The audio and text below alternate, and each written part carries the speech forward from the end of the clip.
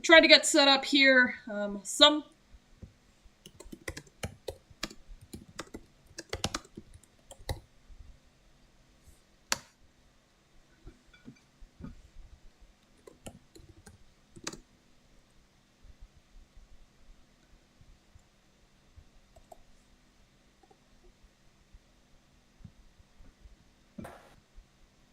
So that was it. That was instantaneous. Alrighty, can you guys hear me? Yes. Uh-huh. But, Magma, I did want to say something, actually, now that you're What do you here. want to say? Thank you for joining. I was going to say, thank you for actually joining for the movies. It meant a lot to be able to share those with you. You're welcome. I am glad that you enjoyed Nightmare on Elm Street, by the way. Yeah. Over 9 times 5. I figure, you know what? I figure if the Discord voice chat is limited to 5 people, we can all, some of us can just hop in and out and stuff. It's no big deal. Yeah, I may have to figure out how to temper that going forward. Yeah. I was thinking, would it be okay we could have a reserve chat, so to speak, where others can sit in there and just talk while waiting for someone to basically a tag in. Good idea. Good idea. So you want to do a queue system? That could be possible. Not me though. I'm staying. Yeah. Yes, I know, Mom. You okay, by the way, Jeremy? Yeah. I guess. I just hope I didn't. Yeah, I didn't mean to worry you. I didn't mean to worry you. I'm sorry. No, we're good. We good. We good in the hood. I'm gonna. We good in the leprechaun. Back to the hood. Fuck you, Jackson. I had to do it. I had to do it. Oh, y'all really getting me started about my March plans now, huh? Ladies and gentlemen, welcome to Jack and Daxter streams. Hell yeah. Friend indeed is a friend Okay, indeed. let's see. Where'd that little bit go? Oh, Okay, you cool. guys would. So now we have a live stream queue, voice chat. Oh hell yeah! I see Naughty Dog's logo. Live stream queue. Wait, so is this live stream queue separate from completely separate from the one we're doing, or can it be a simultaneous thing? I don't know how to do simultaneous ones. Yeah, it's. Oh, okay. It basically, that's basically where people waiting to enter the stream can just wait in there and chat, basically. Yeah, it's like a waiting room. If anyone room. wants to tag in or out, I'm not sure if that could be arranged in the queue chat or through the designated no mic. So, yeah. In fairness, I might head out and I don't know when, but sometime soon, because as much as I love these streams, I don't want to stay up until 2 a.m. again. That's understandable. That's fair. Yeah. If at any point you want to tag out, that's fine. Just say, hey, I'm going to bed for the night. Y'all have fun. Wait, hold on. Regular show reference. Tag up! Oh yeah, that was from the power. Tag up! What's that? Oh, you want us to put the hurt on you? I think he wants me to put the hurt on. I think he does want you to put the hurt on him. Yes, I do. Ah! I mean, I enjoy fire. Ricky are banned from using the house stone. Done deal. Don't mind me, I'm just grabbing all of my omega-3 capsules. Wait, hold on. Benson catches Mordecai and Rigby using the house computer for insert redacted joke here. What are you two doing on that laptop? And don't you dare lie to me. I mean, me myself, I'm personally just committed to sticking out the long haul with Magma for this. Obviously, I was gonna say y'all are basically partners in crime at this point. Yeah, I'm the little fuck on her shoulder right now. I'm a little bastard standing on her shoulder. You're Iago and Magma's Jafar. But I'm not gay. Actually, wait. Correction. I am biromantic, demisexual. It's just that my typing happens to be troubled dudes trying their best. No, I know what Magma and Havik's dynamic is. What is it? Magma is a 10,000 times much nicer Yzma. Havik is her Kronk. Basically. Well, Kronk if he was absolutely fucking unhinged. What the fuck? No, there have been a few times where Kronk kind of became unhinged. Go. What does it make me?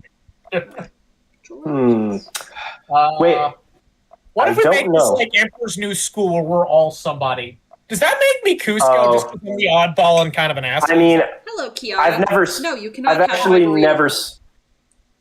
Kiara, that's not good for I was gonna say, Jackson, I can see you getting turned into a llama. A llama? He's supposed to be dead! Okay, Well, hold Maggie, on. Weird. no. Without being an asshole, do y'all really see? Do I really give off Cusco energy? Like, be honest. Not I can see really. it. You're not. Well, that's the Unless thing. you want to talk Cusco- about the sass. I was Honestly- gonna say you give off llama energy, definitely. I was gonna say you're not an asshole though. Like Cusco was an asshole. You're not. Like not And at all. it's so funny because of all the comparisons to Jesper from Cloud. Okay, what about this one? What about this one? What about, do I give off Pacha? Like actually nice kind of guy that's funny. Do I give off Pacha? I Yeah. can see that. Wait, which character? Right? What character from Emperor's New Groove am I then? Am I the I squirrel? don't know. It either has to be from that, Kronk's New Groove, or the TV show, because there's a lot of characters. I mean, I haven't seen the TV show, so it's either got to be that or Kronk's New Groove, and I hate that movie. Wait, I like Kronk's New Groove. Kronk's New Groove. I can I see like why. I can see why people like it. It was a mistake watching that back to back with Emperor's New Groove. I'm sorry. Hi. To be fair, What am I'm I? gonna pull up a Kronk compilation right now while we talk. Oh fuck yeah! You're gonna pull up the himbo We are compilation? straight Kronkin, bro. Himbo compilation. Kronk's a Kronk fucking is the himbo. king of himbos. We Yeah, stand no, he is him. literally. He is like I guarantee you, if I went on fucking TV tropes right now and looked up himbo on there, chances are Kronk's gonna be on the front page. to Do be it. fair, Kronk's New Groove actually feels very relatable. Yes. Fair enough. Okay. Who's a bigger himbo, Kronk or Leon Kennedy from Resident Evil? Who's a bigger Kronk. himbo? Let me look up Leon because I don't know anything about him. But yeah, I'm watching the Kronk compilation now. The Kronkulation, you could say. Cronkulation. Cronkulation. Okay, this is gonna be super autistic. Does anybody remember this ad from the Emperor's New School? Kronk, Kronk, Kronky, Kronk, Kronk. I I kind of remember do. that. I do kind of remember that. remember that. Yeah. And again, Yeah, I remember I've never seen the show, but I remember that ad playing on Disney Channel back in the fucking day. Yeah, they used it to promote Emperor's New School, which I do like that show. It's very memorable for the Cusco's Doodles. Okay, I gotta be honest. So, Jackson, you asked who's a bigger himbo, Kronk or Leon. To avoid going above the PG-13 rating, I like Kronk for his personality, but in terms of looks, I would wine and dine Leon For Kennedy. Leon. For Leon. I knew you would come around to say Leon, EMC. It's I knew you would. it's the hair, it's the lips, it's the bod. You telling me if you weren't straight, you wouldn't say yes to Leon? No, fuck that. Nah, dude. Dude, even if I was straight, I'd still wine and dine him. Anyway, let's continue before this stream becomes R-rated. Oh, did you do the Benson voice impression earlier? I did. Mordecai and Rigby, what are you two doing on the work computer, and why is the person you're looking at have no clothes on? They're looking You look at Mordecai Rigby, they're literally the same thing! You look at them every day! Dude, you're just trying to Actually, look up- that does remind me of some NFTs from back in the day. Ugh, cringe. Sorry, I kind of threw up in my mouth a little bit, but Cynical Reviews when he did his entire documentary on NFTs and how much they absolutely suck. based. And I'm glad they're dead. I'm glad those things are fucking dead. Yeah. Wait, what are y'all talking about? I was distracted by NFTs and why they are so where they're useless. Why they're garbage. Yeah. Oh, well, yeah, the Meta Girls were a series of NFTs that if you bought one, you'd get access to the goods, as it were. And this line from CJ perfectly shows what a waste of money those are. So it's OnlyFans but worse. Okay. Yeah. I mean, it's not like OnlyFans is any better. This quote pretty much sums it up. So, any younger members of my audience, cover your ears for 60 seconds. Or about 60 seconds. Just listen to us, just please. Yes, you are paying money to see a cartoon woman's titties. I'll give you a hint. All those titties look the same, and Google is free. I was gonna say, even beyond that, if you really want to see a pair of titties, watch any other R-rated movie, guys. Watch. Just watch the movie we watched. Yeah.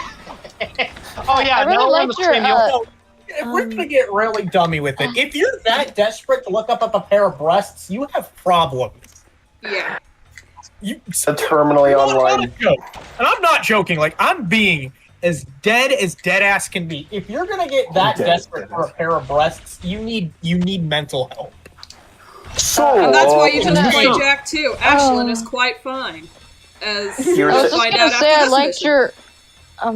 I just said I really liked your Benson impression. Certainly much better than the freaking Mega Jerry. The thing about me is I'm already just even though I work fast food, I already just channel Benson energy because I can just get pissed off so fucking easily. I was gonna say I'm Jackson, like, you and I are basically veterans of like customer service. We've seen hell. We've seen actual hell. And this is why I work in the back room. I hate my job. Yeah, I said it. I never said I hated my job, but I also never said it was the easiest thing in the world. I was gonna say I don't actually hate my job. It's just kind of frustrating, but it's not the worst thing it could be. That make it bad.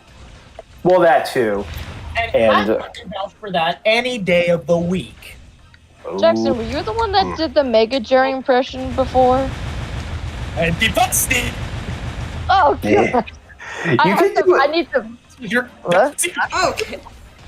Man, these controls got me all fucked up. Damn. I don't know what it is about you, Jackson, but your impressions are so spot on that every time I hear them, I'm just like, damn it, I gotta aspire to be this good. Literally says. That's what watching a lot of kids movies at a young age will do to you. That had all the most famous actors in the world. And also, I'm just a Mockingbird. I'm just a Mockingbird. I don't know what Mockingbird. Well, then again, literally everything you said, except for me, replace a lot of movies with Looney Tunes and SpongeBob and regular show. And of course, the crown jewel of it all, Face Ache. That too. Where the bloody hell have you been, Magma? Toilet. Toilet. Where did you come from? Will you please stop playing that sodding Jack and Daxter? Albs caught my nerves before I face reality. One of these days. Stop playing that sodding banjo. It's calmed my nerves before a show.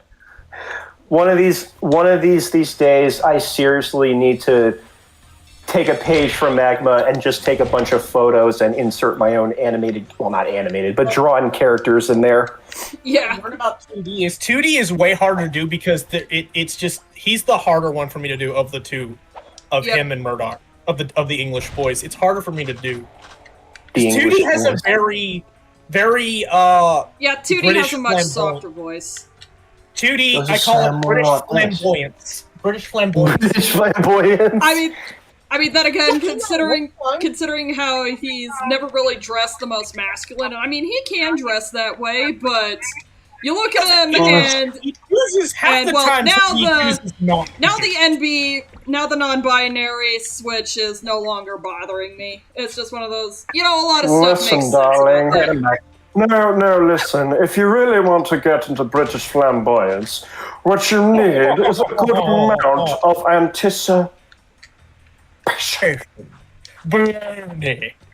Oh, I swear to God. Razor in Jak X, he's got a bit of a British accent going, and that dude, you cannot convince me that man is even remotely straight.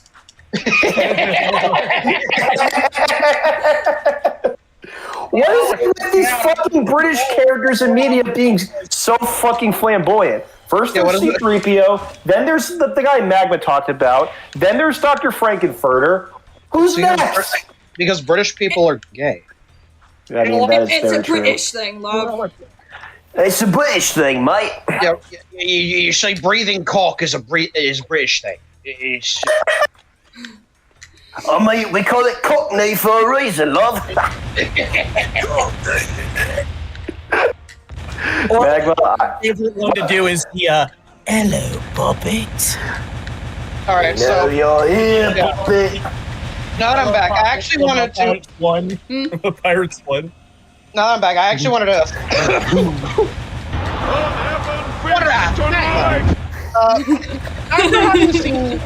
After having seen Jason Lives and Dream Warriors, would you say your perception of slasher films has improved? Wait, was that a question for me? Yes. I can't hear you over the sound of killing things. Me fuck. But like, okay, let me say it a bit louder. After having seen Jason Lives and Dream Warriors, would you say your perception of slasher films has improved? A little bit. I mean, those are some good entry points, even though they're much later down the line. Yeah. Yeah. I don't think you're ready for Texas Chainsaw Massacre yet. No. Well, yeah, because that one's more... Well, actually... Real horror. There's not much blood in the first one, funny enough, and there's really only one kill involving the chainsaw. It's got very rich. I'm not quite sure how to describe it, but usually it's easier for me to do, you know, like horror comedy or horror fantasy, like say Coraline. I liken it. I liken it to whiskey. Whiskey is a little strong for me, but hand me a chaser and yeah, we could do business. Okay, is there a sound? I do think is there a sound? Texas Chainsaw Massacre Part 2 more than the first one, because it does lean more to comedy. It's sort of a similar kind of insanity to Gremlins 2, albeit bloodier. Yeah. Hold on, and I my gotta sides play are it. still not returned from watching that one. Thank you. And I'm glad that movie was so memorable for you. That was genuinely. I'm not gonna lie. That felt very validating for me. I have a good. I have a very good sound effect to play for Gremlins 2.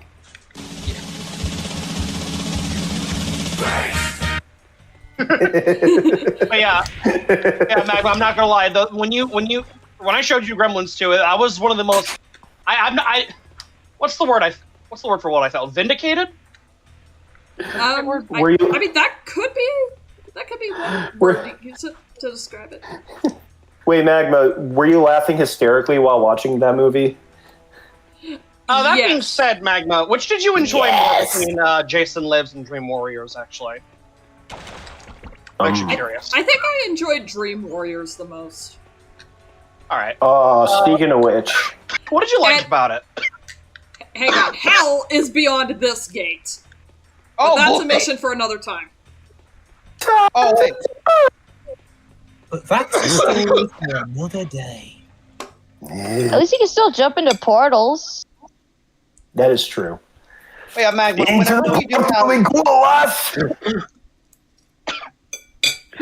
by the way, whenever we do have another day available, would you be interested next Tuesday, which is going to be my birthday, actually. I'm wanting to show y'all King Kong, if y'all be up for that. Next I might Tuesday. have some time for that. Am I? Let me see if I'm doing something that day. I've mentioned this before, but Peter Jackson's King Kong was the first movie that ever made me cry. Grand Theft Auto. Steely Wheelie Automobile. Okay, so funny enough, Havik. Wheeling automobile. So funny enough, Havik. It's either I join the King Kong night or I go to a board game night at a local bar. Which one do I choose? Yeah, board game night, spelled Bored. You know what? Or Yes, I did Hey, steal that- Norman Thomas. Hey, that Veggie label Tales. only applies if you're Or playing Gary. Monopoly. Oh, or how it's said in a Veggie Tales. I'm bored, Jerry. B-O-R-D, bored. wait, hold on. I gotta find a good. Okay, this is gonna be the sound effect when you know I've chosen Havik's movie for next week. He chose. You have chosen wisely. Your choice. Okay, just to bring it back to regular show again. Your choice is excellent. That's from season 3. I will say, EMC, on the subject, you are really going to like Last Crusade. It is one of my favorite movies of all time. You will. Oh yeah, I'm looking forward to it. See, the funny thing is, I saw it when I was really young, but I haven't seen it since. I still remember what the fuck was his name? The villain who got like just evaporated when touching the wrong grail. Walter Donovan. Donovan, yeah. I still remember that. By the way, Just be. Magma, since tomorrow's Wednesday, do you want to try and aim for the same time tomorrow as well, or? We'll think about it. All right. Yeah. I'm gonna be at a gay bar tomorrow. Oops, shouldn't have said that. Nah, that's all good. You enjoy your gay drinks. But the fruity drinks are delicious.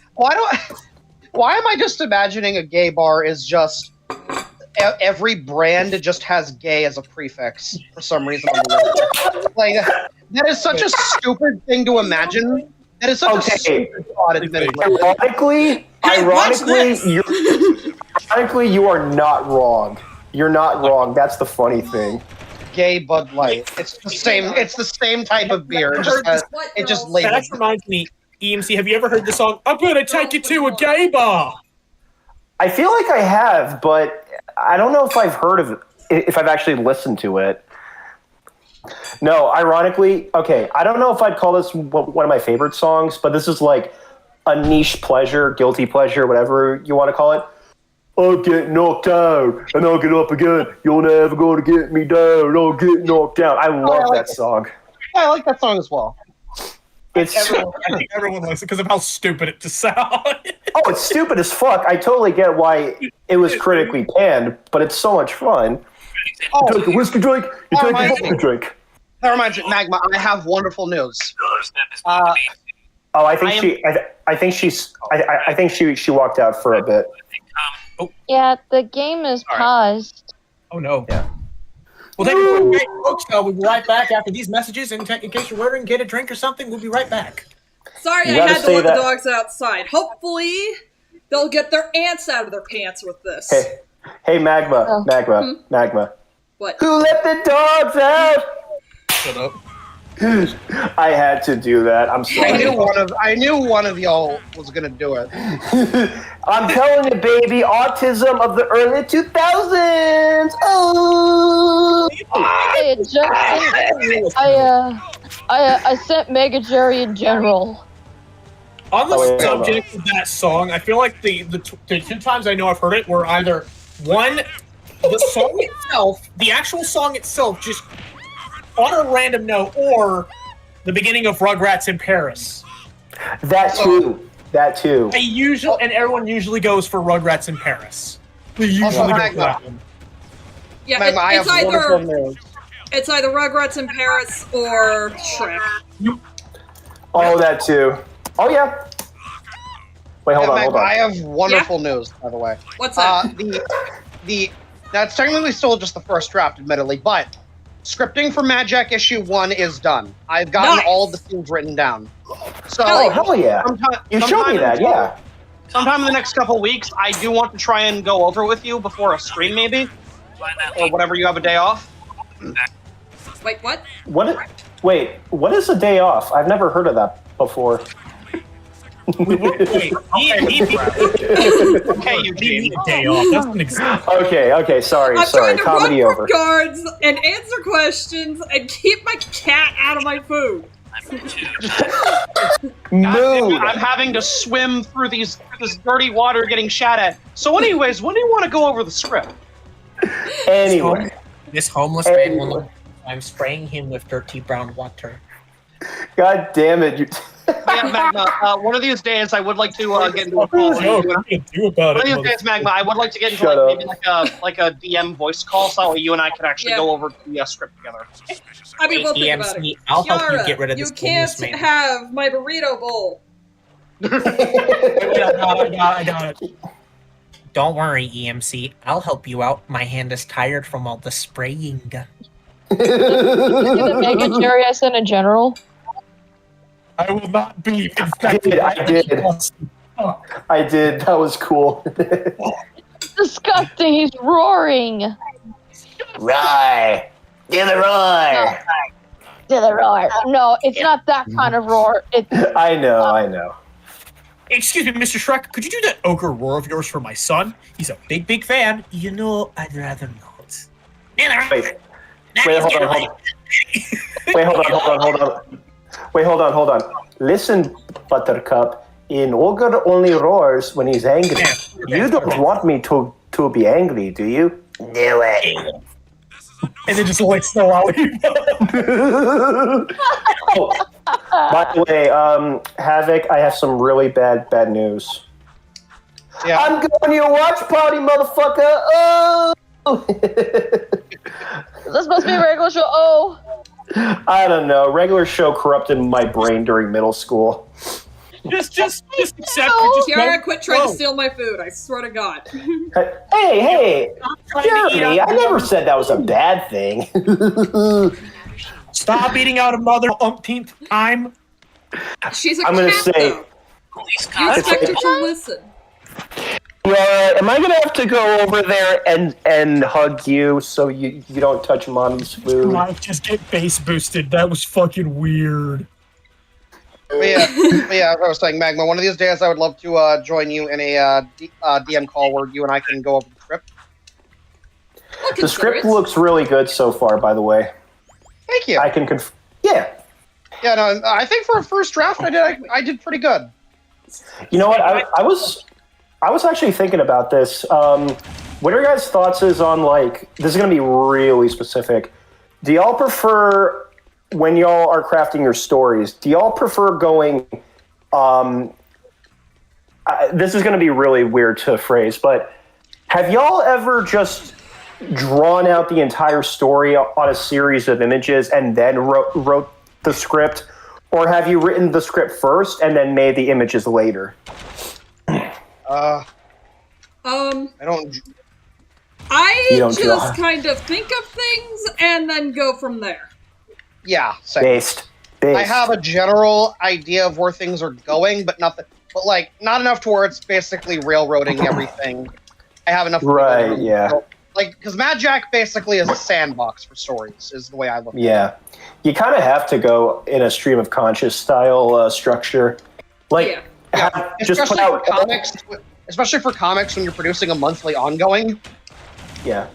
Just putting. Oh, that reminds me, Magma, should I, instead of DMing you screenshots, should I email you the document soon? Yeah, Here, I've got... Alright. Wait, let me check something really quick. 1 second. When I usually craft my stories, my brain just kind of plays how it would end up. Like, Yeah. I literally visualize it in my head. Oh, like, this is gonna happen, this is gonna happen, this is how it turns out. Oh, I like this outcome. That's right. I've kind of done that too, actually. Because funny enough, one of the back in the day when I was like making films in college, in some cases I would not write a script. I would just write a bunch of boards, and the actors, like, I would just like write key dialogue for the actors to say, but I wouldn't have any sort of script in mind. If that makes sense. And from the Thank you, denominator Coleman Magma. two. We have two already, so we just need one more. Out of curiosity, Jackson, what are you studying in college? So what my major is supposed to be is a degree in computer programming or computer science. What I'm doing now is the first year was kind of me getting just elementary math and English done, just so I had credits for that. And then after that, talk to my advisor about what I might need to do going for the summer and or possibly 26, 27. Magma, I'm actually going to email it to you now. Do you want to be an editor or a commentator for this for the document? I guess just put me down as a commenter for now. All right. I'll give you. I can give you like editing as well later when I need you to. Yeah. If you ever need like more hands-on input. Oh, Yeah, question: Do you proofread your work? Yes. Four times 5. You kind of have to. Yeah, I proofread my work also. Yeah. Yeah, The only frustrating thing about my projects is that I'll come up with something while I'm at work and have no access to pen and paper to write it down. And then by the time I finally get, and then when I finally get to break, I will have forgotten what I wrote down. Oh, that's happened to me before. It is not fun. Okay, so y'all ever have like a... Okay, so I feel a similar way about when I wake up from a bizarre-ass dream I had, because obviously with my type of storytelling, I will gladly draw upon weird-ass shit that I had in my dreams. The problem is that I rarely remember my dreams in their entirety. Hey yo, where are my women appreciators at? Wait, what? What about women? Look on That's what the I'm saying. screen. Oh, mama. Oh, mama. Mama. I love how we go from talking about the importance of storytelling and script structure, and then just, ooh, mommy. Neurons activated. God damn it. Everything okay? No, we're just looking at the hot mamas. I don't get it. Never mind. Oh no. Anyway, back to storytelling. Wait, what were we talking about before? Oh, right, Havik, you were talking about the dream method. Oh my lord, Devin. Yeah. Damn it, Dot. God damn it. Y'all seen the game? Dude. Seen the Game Central Station chat? I'm like, mommy. No, son of a crap woman. No, not you. Not you. No.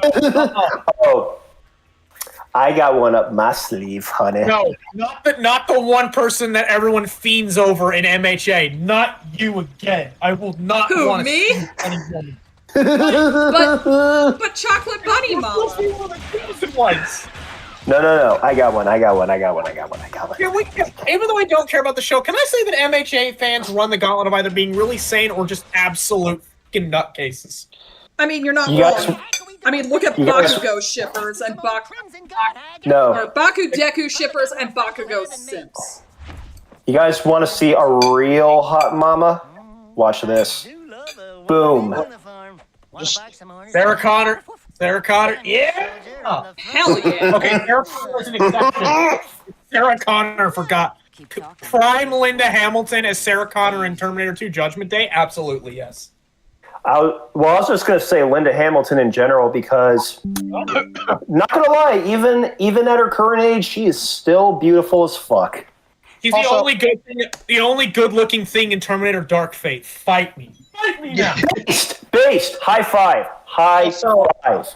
Oh yeah, Magma. Another thing. I think another reason I need to show you Elm Street 4 is because I think you will really love the character arc of the main protagonist of that movie.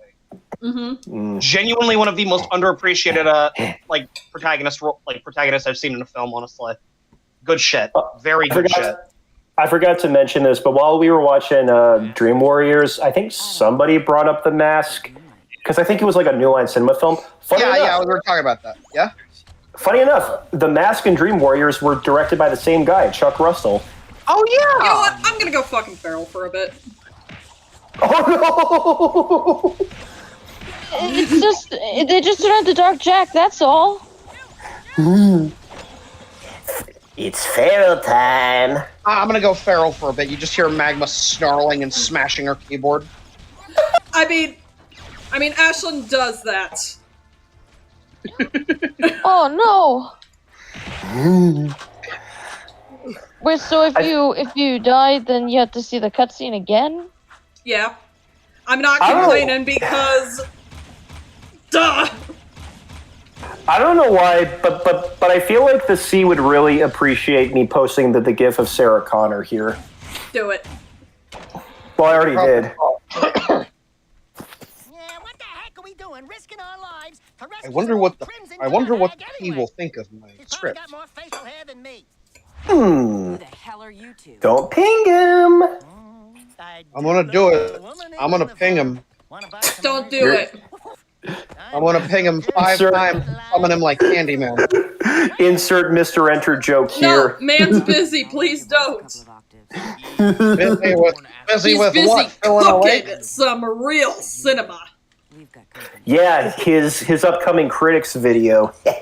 His upcoming, Well, his besides upcoming. that, but you know, like his own film projects.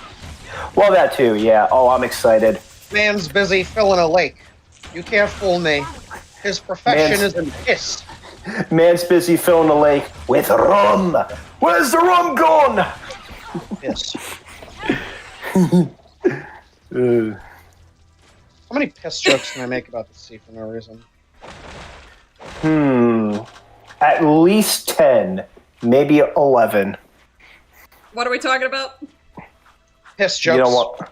Yeah, I was gonna make it up. I was gonna make it vague.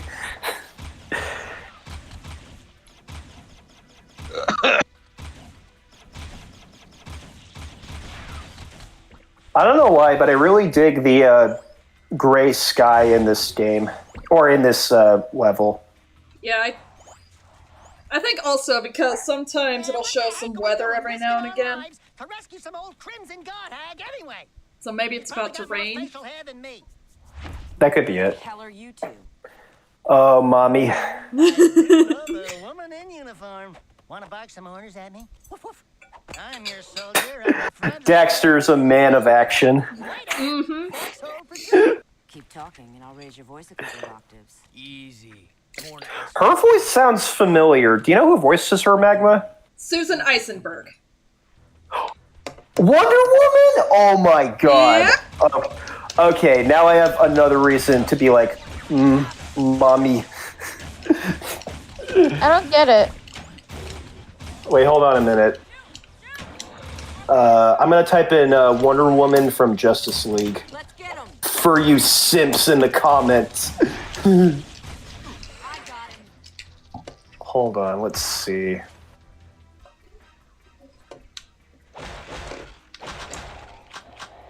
Where the Oh, here's a good one. Boom.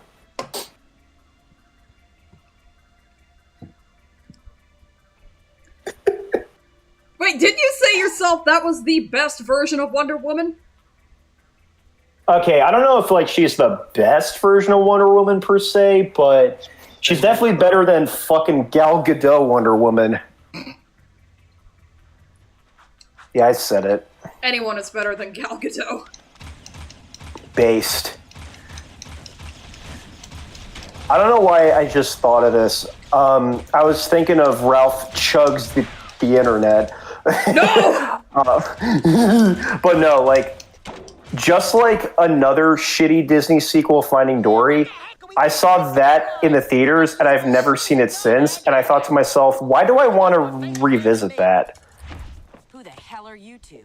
Or why would I want to revisit that, I should say. The woman in uniform. Fuck that. Want to box some orders at me? Woof, woof. I'm your soldier on the front lines of... Yeah, right knows what I'm talking about. Keep talking and I'll raise your voice a couple of octaves. Easy. Torn asked us to help you. I don't need help, but you might. We've got company. Here they come.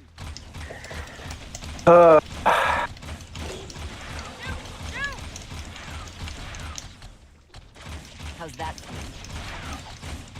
More firepower.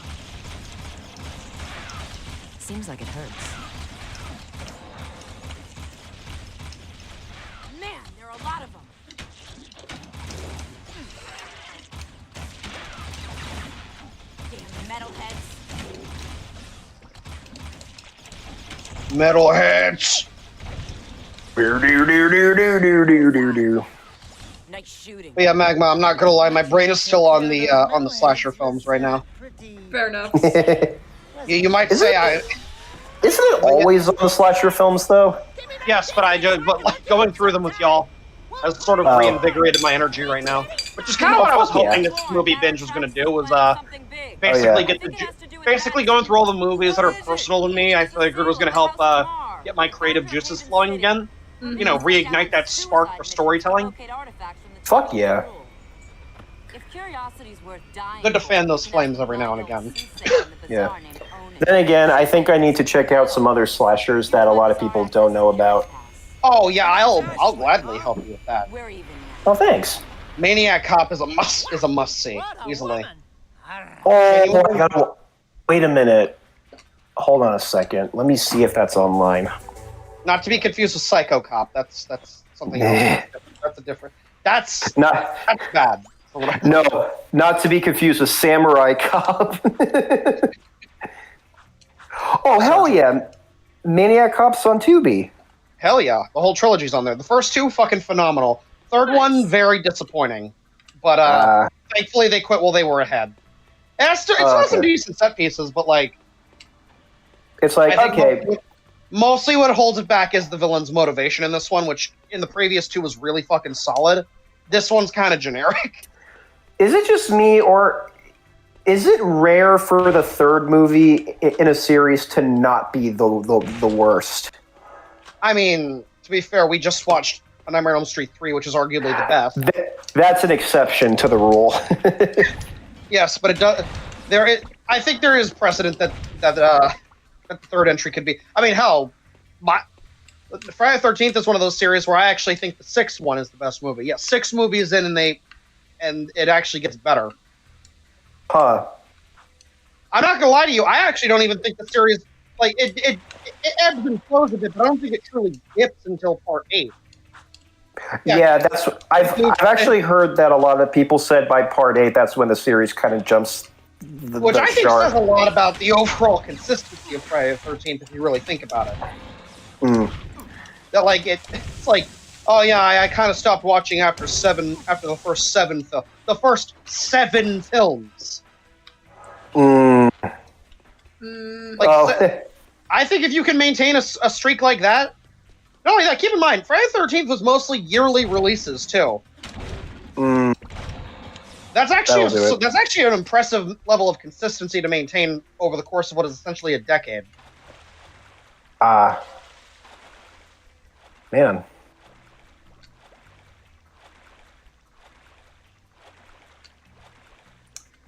Security drone, do not interact. Dana.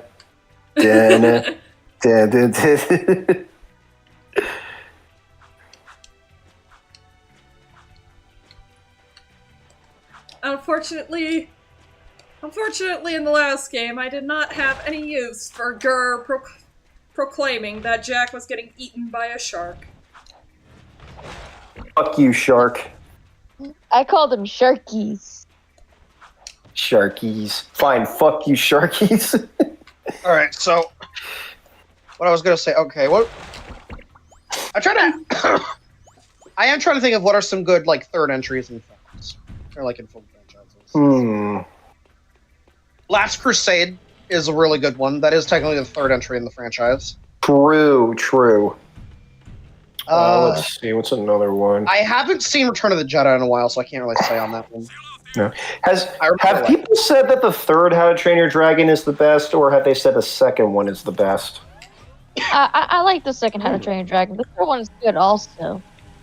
Not a bad movie. Yeah, I've heard most people say that the second one is the weakest. Well, the second or the third one is the weakest. It kind of flip-flops depending on who you ask. Which, suffice to say, none of them are bad films at all. But it's been a long time since I've seen them. Oh wait, Toy Story 3 is also a really good third entry. Goated. Is it the best in the trilogy? Where those movies should have stopped. Yeah. Yeah, no, I think Toy Story 3 was kind of just a perfect ending in retrospect. No, they did stop. Because the audience had grown up. here's the thing. They did stop. Everything afterwards is just a Twilight Zone episode. Twilight Zone. I was gonna say it's more like a Black Mirror episode, but Well, that too. We could say for like the worst and the third entries, that would definitely be Despicable Me 3 and the SpongeBob movie Sponge on the Run. Oh, I didn't even bother with Sponge on the Run. It looked terrible. And I say this... Though I have heard one criticism that Sponge Out of Water feels more like a series of regular episodes just stitched together. Yeah, but for what it was going for, it actually did feel like an engaging movie. Yeah, Sponge Out of Water felt more like a legit, movie, unlike Sponge on the Run that felt more like a way to get people to like Camp Coral, which is what they were trying to go for. I still defend Sponge Out of Water because there are a lot of funny moments. I love Sponge Out of Water. There's 5 heads. Hey, my friend's talking to you. I like Sponge Out of Water. Sponge Out of Water was good. But And I don't care what anyone says. What was the name of the dolphin voiced by Matt Berry? I liked him. He was I can't funny. think of the dolphin. I haven't seen Sponge on the Water. I haven't seen Sponge on the Water in a couple of weeks, a couple months now. So He was I will funny. say some of the stuff like the torture scene where it's SpongeBob laughing so much it's just the wall of SpongeBob. That shit was awesome. Yeah, it almost kind of reminded me of Doing Time, where Mrs. Puff was in that solitary confinement, and the room was made out of sponge. Why would you? One of my good friends from my home state. One of his favorite jokes from that movie is Plankton tiptoeing, and you hear like the piano sounds, and it turns out. Yeah. There's a lot of good comedy in Sponge Out of Water where it is just actually so fucking hilarious. By the way, can I give a hot take about SpongeBob in general? Yeah, go ahead. Yeah. For as much hate as Paul Tibbett got, I don't think he really deserved it. If anything, Nickelodeon deserved all the fucking hate. Paul Tibbett was just trying to continue the show out of obligation. Whereas Nickelodeon just ordered. Wait! Hold on. Nickelodeon just forced them to do so much, and it was just too much, you know. Yeah. Tibbett was just doing what he was doing as a person, as a showrunner, and he was just doing his stuff as a animator and stuff. He was just doing his job. Yeah, and that's really not something. Oh wait, shit, that's right. Magma. Did you know you can actually get Jack as an alternate costume in Ratchet Deadlocked? I knew that. Yeah, we should And go you through can get Ratchet Ratchet to play as in Jak X Combat Racing. Oh, can we do that, please? Can we do that? I want to see that. But no, suffice. Well, then again, I'm not sure how that would work with open goal. Fuck. If we can actually run Jak X Combat Racing, I would love to see some Ratchet gameplay. You notice that it's kind of like a trend that they kind of did with Crash Bandicoot, because you got 3 Crash Bandicoot games, and the last one was a racing game, and Jak X Combat Racing was the last Naughty Dog game that they made for Jak and Daxter. Like, it was like a pattern. But yeah, suffice to say, we already kind of dipped off topic, but Paul Tibbett does not deserve the hate. I hope he's doing okay. Anyway. Absolutely. Yeah. There were some episodes that really shouldn't have been made, but at least it was trying to be innovative and try to experiment with SpongeBob. They're still doing this to this day. Yeah. Try out new things. Sometimes they work, sometimes they don't, depending on how fans react to it. Like episodes are for everybody, but some should not have been made. You know what's funny, actually? I remember Shea Frillis himself once said that of all the long-running shows, he actually said that SpongeBob is like the only one he feels is actually okay to still go on because, unlike, say, I don't know, The Simpsons or Family Guy or whatever, there's no serious continuity, and you can tell a million different stories with SpongeBob. Yeah, like, it's like, I mean, you know what? Yeah. I mean, there are a base set of rules to keep that universe taped together, but Well, yeah, but even it's a very. I mean, are they? Because they always retcon continuity for the sake of a joke. Yeah. Like, SpongeBob is, by all means, about as episodic as it gets. A lot of Oh, yeah. There's, like, no continuity, and that's what makes it funny. There are some subtle nods to things here and there. Like, there's one episode where he goes into the basement with Krusty Krab, and you actually see the crown from the first movie from 2004. yeah. Very true. One problem I have man. is that there's been people trying to associate, like, where is the first movie in the context of the show? And to me, it is very, very weird to say either it happens contemporaneously or this is one of the things where it is way into the future. Well, and not only that... There's a SpongeBob episode called SpongeBob's Big Birthday Blowout. It was one of the new episodes, and Mindy was there as a cameo. Oh, shit. Really? Mm-hmm. Because you have to go into the movie realizing that this was meant to be the end. Just pinged me.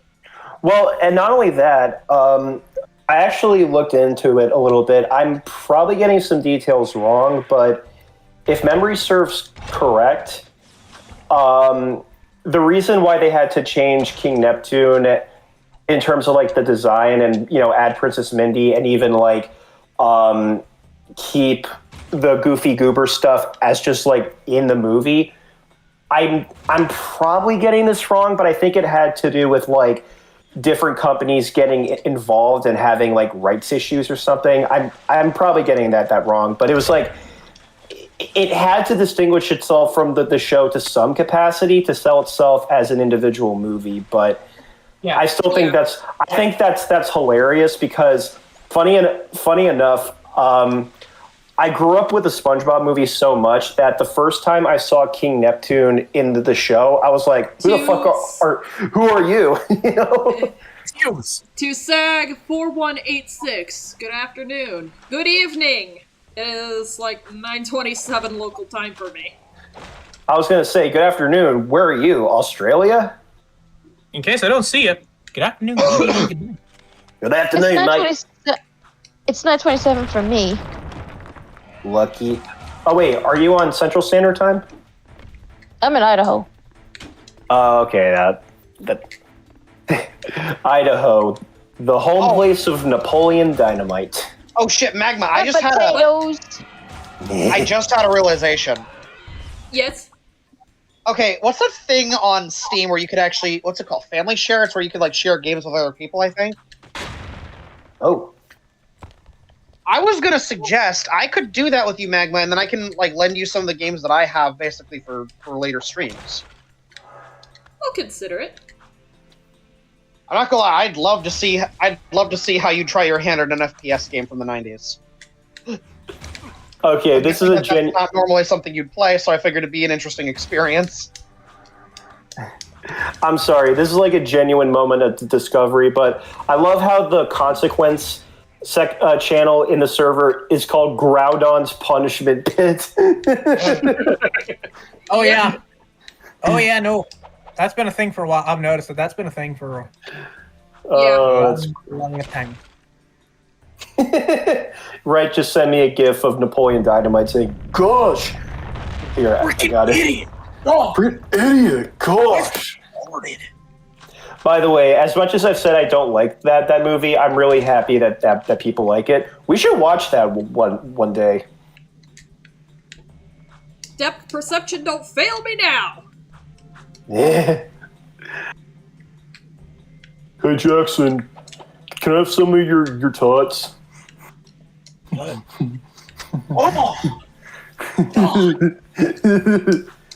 Are you drinking 1%? Are you drinking 1%? You know what's something I feel more comic? You know what's something I think more supervillains should do in comic books? What? Doxing superheroes. Yes! That should actually be a thing. Like, not just like exposing their identity, but also just straight up leaking their fucking address and shit. I mean... Stop giving me ideas for Comet's Light. Speaking of which, Magma, I've been wanting to talk with you about Comet's Light for a good while now because you've had me curious about it. I laugh like a girl. Jesus Christ. When are we getting the Comet's Light Mad Jack crossover? I don't know. Maybe do it as a Halloween special. I was gonna say, I don't know what fucking world-building implications that could possibly have. Can't do it. I feel like that'll happen in the next 5 years. I don't know why. Could be. Yes. Oh yeah, by the way, Magma, I've decided that in between scripting issues for Mad Jack, I will also work on my 8-page short stories to submit to anthology books. Nice. Hey. Again, that's going to be the key to getting my foot in the door. Yeah, that's another idea that I got, at least in terms of trying to get my projects out there, is if you could do at least a mini, I guess, like a mini comic, no longer than 4 pages. If you can tell a story within 4 pages, you take a sheet of regular printer paper, fold that into quarters to make the pages, and then if you can tell a short story within the confines of those 4 mini pages, then you can use those as like mini episodes or some kind of springboard. So that was one thing that I had in mind for Comic-Cons. So okay. I was gonna say, usually when you go to those anthology things, I think they'll pair you up with like an artist, maybe, or I'm not sure if you could also maybe bring your own. I forget. If there's something about that, I'll let you know as well. And what I would do is I would just kind of have those copied in bulk. That way, all I have to do... Well, also, also make, like, a mini cover for those comics as well. And then, just kind of stick them together. Yeet! Oh, God. Oh, God. Fucking bastard. Oh, my God, Bobby! That's my purse! I don't know you! I can do middle-aged mom voices perfectly. So fucking funny. I don't know what it is about queer men being so good at voicing middle-aged mothers. That's a recurring thing? Apparently so. I mean, it has to be a biological thing. That could be it, yeah.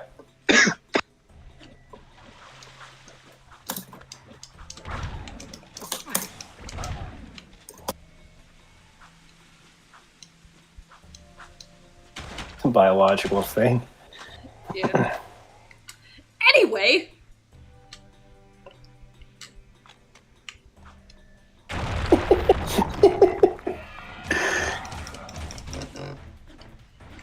You want to know something really sad about the director of Napoleon Dynamite? What? Oh no, what?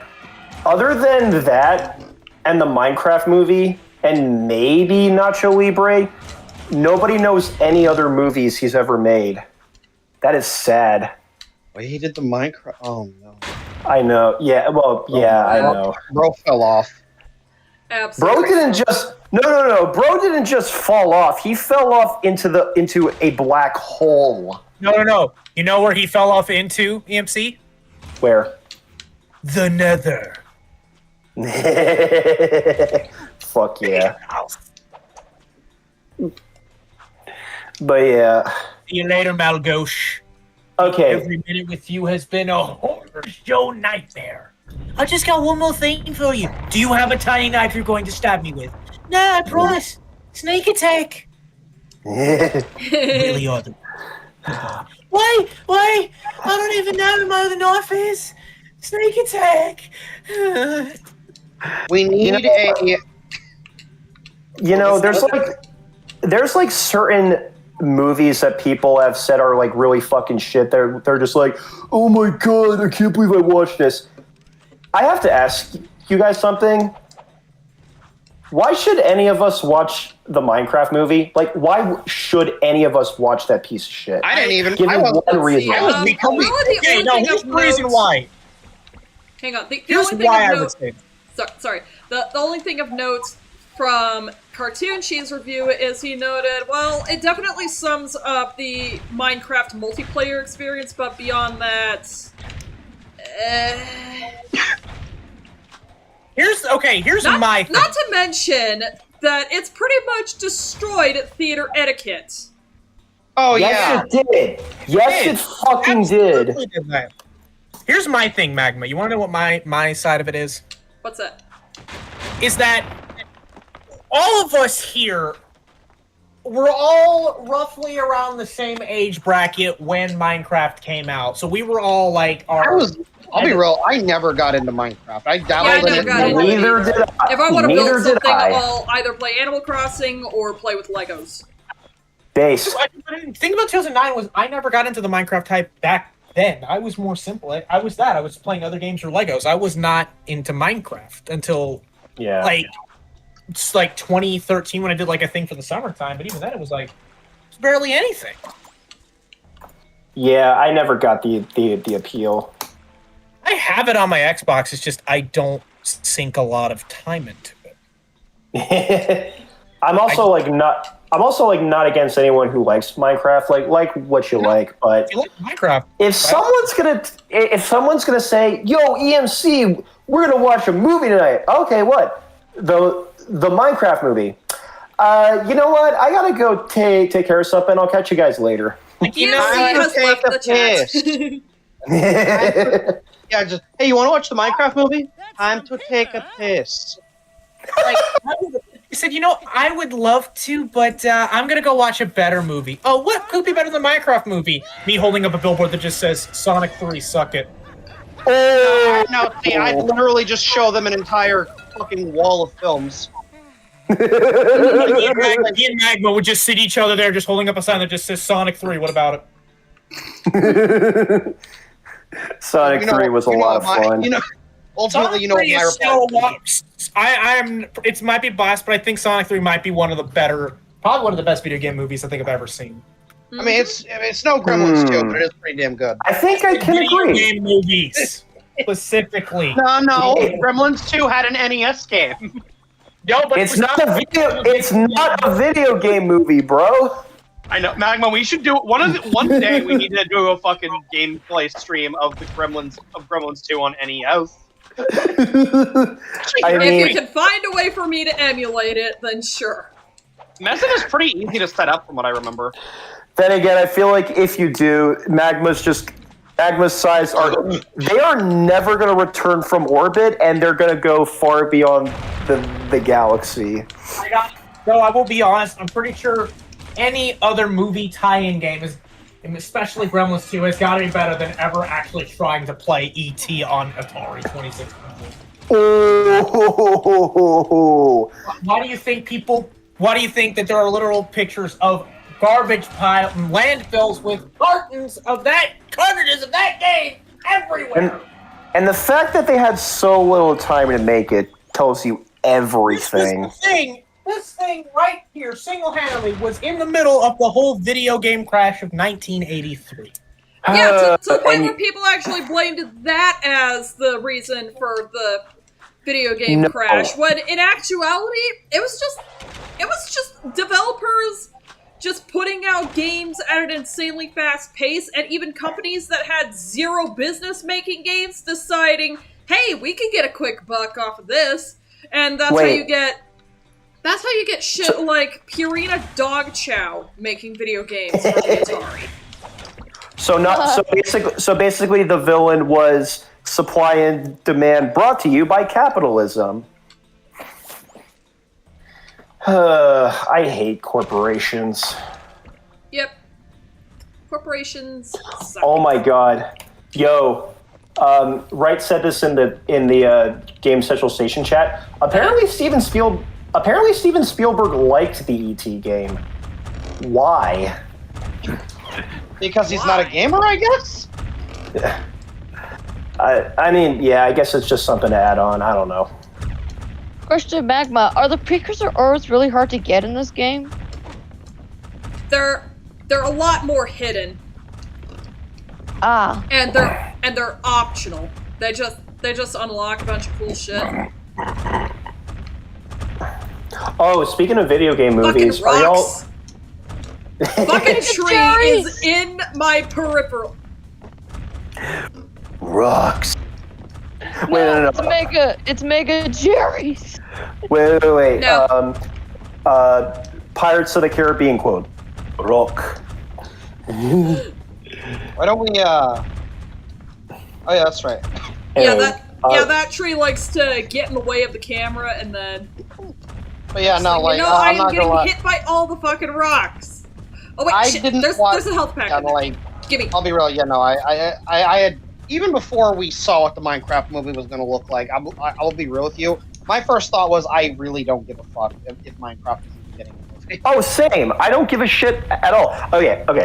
And then when I saw it, I was basically just, it basically just reaffirmed in my head, yeah, I don't need this.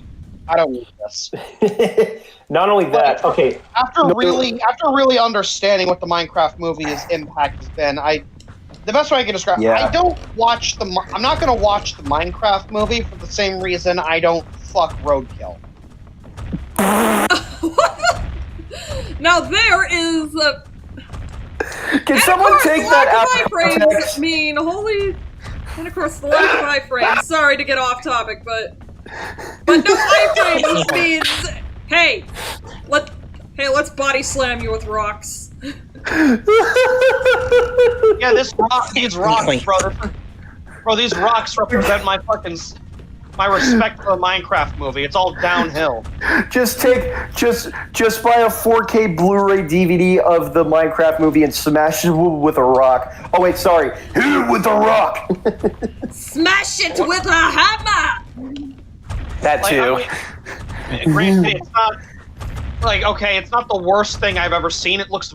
I'm not gonna lie. Once you've seen Hellraiser Revelation, anything else is practically watchable. So like, ooh, that bad. This is That's the how only. bad that movie This is is. the only thing you should never teleport with: the Ender Pearl. Okay, I'm not joking. I'm not joking. You EMC Hellraiser Revelation is the reason is the reason for the longest time I felt that found footage was a dirty word. Yeah. I know, it's the Hellraiser movie that tries to go found footage, and it's as terrible as you can.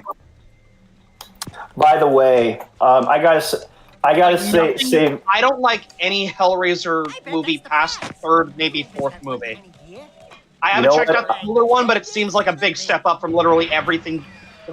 Oh, by the way, Hellraiser was as bad as it was because the Dimension film, if I remember correctly, was a Weinstein company, so you can blame them for that. Ew. Yeah, we're gonna blame the Weinstein Company for a lot of things, including the Dougal Americanization. We do not talk speak about of that one. Just go watch Pam Pizza's review of it. We don't just watch the original dub, The Magic Roundabout. It's as simple as that. I actually like the Dougal American dub. I'm sorry. No, if you like it, wait. If you like it, that's cool. We're not saying like people aren't allowed to like it. We're just saying it's. I was fucking going to say, shit. there's also everything Harvey Weinstein did behind closed doors. We're not talking about. We're not going to talk about that. This is PG-13. But I'm already talking. If it's a Star Trek convention, Jackie's. Good one.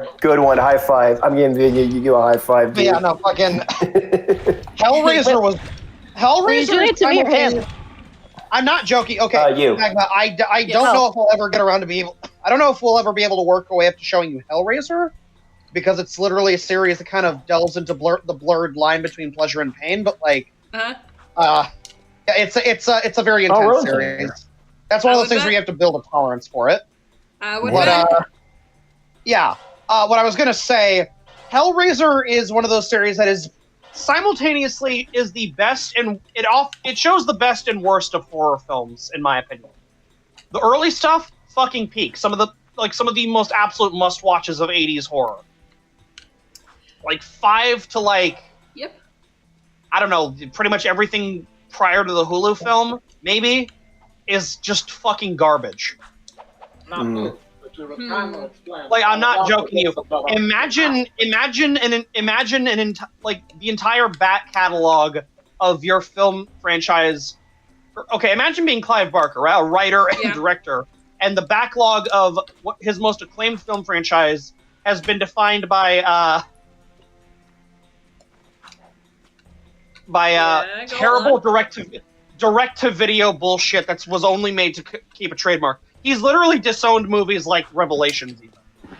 Damn. Like, it's literally just that bad, where it's just the fucking Dimension Films was just that fucking like. Wow. Wait a minute. Did you say Dimension Films? Yes, the same people. I know about them. Are you telling me that you're telling me Spy Kids Dimension Films and Clive Barker are in the same time? Y'all know them for Spy Kids, probably. I know them for making some of the worst fucking sequels to my favorite horror franchise. Damn. Ouch! Wait. Bro's going straight for the jugular. Oh shit! What was that? Okay, what was with the camera right there? Wait. Hold on. So I don't know if this is like tangentially related to the Weinsteins or anything. I love that Dimension Films shut down the year after Harvey Weinstein got outed. Yeah. I wanted to keep this PG-13. I wonder if there was a correlation. Wait. Okay, wait, hold on a second. That was, remember, Spy Kids 4 came out in 2011. Yeah. They were was that around the same time? Well, they were still... Oh my god, I can't believe I'm saying this. Yes, Dimension Films was still around at the time. No, I'm saying... But how many years after that was that? After 2011? 7 years? Yeah, man, and there was an egg right on the ledge. Yeah, man, Halloween 5 was a disappointment, but don't worry, we got Curse of Michael Myers right around the corner. Fuck Dimension Films, goddamn. Dimension Films did more damage than people think they did, didn't they? Do you think God, too, stays in heaven because he is in fear of what he has created? Okay, let me show you. Okay, just to make sure we're talking about the same down that fucking route, okay? Just to make sure we're talking about the same Dimension Films, I'm going to show the logo that I most associate with them real quick and see if that lines up with what color. Okay, wait. Game Central Station, right? Time for puzzles. Yeah. What is this? Yeah. Okay, yes, I know that. Okay, yeah, that's the same logo they used for the original Spy Kids movies. Yes, I know that. I remember. It is the same group then. Fuck these guys. Yeah, yes, fuck them. Because remember, the original Spy Kids came out in the same year I was born, 2001. And guess what? That's a good movie. Spy Kids 2. Okay, I'm gonna controversial stance. I think Spy Kids 2 is the best one. That's what I've heard. That's what I've heard. I heard Spy Kids. Okay, I saw a little bit of Spy Kids 3 at one point, but I haven't seen it. Let me explain it because I know these movies. Oh my god. So Spy Kids this 1 is about to get completely out of control. So Spy Kids 1 for me is a good movie. Spy Kids movie is a funny movie. For the most part, it is very funny. Also, anybody that knows, anybody that's ever seen Cabaret should know Alan Cumming. Based. Is in that. Based. Because the man did the 90. Was that the 96 or 98? I remember. I have no idea. Oh my god! My ex like Cabaret. Fucking. No, Jeremy, that was me intentionally jumping into the poisonous grape jelly. But no. Poisonous grape jelly. Dark Eco. That's the joke. Spy Kids 1. Good. Let the Dark Eco consume you. So Spy Kids 1 is a good movie. Spy Kids 2 is really good. Spy Kids 3D is an underrated film. It is a bit dumb, but it has its moments. All the Time in the World is actually D-tier trash. Yeah. Yeah, actually, real quick. Let me see if we don't talk about Armageddon, and I do not wish to see Armageddon. I was gonna say I heard that one was a steaming pile of shit. Is this like a really hard puzzle challenge? Okay, let me see Not really. if I can it's actually. more so the game just deciding, hey, I am going to test your spatial abilities, and me just going, I do not know how to solve puzzles, lol. Me no good at puzzle. Lol. It took a while for me to understand puzzles in Ratchet and Clank Going Commando, but I got used to it. How do you do a puzzle, George? How do you do a puzzle? Tell me about the puzzle, George. Well, there's the Maximatizer, there's the... Gross! Zachary Levi's in Armageddon? Gross! There we go. Ew! No, fuck Zachary Levi. Fuck that guy. Okay, let me see. And ta-da! What are some? Yay! What are some terrible movies Dimension Films has put out? Let me see. Let's see here. If anyone says Shark, No. I'm reading the fucking Wikipedia list right now. All right? Hey, Shark Boy Lava Girl's a masterpiece. Don't you dare! Honestly, I like the concept of Shark Boy and Lava Girl. Can you imagine a comic series about that? That would be baller. Now the movie Shorts. We don't talk about Shorts. Shorts is just fucking. Ew! Fuck no. Okay. Shorts is just a minute. Let me list some of these off now, please. Okay, wait. Dimension Films did distribute the original Crow, so base. Yes, I'll give them. They also distributed From Dusk Till Dawn. That was also pretty good. Okay. Let's see here. Halloween: The Curse of Michael Myers. Real One quick, of the worst this Halloween cutscene. films. Real quick, this cutscene will determine what kind of mind you guys have. Oh wait, shit! I gotta look. I gotta look too. I mean, it's blue. No, hold on. Quiet. Puppy's got some vibration to it. Baby, will put a smile on your face. I hate you, Magma. Oh, God damn it! I hate die. You fucking asshole. Hey, Magma. Before I tell you what I was thinking, I want you to guess what I was thinking. I want you to guess what popped into my head. Oh no! Is it rated R? What? Okay, Mac. Before I go and say my answer, I want you to guess what I thought when it popped in. When I thought Something perverted. Perhaps. Perhaps, as in duh. Vibrator joke. Yep, that's where I thought. That's kind of where I thought he was going with that. All right, let's see here. Hellraiser Bloodline. Oh, God. Let's see here. Let's see what others. Okay, they did also put out the Scream films to their credit. Those were pretty.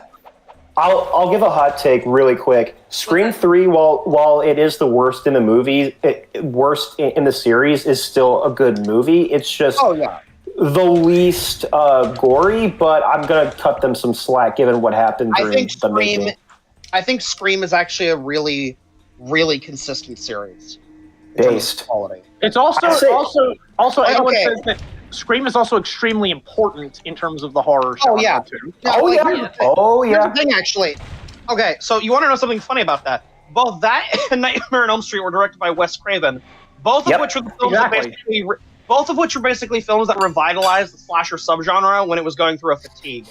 Wes Craven redefined an entire subgenre of film twice.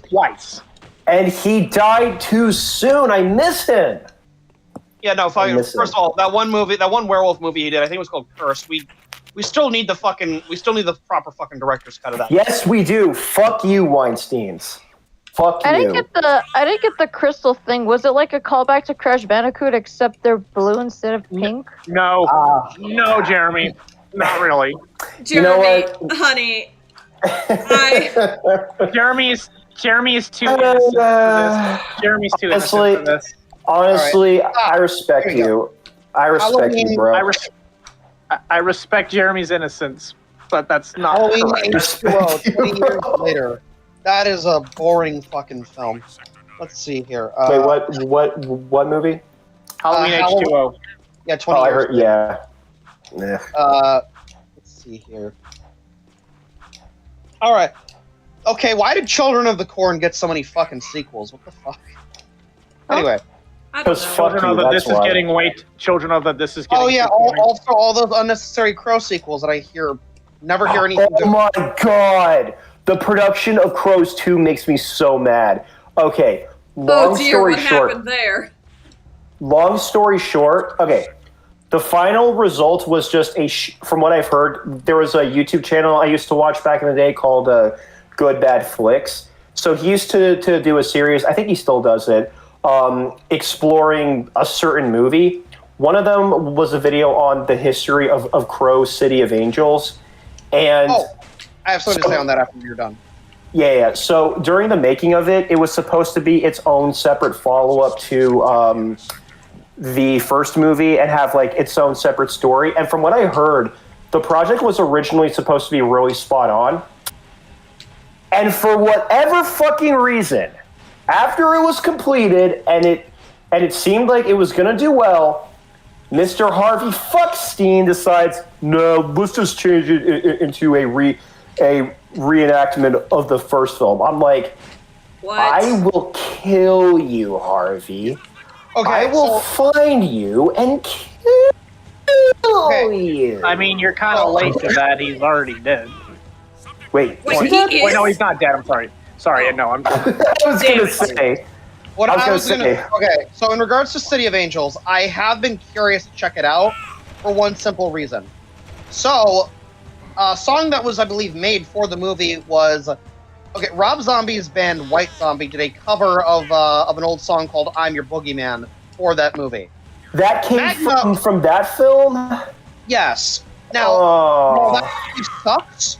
That cover, Magma probably already remembers this cover because I've sent it to her. Yep, it's one of the songs that inspired Mad Jack. No, Magma, you don't understand. It's the song that inspired Mad Jack. A couple years back when I was trying to pinpoint a lot of stuff for okay, I want a superhero with a Halloween theme. What do I want? So I decided to listen to a bunch of old Halloween music on a playlist, right? Mm-hmm. And when White Zombie's cover of "I'm Your Boogeyman" came on, everything clicked. Everything. Suddenly, an idea. So even if this movie is dog shit, that song is instrumental. I'm not joking you. That is literally what I think of as the theme song of Mad Jack. You know what? Based. So I will eventually check this movie out, if nothing else because I'm curious about where that song comes from.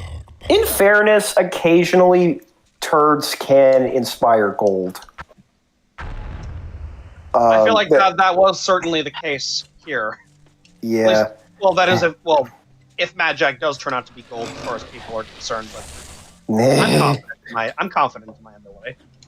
Yeah. Oof. Anyway.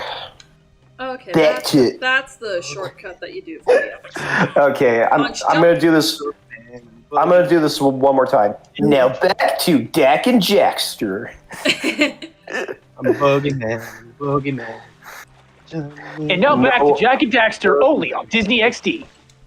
Oh fuck yeah, that would've been so cool. Disney XD. So back when Jak 2 was brand new, it first launched, right? Toonami had this one bumper where Jak and their mascot were racing on Zoomer bikes, and it was to promote a sweepstakes where you could get a free copy of the game. Nice. I miss video game commercials where that's win a chance to win a free copy of the game in a sweepstakes. I miss shit like that. I fucking miss. Yeah. God, we really did peak in the 90s and 2000s. Okay, wait. I'm Magma. As a Disney person, I want to ask you if you remember this. Okay, you ready? Yeah. Do you remember when you would get a Disney DVD and it would have a short little 2-minute segment about Disney Movie Insider Rewards? I think I had at least one of them. I think I did too. So it was if you logged into a website and you could sign up for points to get super cool stuff, basically free stuff. Basically, it was raffle stuff. And I'm just Disney movie rewards, where it's you just did shit. That's this is awesome. You just did shit. That's the best way I can describe it. Is just you signed up, you logged in points for like movies you collect. No, because they would. I know exactly what it was because it would give you a pamphlet and it would give you a code. You input it into your computer and you could just sign up for rewards. When I actually had those little leaflets. Hello, Wiggly Rex. From Wiggly Rex. Just got done watching the 2025 Running Man. How was it? Oh yeah, Not perfect, the but it was Running a fun Man watch. remake. Cool. I heard that movie was not good. I would still rather watch Arnold's original movie. I haven't even seen Like that. I would like. It's like also I would watch the original Total Recall and not the reboot. Oh yeah, Running Man is based on a Stephen King book, if I'm not mistaken. I think he went under a Richard Bachman was his pen name. Yeah. I love that this is based on a Stephen King book. I love the fact that Arnold you wouldn't know that unless a Stephen King aficionado would tell you that. I love the fact that Arnold was somehow unknowingly roped into a fucking Stephen King movie during that era. I didn't know the age of that Stephen King films. Well, here's the thing too about on the subject of Stephen King films. I didn't know that both Shawshank Redemption and The Green Mile were Stephen King books. I'm sorry. Dimension Films made the Airbud Golden Receiver. What the fuck? Wait, what? What? Hey, are you guys ready to hear what one of Max Casella's greatest improv lines? What? Here we go. Oh, fucking hell. Sorry, my earbuds fucking died. I'm ready to hear this. No, they only distributed it. He's the undisputed grand champion. He's crazy and dangerous on the track. My kind of guy. Only a fool would dare race against him, eh? And that's where you two come in. A client of mine is looking for a fast driver for her racing team. Here's a security pass to get you into the stadium section. And your contract with just a few trifles for me. Ready? I've already signed your name to I'm ready. I'm ready. Go. I am ready. We the racers hereby agree to give crew all proceeds from race earnings, endorsement fees, broadcast royalties, syndication residuals, vehicle sponsorships, small appearance fees, collectible card assets, fast food tie-ins, use of likeness rights, talk show deals, clothing lines, all print rights, including book, novella, comic, pamphlet, ticket tape, neon sign, and bathroom graffiti designs. Toy rights, shoe lines, mood rings, game rights, vitamin endorsements, city kickback movie deals, and of course, all death and dismemberment accident insurance claims. Okay, who is the actor that played Dexter? Max Casella. Yeah. That line was improvised. That entire line? Yes. Okay, how long did he have to? How long did Costello have to remember that? If he improvised. I don't know. I gotta do the SNL bit. I don't know. I don't know. Dexter, Moxie. One of their most banger lines was entirely improv. You know what else was entirely? Improv? Hey, what do you want me to do? well, that. But like, what do you want me to do? Dress up and do a dance and do the hula? Dress a drag and do the hula? Dress a drag and do the hula? I fucking love Nathan. Lane. Not a queer man, but I absolutely adore Nathan Lane. You don't have to be queer to love him, baby. I know. Those two zebras have the same stripes, Simone. Did you know that? Oh shit, okay. Right in chat said Halloween Resurrection came out 4 days after I was born. I had to say it before it came out. I will say, Halloween Resurrection is at least fun bad. Like, Busta Rhymes carries that film. Wait, hold on a minute. Welcome to the Timon and Pumbaa Virtual Safari. Timon, you mean safaris. Sorry, I forgot my at home, Pumbaa. It's wild. Yeah, now this title is a knockout. Ow! Not literally.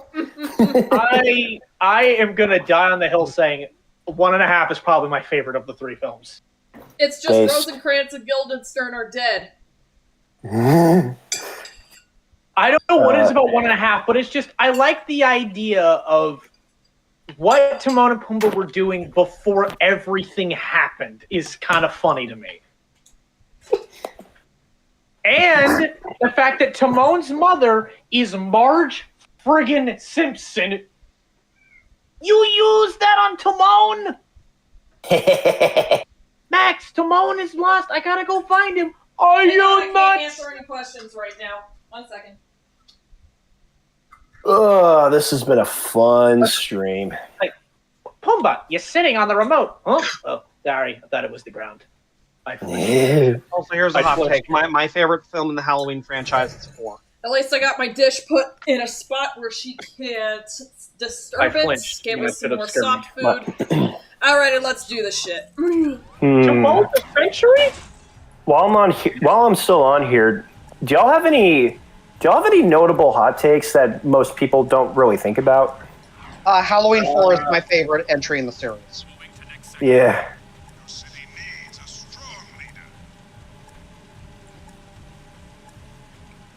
I don't know if I... So when are we gonna kill this guy, Magma?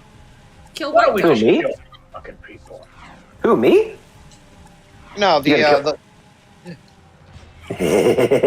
Oh, you mean crew? No. Baron Right here. Yeah, him, Praxis. I was gonna say, So, you know who I'm talking about. When are we gonna kill him? Right here. I want you to kill me. We do kill Praxis, yes? yes. I'll kill you and make it look like a freaking accident. I'll get you. It's a bloody accident. I'll get you and it'll look like a bloody accident.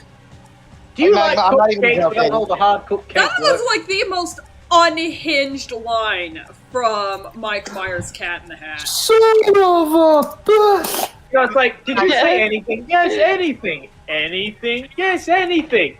Anything. I'll get you. It looked like a bloody accident. You know what? It's so funny. No, it's so funny. It's so funny we are quoting that. I actually watched that movie on Saturday. Gonna be real. On an objective level, that movie is dog ass. It is a fucking, like, abysmal. But on a subjective level, I fucking loved it. I was laughing hysterically. I cannot say I love it personally. Oh, no, I totally get it. It's a garbage movie, but it's like, no, it's the kind of bad. Okay, there was an era where, for whatever reason, studios wanted to make family movies edgy as fuck, not in a sense of like, you know, Don Bluth level dark shit. No, they wanted to have inappropriate innuendos every 5 minutes. Yeah, they wanted it to be raunchy for some reason. Yes. Extremely raunchy. I feel like there was at least a moment or there was a case or two. Like there might have been a movie or two where it could have worked. Maybe I forget. I'm busy right now. I feel like there's had to have been at least one that actually pulled it off, right? I don't mean to be rude. I don't know. Not That's the thing is, I'm not quite sure. I wonder who's behind this curtain. Anything we can do? But yeah, okay, Magma. I was wanting to say the "I'm gonna kill Praxis" line from Jak, I think, is genuinely kind of a perfect way to establish the tone of this game. Yep. Like it's the first thing Jak ever says in the series, and it just he says it with just the right kind of edge. Like if not handled properly, that would have probably taken me out of the game entirely. I'm not gonna lie. But the way it's handled is just like it feels perfect. Yep. Like He's gonna kill this idiot. It's like it's funny. It's one of those things where it's Send kind of, videos to the chat. Jak 2, from what we're watching, obviously does still have a sense of humor. That has not changed about these games. Yeah. But I think going with that as Jak's first actual line of dialogue helps to establish that the just the kind of tone, danger the characters are in. Yeah, like the kind of like the way that this series dialogue is going to bend going forward, so to speak. I remember the first commercial I saw of Jak 2 is where he has that line where he says, "Let's take care of business." Nice. Yeah, that's the one I remember. I saw that on TV. I don't know if there. I don't know what would have been the first video game teaser or commercial I would have seen for on TV is I don't know. Okay, I do know one. So I'm gonna lead y'all into this, okay? So What? I was at my grandparents on my dad's side, and I was over there for the summertime, okay? It was like 2010, 2011. Oh my god, And I was that was so watching- long ago. It was either that or might have been either that or 2010. It might have been 2010 or 2011. And I remember seeing an ad on Disney Channel for a video game. In 2011, I want y'all to take a wild guess what you think I saw, and I'll tell you what it was. So that your hint is, it was a video game that came out in 2011. I don't know, Plains. Fuck, Praxis. Okay, I'm sorry. What were we talking about? I said that there was a video game commercial that I vaguely remember, that I do very much remember. The thing was, I saw it on Disney Channel, and when I say the name, you're gonna be like, "You saw that on a Disney Channel ad?" Yeah. I want you to guess what you think it was, because it's not as it's a bit more. It's very simple, but it's gonna be a bit confusing if y'all don't know what it is. Doodle Jump? Uncharted? Not Uncharted. Oh. Wait, games in 2011. Games in 2011. 2011 specifically. It was a very important game in 2011. All right, hold on. No, Was it you Sonic cannot cheat. Generations by some chance? Holy shit, she's a genius. Damn. Like, dude, Wait. I remember growing up, anytime that I saw like a commercial for anything featuring Sonic, like I thought, holy shit, that has gotta be a rarity. They never play Sonic Never do commercials, that. and knowing me, that just definitely activated the autism. Yeah. Good on you for knowing that, because I said it was 2011. It was also a very important year, being Sonic's 20th anniversary for Generations, obviously. Wait, hold on. I got a good sound effect for that. That was a better sound effect. Now, here's one I do remember seeing. It was in 2022. I ended up seeing a couple ads I remember Sonic ads for. I saw one for Sonic Lost World, where it was Sonic just sitting on the side of a building with fire trails. Oh my god. Oh, I feel like I remember that. That sounds cooler than the actual game. Then there was a really cringy commercial that was promoting Sonic Boom: Rise of Lyric. Oh my where god. the Sonic and the gang have to save a girl's cat from a tree. What? And Sonic ends the commercial by saying, "We're better at this in our world." What's up, Sonic? Just a heads up. I found the commercial I was talking about. It's on YouTube. It's called Jak II commercial #5. Hashtag. Yeah, Actually, and I it's remember. Here's a good one I remember. I remember at Disney 365 and the teaser and the game that Disney 365. That's a deep cut. Sorry. You want to know what the game was that they showed like gameplay of? What? It was what? the original Epic Mickey from 2010. Oh damn! No way. It is the original Epic Mickey. wow. 2010. Okay, I gotta find a good sound effect for that. Hold on. I remember Disney 411, but 365 I think was the one for the games. Disney 365 was like that. To I Wiggly remember one- Rex. So Sonic Boom is just Jack and Daxter, but shittier. Got it. I mean, funny enough, it has the same aesthetics and gameplay, and considering just that sucks. it It had just a sucks lot so much. of ex-Naughty Dog employees It on it, sucks. so It lacks. Actually, it could have no, been a it's spiritual sucks. successor to Balls. Jack and Daxter, but No, I know what my earliest video game commercial is. You want to know what it was? what's that? Toontown. Wow. Oh, I remember that. That actually reminds me. Toontown. Oh. Guys, I'm gonna bring nostalgia to you right now. What's up? Do it. Surfers from Disney Channel. Yes! Remembers Movie I love Surfers? movie surfers. Oh, movie surfers. Caribbean. I remember that. Hold on, let me look this up.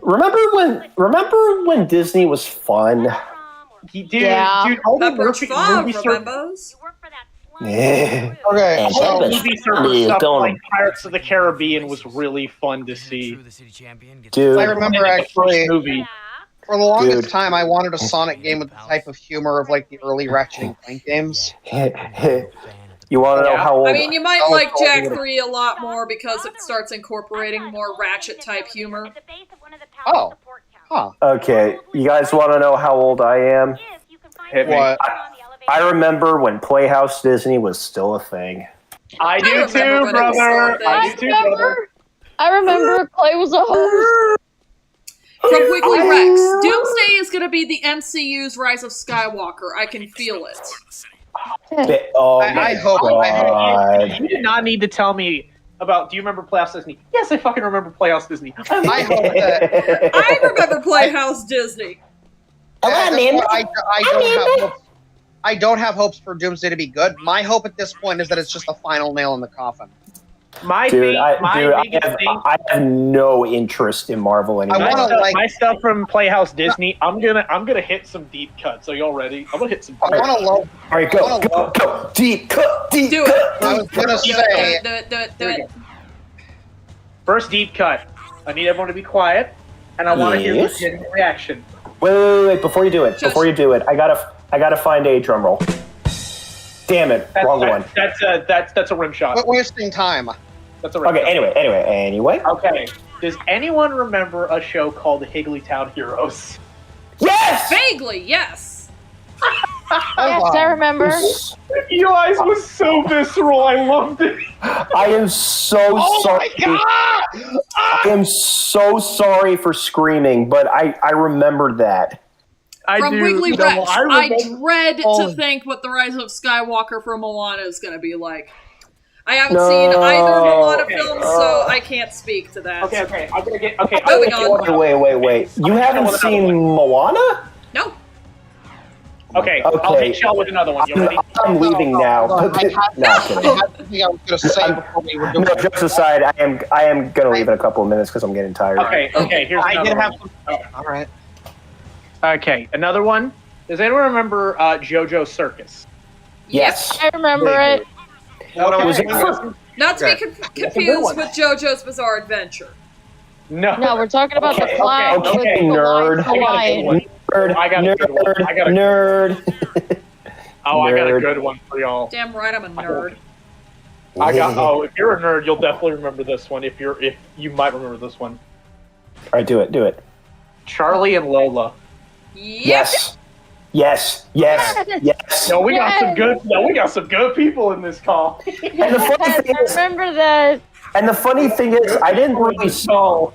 Well, here's the thing. I didn't see a lot of these growing up, but I remember those ads anytime my family would go on like Okay. vacation or revisit. Personal one for me. I don't know if anyone else knows this, so I'm just going to throw it. The Koala Brothers. I don't think anyone. Oh, I Yes, remember I that. remember Koala Brothers. Oh, yes. Oh, we got. you're bringing nostalgia.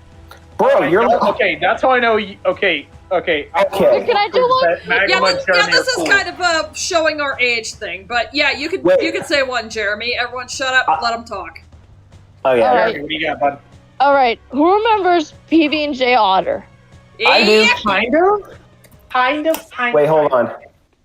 I have a good one. I have a really good deep cut, and I'm gonna post it in game. I'm gonna post it Yara, in is Game there a ghost in Central my Station. closet? Do it. All right. Games ready? Hit us. All right, here we go. Don't say the name. Don't say the name. Check it out. Yes. Oh, I do remember okay, so I do remember the VHS stuff for Disney sing-along songs. I do know the VHS. I remember that. Okay, so let me tell you how I know about this now. I remember. So I watch a lot of YouTube poops still, and one of them happened to be a Disney sing-along about Flick's journey in Africa, like where he's on a safari. Oh yeah. Because it was I think right I remember after the that. first Bugs. Because remember, that would have been right after the first Bugs Life movie came out in '97. Wait, the first Bug's Life? Yeah, 1997. Because remember that after that. Because remember, the only other time we saw Bugs Life was the teaser of the outtakes in Toy Story 2. Because they said there was going to be a Bugs Life 2, but that never happened. Obviously, I was gonna say, yeah, like that's never been a thing. I wish it was, but I'm glad there's not. I really think that it wouldn't have been as good as the original. Dude, with how Disney has treated Pixar lately, I don't want a Bug's Life sequel. Now, when I say this next TV show, everyone's probably going to know where I'm going. Bear in the Big Blue House. Everyone's going to know what I'm going. Oh yeah. Yes, that was my childhood. Okay, now I gotta ask y'all. Have y'all seen a clip that's been surfacing of Ojo and Tutter swearing while Bear's just staring at them like what? Yeah. There's an infamous clip that's been going around of Tutter and OJ as the puppeteers as their characters, and then Bear's just going, the shit I have. The face of Bear's going, the shit I love the memes of Bear going, what's that smell? It's you. I love that. Okay, I'm not gonna lie. Okay. I love it. It's so cute. I love it. Okay, last thing I'll say before I head out because I'm getting tired. But okay. I remember a friend of mine told me that when he was a kid, he found that clip scary, and I get it. When you're a kid, you might find stuff like that. It's a big 7-foot tall bear, sniffing you. Yeah, but no. I remember back in the day he told me about that, and I watched the clip, and I was crying laughing. So, I'm going to hit y'all with a very, very deep cut. Do you want to know how my exposure to Bear in the Big Blue House was? What was How it? did that guard not see me? Oh, now he's dickhead. So I think it was just because I was pointing the gun right at him. Okay, let Jackson talk. Blow up the gun. Guards don't mind. See me holding a gun? Oi, you got a license for that. Magma, let Jackson talk so I can go to bed. Okay, sorry, I had to finish my observation for comedy's sake. So, go. My in the Big Blue House was my mother, when I was really, really young, got me a VHS tape of the show. But the episode, believe it or not, this is going to sound really. It's gonna be like. It's gonna be one part like awe and one part like really. It's one part of those because I was a baby. Okay. Mm-hmm. There's little babu. Little gabagool baby, yes. And the episode was Cutter learning how to be potty trained. Oh. You have to understand that was the only VHS tape it had, and that had to have been when I was a baby, like in that era. Yeah. Where like your parents have to get you through that kind of thing. Yeah. But, like, it's necessary for his kid to, otherwise, kid's not going to learn how to do anything. Yeah. That one episode of Kim Possible, Ron's big day. Oh my god. That was my thing. Okay, now when I say, I'm going to say another Disney thing because everyone's probably going to know where I'm going with this. The Wiggles. Yep, I remember that one. I think that was my favorite thing when I was 6. I Wiggles was fun. When like the Wiggles were on Playhouse Disney for like when they were on Playhouse Disney for like a short amount for like a couple of years time. Fuck yeah! Because there was a moment in time where they were a part of that. And I'm like, well, that's very interesting. Because now I remember the secondary show called Lights, Camera, Action, where it was like them going out and doing a bunch of other things. It was like a secondary show. Honestly, one of these days I gotta watch the Wiggles movie. But on that note, this was a fun stream, and Havik, thank you for showing Dream Warriors. I'm glad you enjoyed it, man. It meant a lot to share it with y'all. Hell yeah, that was awesome. Anyway, I don't think I'll be able to catch the stream tomorrow, but hopefully I'll see you goobers next week. Okay. Oh, okay. All right. I'll let All right. See you, mates. Have a good night. All right. I got one. Okay. Now that EMC's in here, I got one for both Jeremy and Magma. I don't want to see if they know anything about this show. Lay it on. Do y'all know anything about a show called Do you know anything about a show called High Five? I do. That was part of Ready Set Learn. That was on TLC. Okay. Do you know? I'll be right back, guys. Okay, Jeremy. Okay, Jeremy. Then I'm gonna ask you this question. Then I'm gonna ask you a couple of questions about TLC, and I'm see if you know what I know. But it's been years since I've seen it, though. I don't know if I can remember everything. I'm asking another TLC question. You know that? I'm not ready. Do you remember called Peep in the Big Wide World? I haven't. I've heard of Peep in the Big Wide World, but I didn't see that. I just the only things I remember is Ready, Set, Learn, Magic School Bus, Save 'Ems, and Brum. That's all I know. That's all I know. Wait, Ready, Set, Learn. Oh, that was the Paz. Penguin. Paz the penguin. Ready, Set, Me. I'm Paz. Yes, the penguin. I remember Paz. Yes, Ready, Set, Learn. I remember a lot of that. Oh, wait. What? Oh, wait. There's one. Oh, wait a minute. There is a. Oh, wait. Dang it. No. I'm trying to think of something. While you think of that, to Wiggly Wings. No. Hey, Magma, what's your favorite Disney movie? Good question. Though I'll just go with my default answer of Wreck-It Ralph.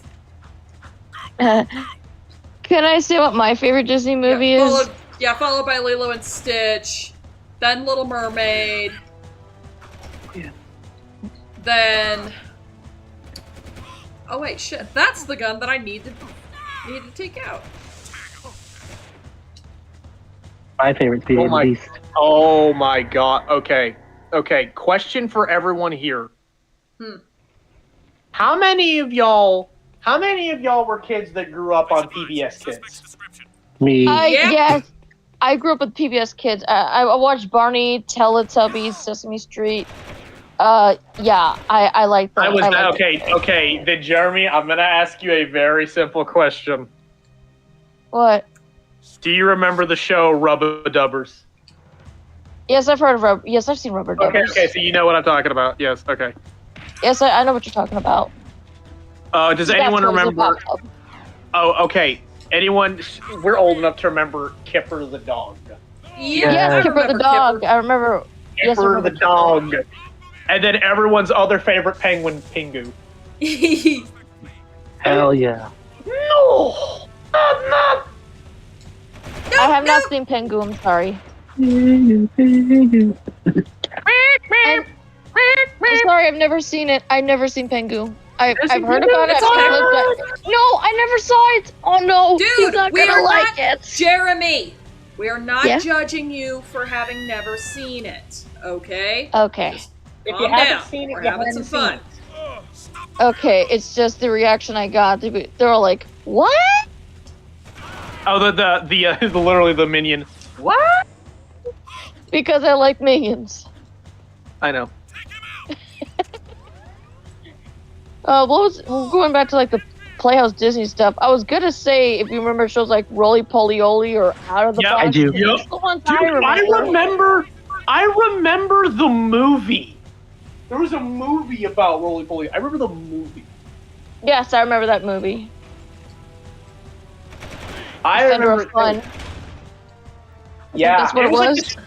Okay, wait. I'm gonna hit everyone with a weird Disney movie, and this is kind of in the same vein because I remember it. Is everyone ready? Yeah. Yeah. Does anyone here remember a movie called James and the Giant Peach? Yes. I remember that.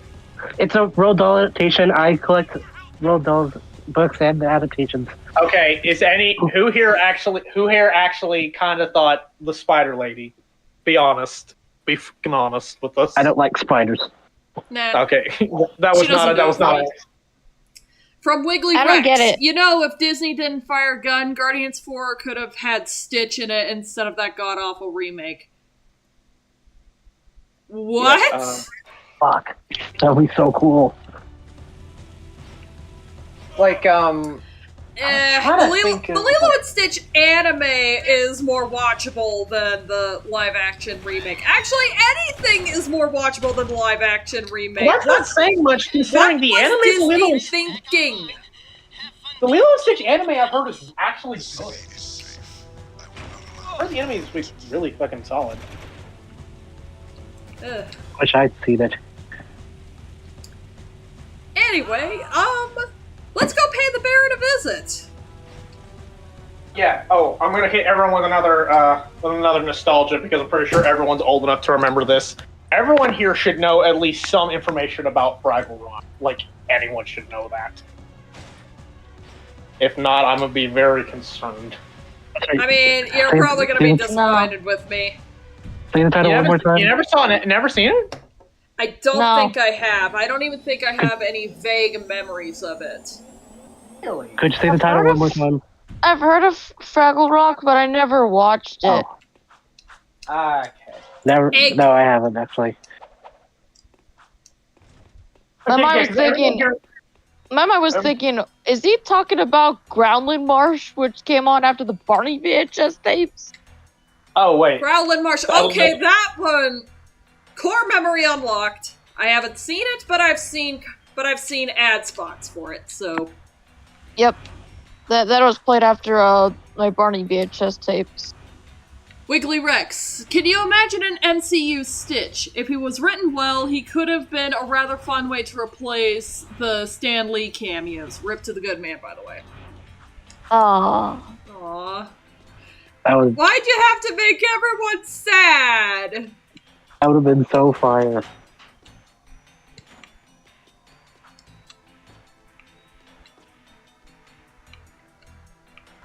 Now don't look down.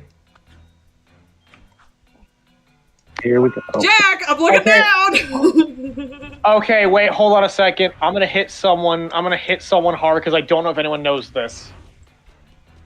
Because I just remember something, and I don't know if anyone else here knows what I'm gonna talk about when I say this. What's that? Does anyone remember a show called Todd World? I doubt no one here knows what I'm talking about. Todd World, was it made by the same people that made Teletubbies, Ragdoll? I'm gonna show y'all an image. I don't know if y'all know this. I'm gonna show an image because I don't know if anyone here knows exactly what I'm talking about. I'm gonna post it here. This is the screenshot. I don't know if this is gonna jog anyone's memory. I doubt it. Holy fuck! Yes, I have. No, we're not talking about Todd in the Shadows, Wiggly Rex. That Todd World. I've never seen that one. Is I've Wright seen the only one that knows this? Sorry, I don't know. I remember. Okay, interesting. Okay. Yeah. Okay, I'm gonna hit y'all. Okay. Does anyone remember? Okay, I'm gonna hit one with the very easiest one. Does anyone remember from PBS a show called Piggly-Winks? Yep, I remember that. You mean Jakers? Jakers. Yes. Fun fact: Tara Strong was in that, and we don't talk about Tara Strong.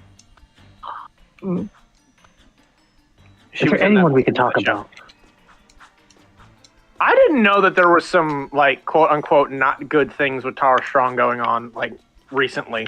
I didn't know, like, she was very, what's the word, vocal? For kinder words?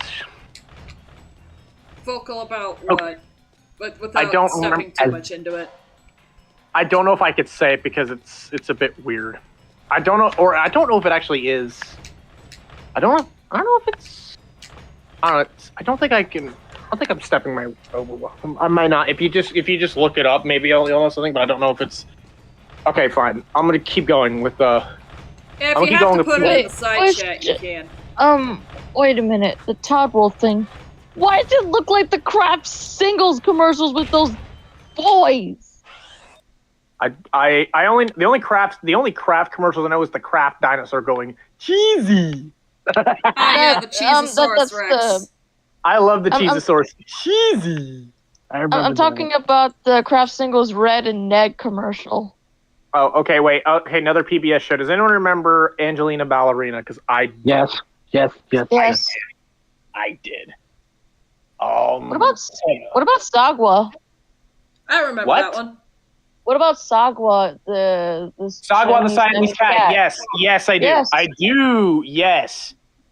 That I feel like that's a show that everyone's like, I want a Siamese cat because that thing is adorable. Because that thing is freaking adorable. What if they want to get a pet? Okay, here's a deep cut for me. Here's a deep cut for me, and I don't know if anyone else agrees with me. Fetch with Rough Ruffman. Yes. I'm getting everybody in this call. Because everyone those knows PBS Kids Go. I do remember. I watched all the episodes on the website, on PBS's website. I have one. Go ahead. Hit me. I lived and breathed this show. The Electric Company. Oh yeah, the newer electric company. Yeah, like when we were growing up, not the old one, not the old one. Because I'm pretty sure the electric company was a show that's around since like the 80s. I think came out in the 70s. Yeah, the 70s. The one we know debuted in 2009. Yeah, that's true. Yes. Hang on. From Wiggly Rex, speaking of not good, no joke, Doug met with Mr. Beast, didn't watch the full video on his channel because fuck that crossover. Honestly, He really is trying to gain back any sense of relevance he can, huh? Yeah, and with Mr. Breast, no thank you. What? That's an inside joke because I just don't give a shit about Mr. Beast. I just fucking hate Mr. Beast. Hey, I don't think all the anyone right likes moves. Mr. Beast. He sent the Red and Ned video thingy. Yeah, that's the one I'm talking about. Anybody that's wait. Okay, actually, I talked with somebody about this one about Playhouse Disney. Does anyone remember a show called Stanley? I remember that one. Oh, that's Playhouse Disney.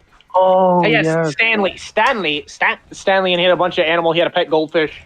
Yeah. Yes, and then he had a cat and a dog.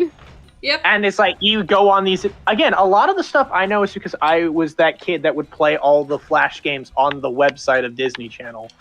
For me, all the time. Yeah, for me, it wasn't a matter of Flash games. It was just. It was just. I think my mom gave me a little too much screen time as a kid. It's just like, yeah, whatever. Ditto. It was a little bit of both for me. It was a little bit of because like my mother's like, oh, he's not gonna do anything, so just look up Flash game, like look up on the website of Blast Disney, and I'm just like, okay, do all this stuff. Here's a good cutscene. Watch this.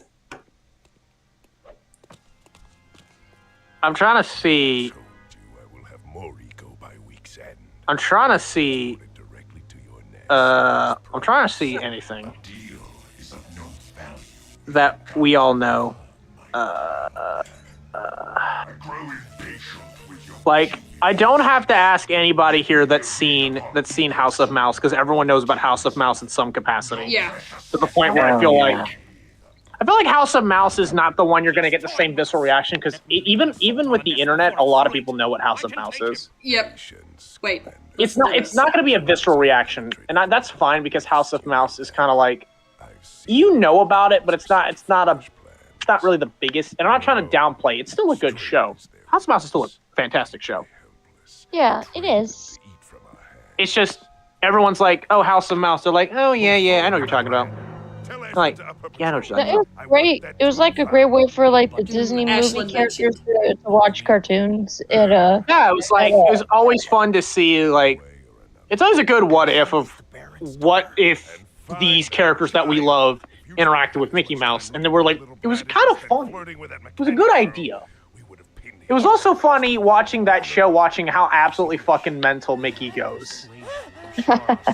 Like, Daisy, I told you, we and Minnie want to be left alone. Magma, you've seen that clip surfacing the internet, right? Where he just goes off on Daisy because him and Minnie wanted to be alone. Yeah, I remember that. Yeah. Sorry, I was focused on Jack and Daxter spying on the Baron. Like, it's Baron just literally him going, Daisy, I've had it up to here with you. He literally gets a skywriting plane to say alone. Hello. Oh, I remember that one. Me, Super Chicky, and Kerm, we rewatched Mickey's Twice Upon a Christmas, and it's not as good as I remember it being. I've seen that more times than the first one. See, for some reason, every character in their stories are written like assholes, and I don't know why. Hey yo, the Baron straight up, ganking Dr. Eggman shtick. I have seen the second Twice Upon a Christmas more than I've seen the original one because I had the DVD of Twice Upon a Christmas. Same. I would watch it even if it wasn't Christmas. Yeah, I was just something I got bored and I would watch. I would just get bored and I'm just like, I'll watch it. It was just like with VeggieTales, the toy that saved Christmas. I would watch that even if it wasn't Christmas. Dude, I just watch VeggieTales just on the download because I just fucking love it as a Catholic kid. I fucking love VeggieTales, dude. Hey, From just, Wiggly Rex, 2 comments. Not gonna lie, I thought Kingdom Hearts was trash because I thought was lame as a kid. I was kinda in an edgy Final Fantasy phase. Would have been cooler if Sora teamed with Cloud and Tifa instead of Goofy and Donald. Imagine Sora fighting Lavos or Chaos. I play Kingdom Hearts, and I like Kingdom Hearts for what it is. You know, this fight kind of reminds me of the Thugs for Less boss I had to fight in Ratchet & Clank Going Commando. That was brutal. I had to use my upgraded lava gun just to defeat that guy. Here's one I'll send in Game Central Station of this is like the photo I'm about to send is kind of a teaser into what I think Magma has seen this image before, but I have shown her a snippet of some of my old DVD collections. Notice that there's just a single row of Thomas the Tank Engine because I was that kid and I kind of still am as an adult. Oh yeah. That's just a snippet. Magma has seen this, and Magma knows this image. Magma has seen. I've sent her this image. I don't know how many times, but she knows. She basically knows. Oh my god! You have 4 years ago. Is he Shark Tail? Don't I love ask. years ago. I like Shark Tail. I know. I'm not looking right now because I'm. No, you don't have to, Magma. Mr. I saw Dr. Robotnik. I think I'll do that too. The thing, Magma, you've already seen the image. You don't have to worry about it. I've already sent you this image before a long time ago. Jackson. You have 2 copies of Barnyard?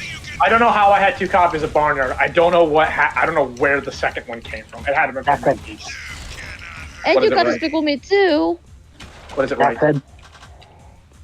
Oh, you only have one elimination movie.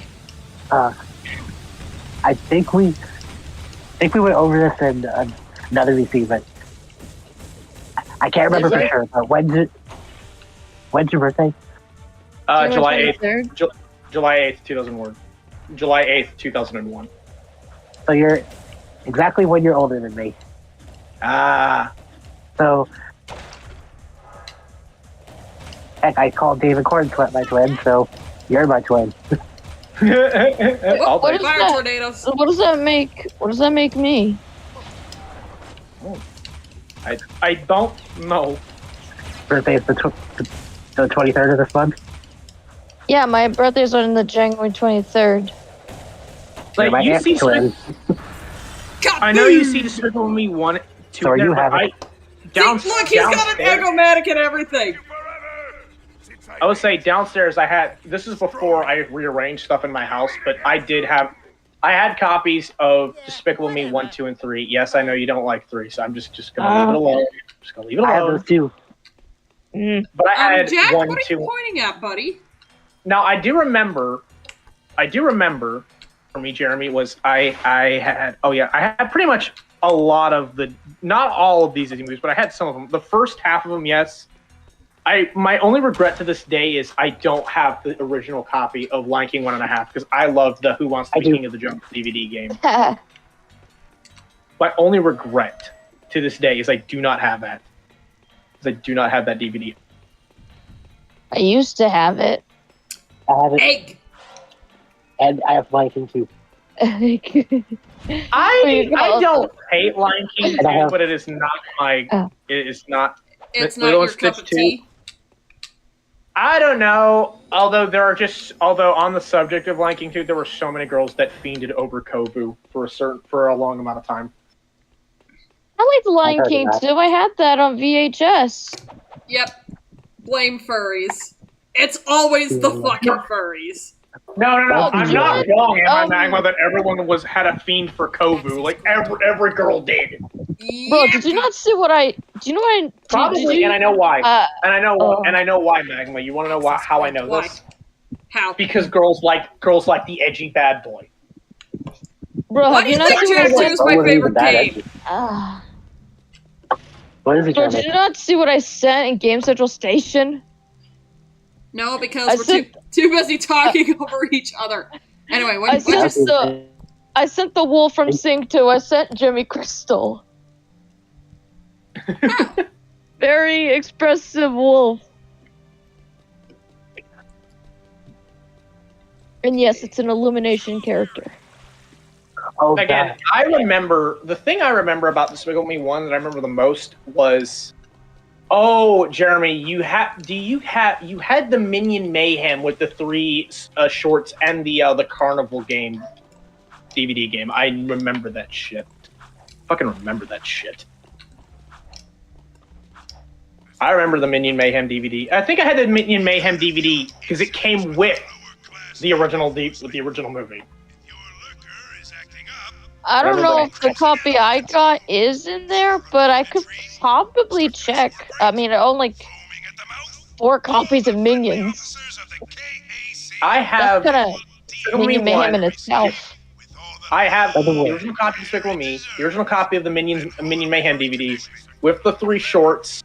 I have Despicable Me 2 and 3, and I think that's it. I did not buy 4 because what in my righteous fucking brain would ever do that? Hey guys, I'm back. What? Because I like 4. From Wiggly Rex. Want to know a villain I really dislike? Sonic.exe. He's just a shitty knockoff of Pennywise and Freddy Krueger. Don't want to spoil too much about Sonic.exe. Sonic.exe is the worst creepypasta I've ever heard, and I don't understand why people think it's scary. It is not scary. It is stupid. It scared me when I was young. It scared me when I was young. As an older Sonic adult, I do not care for .exe, and I really Dude, I remember when I was in high school when Sonic.exe was making the rounds, and it actually managed to get a spot in Things to Do Over Spring Break in our school's newspaper. Oh my God. I guess in the video games section. I'm looking at it like, but why? Okay, though? let me back me up for a second. This got enough traction to the point that your school's paper had to write something on this. You are Jackson Magma. Yes. Jackson Magma. I posted Truth in Game Central Station. Y'all should check it out. The Virgin Sonic.exe, the Chad Jason Voorhees. Yes, honestly. Honestly, yes. Pretty much, yeah. I'd rather take that because Sonic.exe is just dumb to me. Yeah, people love Jason. Just saying. And for good reason. Who's ready for Drunk Daxter? I have a Discord server. I have a Discord server where everyone plays. It's a Sonic game called Outcome Memories or something like that. Who's ready to watch Daxter get drunk? Gather around, lads and lasses. You are a fucking whale. Tell you more. Hearken to me, mindful. Women appreciators, where you at? Shut up. I want to sing it. Well then watch the girl. Homina. I love undercover work. Watch the blonde girl. Two can work better than one. Let me help you. Also, I see what's on the camera. Right? It looks good. Oh, that goes that. Geez, that's real gold float in here. How about this purple stuff? Whoa, Jack, that's the stuff. I need you and that talking rat to go around and make a few collections for me. Hey there, 5 gins.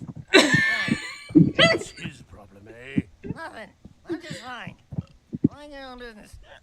I sometimes feel so very, Listen, very I have 6 clients around town who are allowed to make money from me. I need you to collect each money back as fast as you can. And take care of any guards who get curious. Give the money back too late. This feels like what I would be if I was actually drunk. Just off my fucking block. I have had alcohol, but I have never been actually wasted. I've never actually been wasted either. I would hate to think what I actually would be on any sort of drugs or alcohol. Yeah, no, I'm not gonna lie. Given personal experiences, anyone who tells me that alcohol takes the edge off, I'm punching you in the mouth. I'm not Right gonna ever before drink Daxter that kind started of stuff. chessing up on Jack, he said, "Jack, you know you're sexy, right?" You know you're sexy, right? That okay. How are you able to do good impressions? That's amazing. Tell me Me? why An impression of Daxter? Oh, I was talking about the guy that just did the Daxter impression. Who did that? That was me. That was me just doing what Magma just said to me, going, Oh, Jackson did. Yeah. Tell me that Magma doesn't have did. the same. Tell me that doesn't have the same energy, Magma, as she called me a possum. I am not a possum. Dude, I would kill to see Richard Horvitz and Max Casella in the same room just doing drunk Moxie and drunk Daxter impressions. Maybe with Mike Irwin and some of the rest of the hell of a cast on the sidelines going, oh god. I want to understand this cinematic masterpiece. It's stupid. Why do you have to be like that? I can't do Grim's voice. Yes, Kiara. I just had to. Why are you calling him? Well, it's certainly better than his freaking antipode. I thought you said you liked it. I do like it, but Mega Jerry, I don't like his design. He's gross. You only like the Mega Jerry when I make jokes about Mega Jerry. Be honest with yourself. He gets relatively Mega better Jerry as the is movie an Utz progresses. cheese ball. I am not taking that shit seriously. All right, you may think, okay, you think he's a cheese ball, but I will admit, he does get relatively better as the movie progresses, but it's the design, though. It's just the design. It's just a cheese ball. I'm not taking it seriously. You're put off. Okay, I just googled Mega Jerry. You're actually put off by this. This is just. If you understand Jeremy, you'll understand everything. This is just the minion. This is just a minion with like the Thing's skin. I mean, that's what he is. He's basically the Thing. I mean, alternately, DeviantArt minion. That is all. What is it, right? I mean, it's I do ugly like. looking, I wouldn't do say- like. Oh my god, let Right speak, please. I'm sorry. You mentioned this movie earlier. What? Check out my camera. Oh, fuck. Wait, hold on. I'm looking at the stream. Yep, James and the Giant Peens. Yep, we were talking about that earlier, yes. James Let's the Giant get out of here! I told you I have little dollar to pay. James and the Giant Peach was something I'm just like, this is a weird acid trip of a movie, but I kind of like it. More movies need a non sequitur where the character's parents were eaten by a rhino. I'm just saying. How about this movie? From Girly Wolf Puck, I miss women. I know what I must do. Adds idea to my list of things to draw. Do it! We got some Ashlyn artwork. Now let's get some Tess artwork. Fuck yeah! Two of these movies. We got our redhead. We need our blonde. We need. I hesitate to say Kira rounds it out as the brunette, but she's 16 in this game. What about my artwork? You know what? Fuck it, that works. I was gonna say. Fuck. Give me a moment. By the way, I miss my women tails. I miss them a lot. This is my 10th favorite movie of all time. Fantastic Mr. Fox. This is my third favorite movie of all time. Nice. Charlie and the Chocolate Factory. Yo. Is it weird to say that I like Charlie and the Chocolate Factory better than the original? The Burton version? No. I think a lot of people are finally realizing, actually, wait, this is Ball. Yeah? I mean, I knew that from the beginning. Because this will probably sound more. The Tim Burton one is more in tune with the original Charlie and the Chocolate Factory. Yep. I mean, Well, Burton was writing the script, and of course the Doll Estate was kind of on the fence. It's like, let's see what he does. And then, I just like the set pieces a lot more. Yeah, plus, like, the Bucket House was based off of Doll's famous writing shed, and when the Doll Estate saw that, they said, we found the one. We got him. Continue. By the way, yes. This is probably more of a hot take than what Jeremy said, but Charlie and the Chocolate Factory is my favorite Tim Burton movie. It's actually not a bad choice. I think for me, it's like it's either Batman Returns or Mars Attacks. or Beetlejuice. Like one of those. Oh, I love Mars Attacks. Mars Attacks. Favorite Tim Burton movie? I gotta say, probably. Okay, I've got two. They are either the original Beetlejuice and Night Before Christmas. Nightmare Before Christmas is really good. Yes, it is. I am not one of those people that Nightmare Before Christmas is their aesthetic. As I've said before, those are the people you kind of gotta watch out for. Those are the girls you kind of need to be mindful of. What the hell did you do? It's one thing to say I love this movie, but it's one to say it's my aesthetic. That's when you're like, as a guy dating someone who was like that, just be very fucking mindful. Just be very mindful. The way the little kid just points at Daxter like, hey, it's the orange rat. Look, guys, it's the orange rat. It's the fucking rat. So, wait, is Daxter the big rat that makes all the rules, or? I'm the giant rat that makes all of the rules. On some communicator, but we heard him talking with Baron Praxis. The Baron is bribing the metalheads with eco. I wanted to show off all the Oz movies I have. I finally got Wicked. I'm the giant rat. I'm the giant Daxter that makes all the rules. So I keep forgetting if I've asked this before, but are they elves? I always forget if they are or not. Let's see. In the design Bible, they're called humans. I've just been referring to them as elfins. They're elves, as far as I'm concerned. Then. Yeah. They look elvish enough. I only use the word elfin, kind of stealing from an anime called Elfen Lied. Oh, you're familiar with that as well. I've been meaning to watch that actually. We should watch that at some point. Yay! Timed missions, my favorite. Are you saying that sarcastically? Because it doesn't look like you like the time missions. Nope. Welcome aboard, Crazy Taxi. What? Hey, come on over, have some fun, Crazy Daxter. Lol. Yeah. Yo, it's the Gat in the Hat. Shut. No. Silence. This one? Cease. I'm just saying, if the Mike Myers Cat in the Hat movie came out now, he would have been doing the thug shaker in the trailer. I hate you. Tell me I'm you. wrong. Tell me I'm wrong. Tell me I'm wrong. You can't. I don't care that you're not wrong. I don't want to hear it.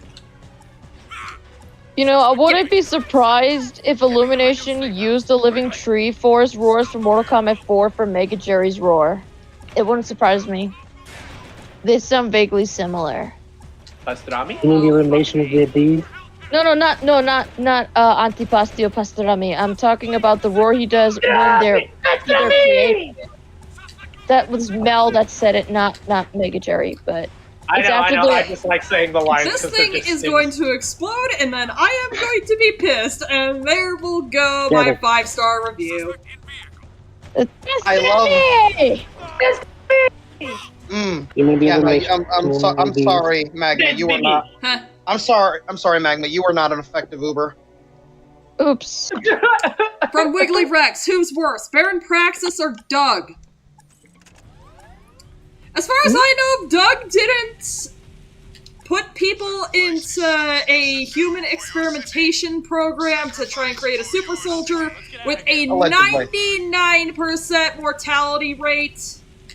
Well, 99.999999999% mortality rate. Jack just got stupid lucky because of his eco-channeling abilities.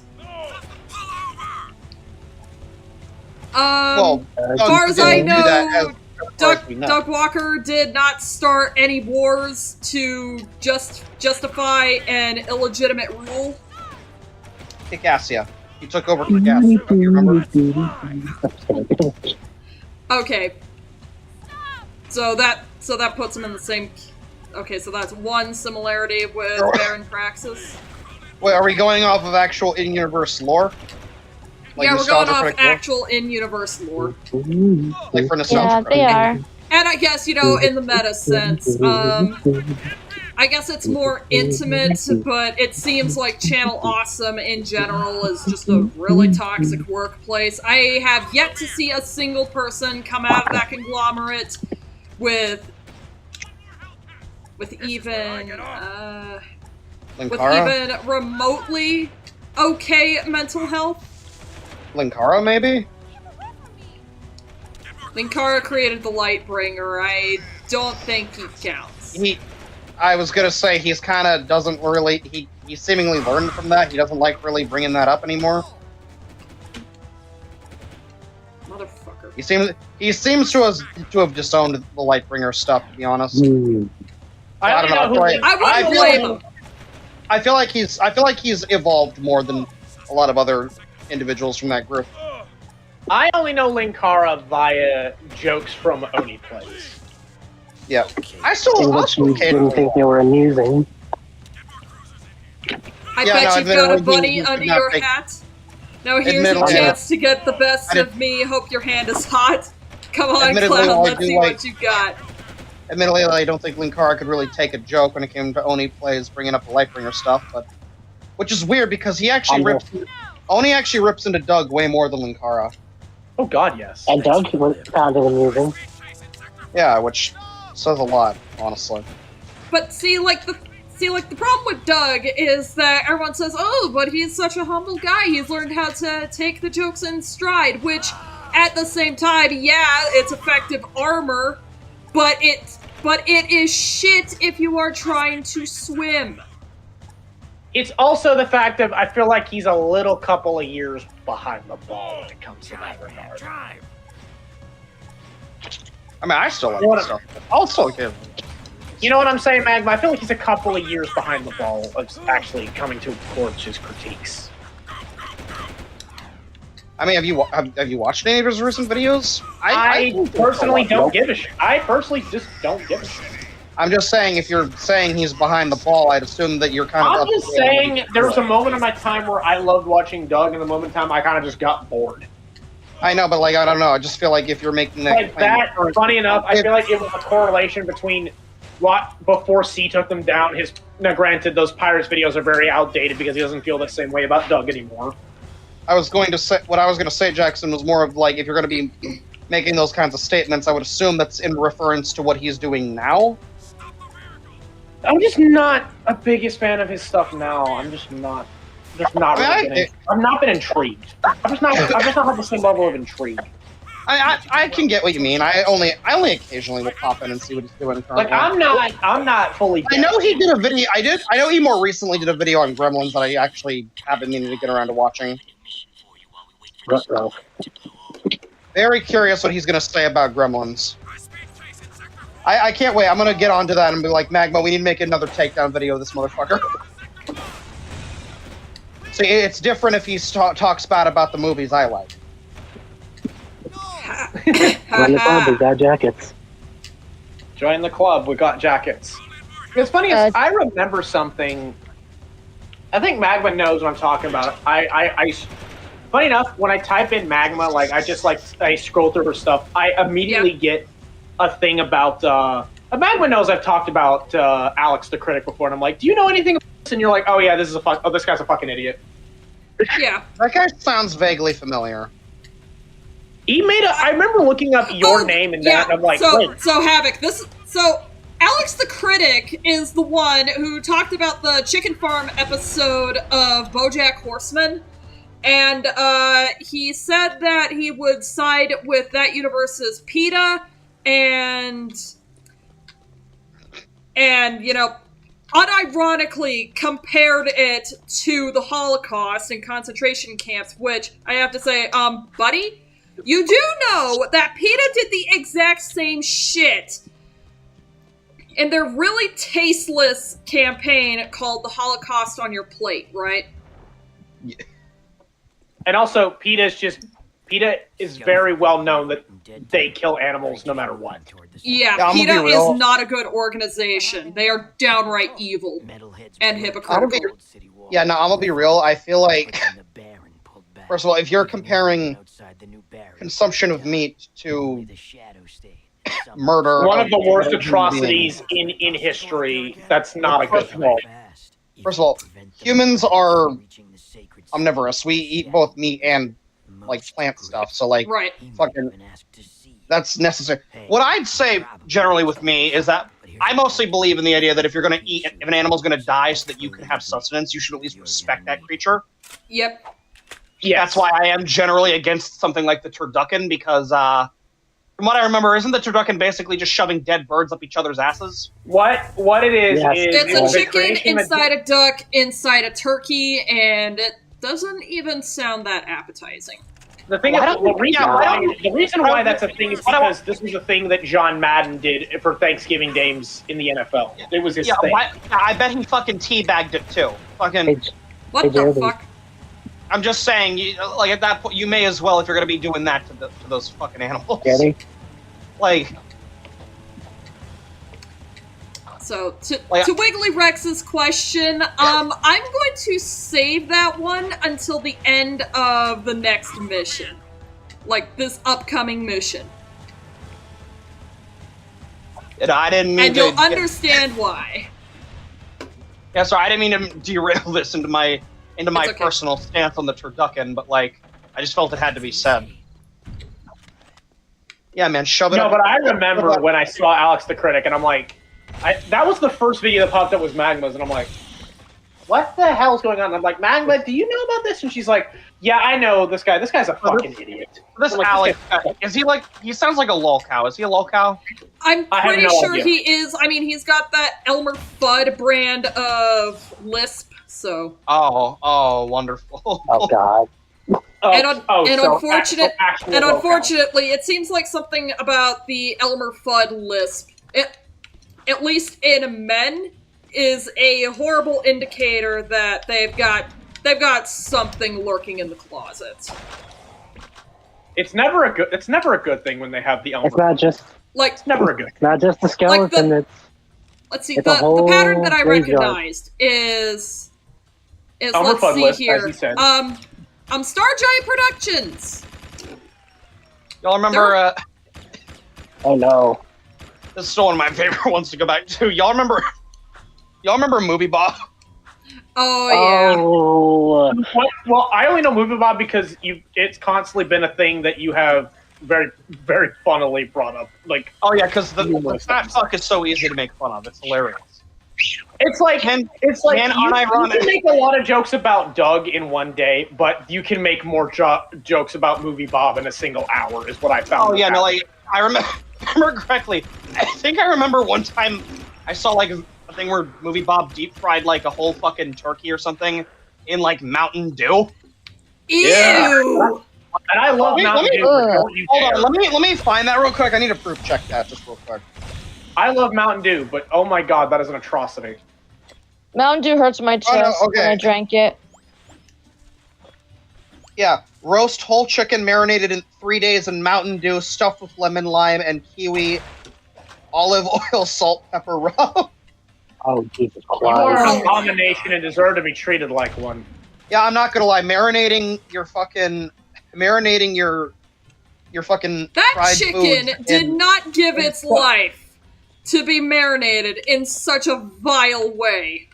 This is what I mean. Like Oh, fucking. Jesus Christ. And I love. Let me be clear. I love Mountain Dew, but I would never do that. But I would. Like, I never know do that the fucking. Like I know that the fucking McRib is usually made from like fucking like parts of the Oh meat my that they fucking don't God. use for other stuff. Isn't the McRib like? There's something about other pieces of pork, from what I understand. Yeah, it's the parts that like most other places don't use. But like I think the reason that doesn't bother me because it feels like okay, at least those parts of the animal aren't going to waste. Shit like that. I can understand that to a degree. You're like, if you can find an enjoyment out of it, then I'm not going to take that fun away. Like yeah, I am generally of the mind again. If an animal's going to die so that you can eat, you need to like. It treat better be respected, and the outcome better be somewhat tasteful. Yeah, like fucking. Yeah. Again, the turducken is basically a culinary teabagging as far as I'm concerned. It's I want to say it's Culinary a culinary teabagging. award, I'm going to steal that. Yeah. I want to say it is. I want to call it the bird O word, but I'm not going to because again, I don't want to get taken down. Oh. Just it's 3 birds all in one group. Yes, it is the 4-letter O. And you're never gonna unhear it any other way again. And I don't care. Because I'm never gonna eat turducken, and I don't care. I just eat regular turkey. I don't even like turkey. I always found turkey too dry, even with sauce. I like ham better. To quote Count Dankula, turkey is just dry of chicken. I'd rather if you give me turkey. If you're going on a Christmas thing and you're saying, would you like turkey or ham? I'm gonna say ham, please. More often than not, I'm gonna take ham. Yeah, especially on Christmas. I will destroy a 10-pound honey baked ham, and no one can stop me. Well, someone better stop. You gotta eat it on Christmas. I eat honey baked ham on Christmas. That is my go-to meat for Christmas. Look, for Christmas you could do either a ham or you could do a nice smoked brisket or a nice prime rib. I do prime rib. Magma, if you and I ever got to meet in person, we're gonna have a barbecue. I mean, no, if I go to Texas, I'm pretty much required by law. I'm inclined to do that two was things. the deal that Dot made with me. No, here's my guys. Yes. Yes, if right. I join y'all for barbecue. Oh, sorry. No. I'm not from New England when I say this, but you'll have to do a clam bake with me. Very muffled. Could you repeat that? I'm sorry. I'm not from New England when I say this. When you're with me, you'll be having a clam bake. Huh. Okay. All I'm saying is if I go to Havik, reveal time. Is that? Oh. No, it couldn't be. That's not. It's Samos's hut. But what? How? When? Where? Why? We're in the future, Dax. This horrible place. Oh yeah, I remember this. Is our world. So to loop back to Wiggly Rex's question. Where is it? Let's go back to the city. Oh, to Wiggly Rex. Here's a more interesting who's worse, Baron Praxis or Gol and Maya. I guess you could say that posthumously. Gol and Maya won. Okay. But yeah, Magma, what I was gonna say about if we ever got to meet up and do a barbecue, would you want to do dry rub or like sauce for the barbecue? That is a very good question. I'll be honest. If you've got a good smoker, you could go either way. I need to actually get into doing more barbecuing, like hands-on. I've seen enough of like my family doing it, where I can kind of generally get the gist. But like, I need to have more. I need more hands-on practice with that. Here's my thing. My ordeal is that if you are very confident in the way that you work meat, you don't need to sauce it, because it feels like if you sauce the meat, you're kind of hiding. Sauce is a supplement, not a crutch. That's the way. No. If you hide it behind the sauce, that you really are not proud of your. Yeah, you can't rely on the sauce. That's a bonus. Sauce exactly. Sauce is a supplement. Sauce should be a complementary aid, not a thing you use to support. Yeah, exactly. It's kind of like the same philosophy with sushi. You eat it how it's intended to be eaten, which is without soy sauce. Well, I don't eat raw fish because I'm a human. I don't eat sushi. I tried eating sushi and I nearly vomited, so I'm not going to go any further. I don't eat raw. Well, I must be a weirdo. I don't eat raw. No, the problem. Okay, I'm in the same camp as you, Magma. What? I don't eat raw food because I have. I went to. Okay, here's probably why. My ex took me to a place called Rock and Roll Sushi. And I tried, and I had never. My thing is, I was very iffy about sushi, so we tried like a fried tempura roll with in the seaweed and the stuff. Shadows decided. And the problem is, one, I suck ass with chopsticks. There's a powerful so problem number one, I couldn't pick up the fucking thing. No kidding. We used to know. And I tried to take little nibbles. When I tried to take the whole bite in, my gag reflex kicked in like you would not. Like it was so instant. It's like my brain's immediately telling me, "Get it out of your mouth! Get it out of your mouth! Get it out of your mouth! Get it out right now!" Like I can't do it. So it was entirely a texture issue then, or just? Don't you know who we are? I don't know what it is. It's like, because here's a weird thing. One time I tried eating a piece of when I was younger, I ate a piece of a diced potato and nearly vomited, but I love potatoes. So afterwards, I could eat diced potatoes, no problem. It's either texture, and it's a lot of texture, and also there is just a lot of taste.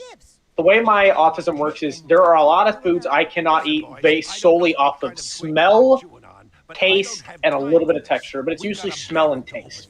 Fair. Also, you'll notice Right here. Yeah. Wait, which of us? I'd say the schedule's pretty full. Besides, Wait, I haven't me or gone right? Wait, what? Who goes first? Teleporting. Sure sounds Do we- You go ahead. All right. So I posted an image in the chat of an early human with fire. Yeah.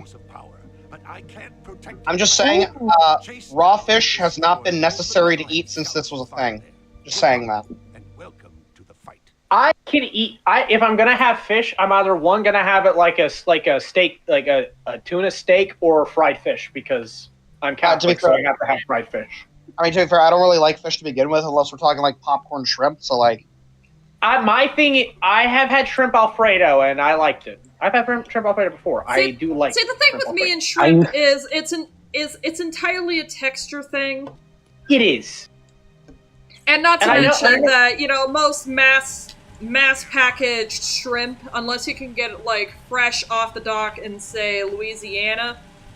The mass packaged shrimps that you get at say Walmart. Okay, as soon as I mention Walmart and shrimp in the same sentence, everyone's just gonna go on the crazy train of the radioactive shrimp fiasco. I was gonna ask, are you well aware that most of that comes from the Bering Sea in Russia, where there's an radioactive isotope dome, where a lot of the shrimp get swept under?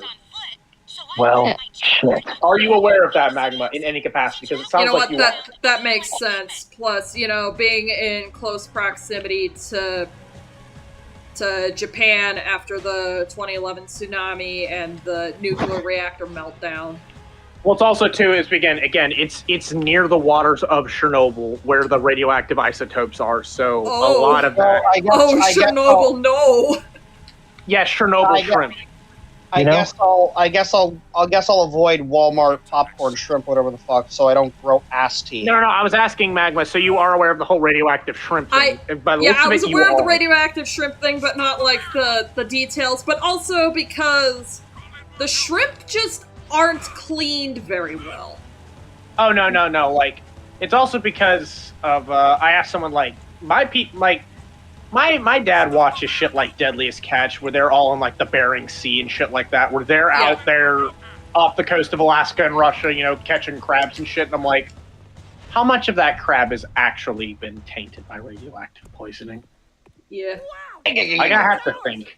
SpongeBob, I'm radioactive. Hey, boy, I've been overdosed on radioactivity and I'm going to die. Hey, Jackson. What is it, Jeremy? I was gonna tell you earlier when you were talking about the food you ate. I usually eat like just the ham and mashed potatoes for Thanksgiving. What is your opinion of stuffing? I don't eat the stuffing. Like stovetop? So you're not like stovetop shit like that? None of that for you?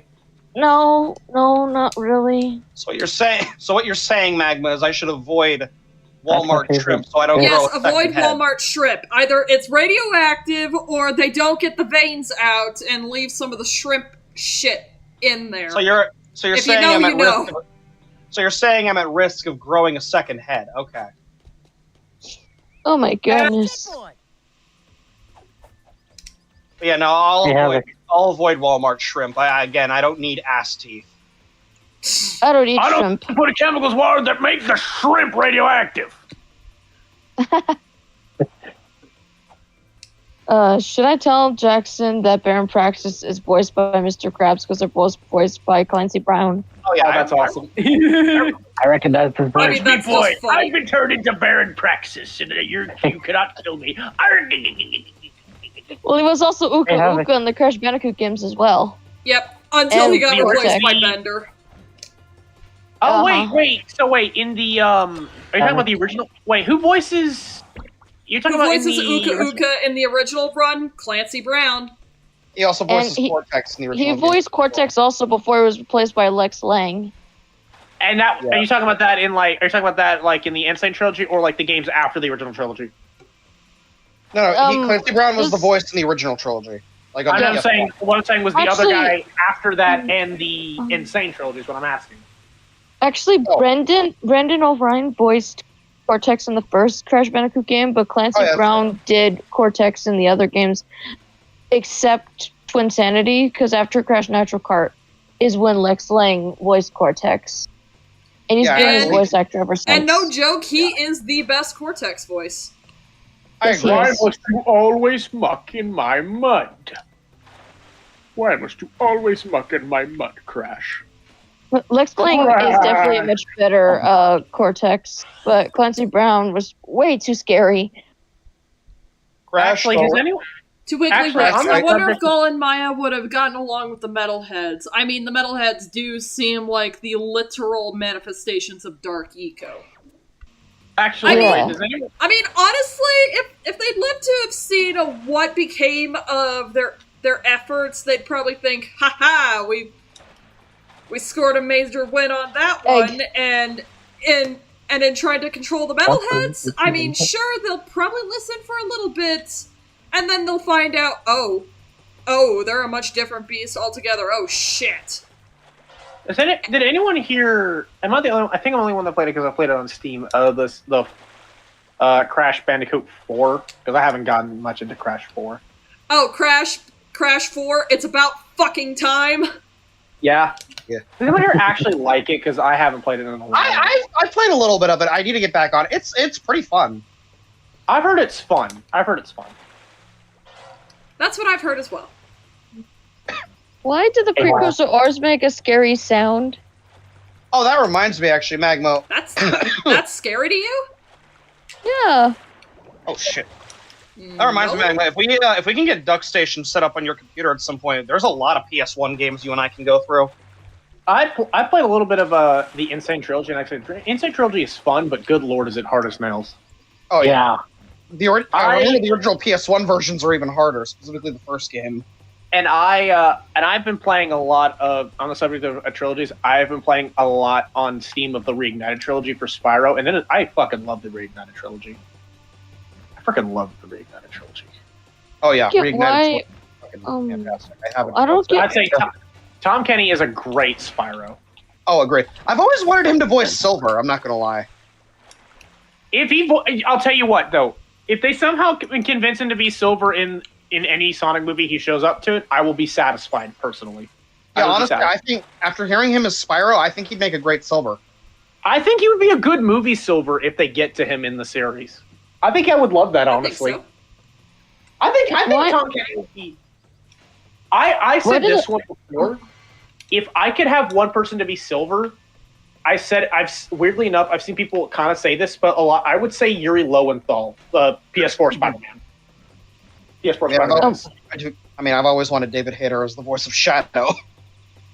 What did the precursor orbs sound so different compared to how they sounded like in the first Jak and Daxter game? Probably because this is a post-apocalyptic world. Do you think that was Jak? Was Jak 2 in any way inspired by the direction of Half-Life 2, actually? No. When did Half-Life come out? Or Half-Life 2? Half-Life 1, and Jackson, I'm the boomer shooter guy here. You hold on. True, you are. That is true, you are. Half-Life 1 was 1998. Half-Life 2 was 2004.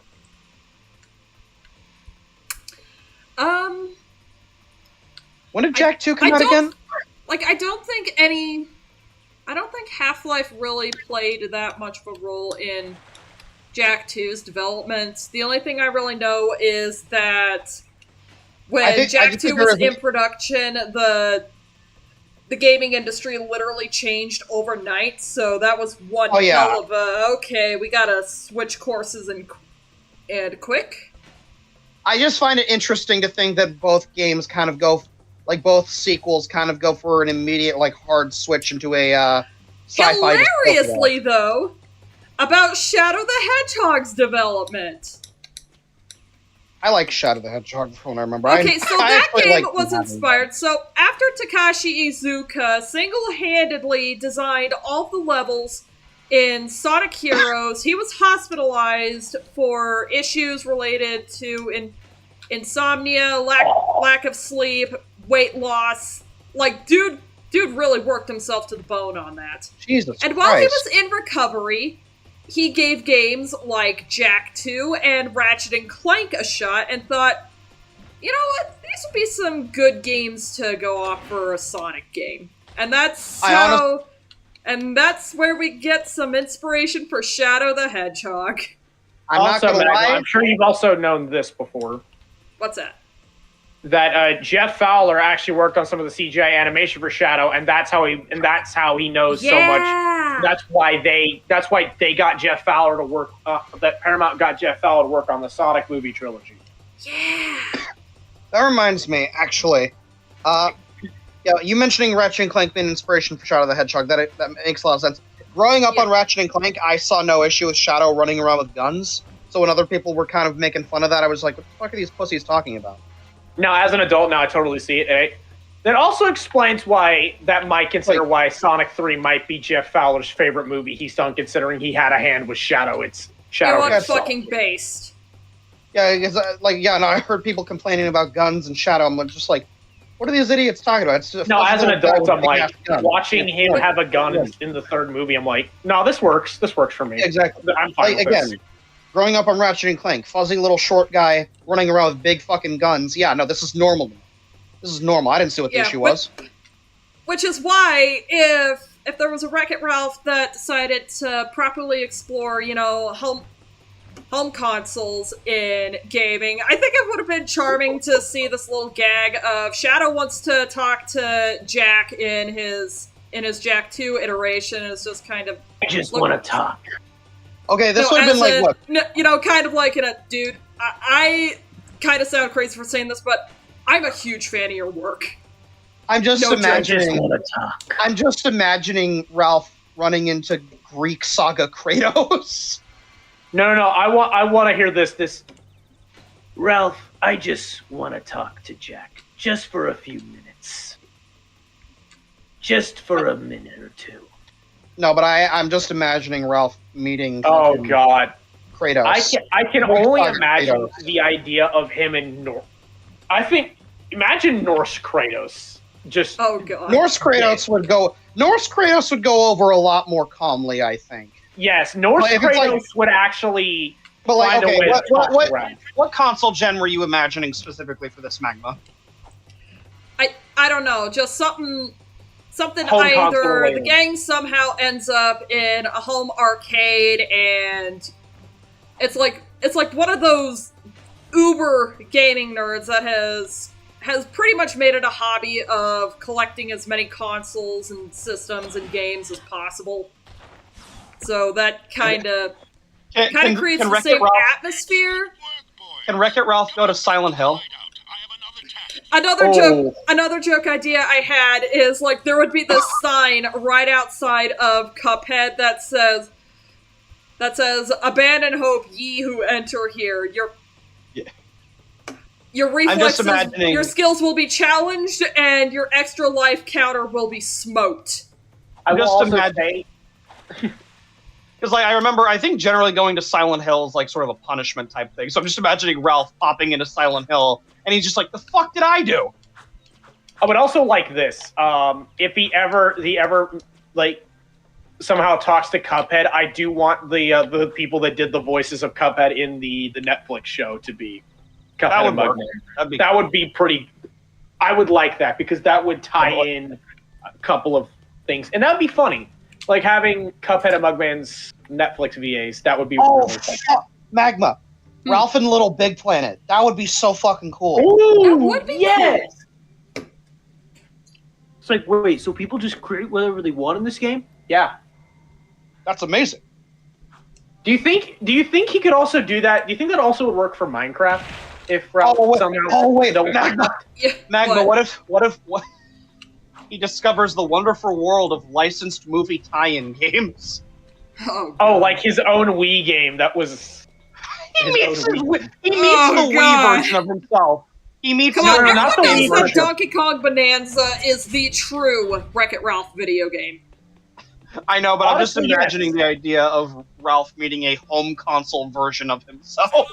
Honestly, no, Magma. You saying that? No, it's true. And also, people saying, I would only buy a Switch 2 just to play Bonanza because, banana. Banana. Here, to Wiggly Rex, is Maya considered a girly pop in your book? She does give me that vibe. Also, here's a fun question. Who's a hotter villainess, Maya or the robot lady from Ratchet and Clank? Wait, robot lady, you mean Courtney Gears? Yeah. Oh. Or hang on, I need are you referring to... She's the only one I can think of off the top of my head, but I might be blanking on one of the other ones at the moment. Why'd you say banana for? Banana. Oh, I sent the Minion gif. But Minion with the banana, what would he do? No, he's just pointing, yelling out banana. These models of Minions look so not aged well. They did not age well with the first Despicable Me. I'm sorry. I'm not. No. If you look at the coloration, I was gonna say it just looks so wrong. I was gonna say. I know it's literally shiny Jolteon. I was They gonna look say like they look like highlighters, and I don't mean that as a compliment. looks like highlighters. He's Well, I mean- talking about the original original- design of the Minions colors. Yes. Oh god, Yes, wait a minute. the first- One question that I do have: what is with at least in the case of My Little Pony: Friendship's Magic and Steven Universe, as the series went on, the color palettes became a lot more saturated. Like, what the hell? Okay, I think I can figure that out, and I think I don't know exactly where. I think I know where this stems from. As a person on the spectrum, I can tell you that as it went on, it was never about the show. It was more about trying to grab kids' attention. Oh, that's a bit of a cynical way of looking at it. I think it does more of like as kids progress, and especially like as the kids that when we started watching these shows, we started getting older and younger people were watching this. You know, you need some. It also became like kids have shorter attention spans. You need something to grab their attention, and therefore the color palette being a lot saturated and a lot brighter is kind of more like a. I assumed it was kind of hook them in a little bit. You know what I'm trying to say? Do you think? Do you see what I mean, Magma? I think you understand. I kind of have some truth to it. I was just gonna say it's a case of art direction evolving, but okay. I think it's a bit of that, and too is also we were also, as these newer seasons go, we're much older kids, and now younger people are watching it. So you gotta and as the evolution of kids go on, attention spans are a lot different than what ours were. So you kind of have to find ways. Don't remind me. I was gonna say you gotta find ways to reel them in. You know what? You see, I was gonna say it's like as the longer a project goes on, the more like people working on it kind of hone in on certain design elements. Mm-hmm. Yeah. It's also like, do I sound like I know what I'm talking about? I will say, Jackson, it sounds a bit of a cynical way of looking at it, probably, but I don't know, maybe. It's part cynical and also me trying to look at it with what yes, it is Girly Pop's wife. I was also gonna say, I'm not sure if you watch those shows, so I'm not really sure if it's something you are able to really comment on, to be honest. Okay, realistically, let me say something, and I do not want to get taken hate for this. I never, ever got into or understood the hype behind Steven Universe, and I just don't. That's totally understandable. I mean, yes, but get it. I know, but you're again, if you're gonna speak so matter of fact on saturation, I feel like you. I don't know. It just seems a little odd to speak on that. My ex was a fan of the show, but I feel like me personally. I think in my case, it's just a matter of I've been following the show long enough that I got to watch it in real time, kind of lose its shit with the plot. Yeah, Jackson, I'm just saying I find it a bit odd to speak so matter of fact on something you don't partake in. It's just what I know, and for me, really, it's just, I understand the hype when it came out, but as me, it's just it was never something that became it never became something for me that I thought I'm gonna invest time out of my day during school to watch. Because I'm just like, I have other things, and I really don't know. It has to be something for me. I don't know what it was that it was. Just I got into Star versus the Force of Evil, but like I never. I did too. And I got into fun. Steven Universe because fucking geology. Duh. I got into it because let's talk of the about Uncle minerals. Grandpa Let's talk episode. about the pretty crystals. I got into it because of the Uncle Grandpa episode. I'll just be upfront with y'all about I that. was more Star for me was watching that in real time, and I'm like, this shit is funny. I love it. This shit. Like Uncle Grandpa was my Cartoon Network thing. I love Star because as I said, I love it because it was just unhinged, but it was a my kind of engine. Like this shit kind of funny. I love it. Yeah. What I was gonna say. Okay, back to what I was gonna say a moment ago. Fuck, now I actually can't remember what it was. It was something about... damn it. Great, now I can't remember. Agree with you. No. It was something before we talked about the saturation. It was something... What were we talking about? Saturation. No, we were talking about Wreck-It Ralph. That's right. Okay, Magma, I had a thought. Would Ralph... How would he wrap his head around Skylanders and how that works? The whole Toys to Life thing. That would be a great idea. Would that like freak him out seeing that? What that like? Probably, or I guess ask just how like that would even work given the whole life system. If you leave your game, stay safe, stay alert. Whatever you do, don't die. Because if you die outside your game, you don't regenerate ever. Game over. Yeah. But there's also the fact of how would he react to games where there is no life system? Like the Jak games. Yeah. Well, like every game, and like a lot of games that kind of became the thing of like life systems. Most just modern games. A lot, yeah, where that whole thing kind of just. Yeah, no, like I'm thinking about the idea of like how would Ralph be able to wrap his head around the idea of a game character suddenly being pulled into the physical world? In the form I think it would kind of mentally just wreck him. Quote pun very much intended. Like. I saw what you did there. Sweeping for suspects. Oh wait, there's also the fact that he's in Disney Infinity. Fuck. That is true. Yeah. Yes, there's already that part of he's in a game in a Toy to Life video game, so it's like. So like, if that happened to him, what would it be like for him the first time he's like becomes plastic, basically? Would he? Can I say I remember the hype about Disney Infinity, but I never got around to getting any of the peripherals. Now I'm just. Toys. Now I'm just getting into the. I actually like Disney Infinity. Okay, it's this mission. Though in retrospect, I did like Skylanders a lot more. Unironically, even though this is technically an escort mission and not a team up mission like say with Ashlyn or Sig, the kid is the smartest escort NPC that I've ever seen.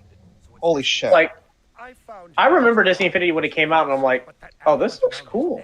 I like this is pretty. I mean, dope. that's all well and good, Magma, but it's still an escort mission. Yeah. Watch out for guard patrols. Yes. Defend the kid at all costs. I have Disney Infinity. All three of them. Nice. I only got the first two. I don't think I ever got to 3. I think 3.0. I think was the Star Wars one. I'm pretty sure. Yeah. But it was Star Wars update. In retrospect, part of me does kind of wish I stuck to investing in Skylanders instead. I don't think Disney Infinity is a bad game. It is. It's good. It's just in retrospect, Skylanders has stuck with me more, generally. Also, I'm pretty sure it's also because at that point in time, Skylanders had already had a few games before Infinity even. Skylanders was my era of Spyro. Well, that's the thing too. Is as I was saying, Havik, I'm pretty sure if you know the Skylanders, like the first Skylanders game was like a couple of years before Infinity was even. Oh yeah. Thought. Yeah, no, Infinity wasn't until around the time of Swap Force, the third game. That was Infinity. I think was leave the kid alone, you bastards. Correct me if I'm wrong, but I think Infinity came out in 20. Hold on, did it come out in 2013 or am I wrong? I forget. When Infinity came out. What I was going to say is that Skylanders will always be what I think of when I think of Spyro. I've always wanted that, like, if it comes back in tandem with Spyro, I'd want it to be kind of treated as, like, Spyro, like, sort of the Spyro expanded universe type of stuff, is what I feel like that's what it has become. It is that, even though Spyro is really not a main player in some of the newer stuff that much. Yeah, no, I mean, like, he's back to having his own games with Reignited Trilogy. Yeah. Hopefully we'll get a Spyro 4, but what I would like is that Skyland, because Toys for Bob is still around, thankfully. So like, I would hope they don't abandon. I would hope that Skylanders is not entirely abandoned. I don't think Skylanders is completely dead. Yeah, like fucking, like if we never saw Chop Chop or Smolder Dash again, I don't know what I'd do, man. Like Toys for Bob did a phenomenal job with Reignite a Trilogy. They fucking hit it up. Oh yeah, and Crash 4. I guess speaking of Skylanders, I still have the Chaos figure and the Crash Bandicoot set. Now, I wonder why you have Chaos, Magma. I seriously considered bringing Chaos in to sign, but then I thought it's like, I never really even got to playing Skylanders. So I guess it just looks cool on the shelf. Chaos has a certain voice actor, maybe perhaps. But yeah, fucking Chaos is great. Yeah. And really, that is not a role I need. More people need to talk about Horowitz as Chaos, because that shit is amazing. Oh yeah, no, Chaos was a great character. He's easily my favorite villain in the Spyro franchise. Also, you want to know a really fun fact? What's that? You want to know a fun fact, Havik? In the TV show of Skylanders Academy, Glumshanks was voiced by Norm Macdonald. Oh no, I remember. And I'm like, that is hilarious. It is honestly really surreal looking back. You think Glumshanks was voiced by Norm Macdonald? I'll tell you, this Chaos guy's a real jerk. This Chaos guy's a real piece of shit. I still remember learning about Shroom Boom's backstory from the second game, where he's apparently part of a garden of sentient produce that I think I've said before that earlier. No, hold on. Let me explain this. So, according to Shroom Boom's backstory in Skylanders Giants, he comes from a garden of sentient produce that is specifically a garden owned by Chaos.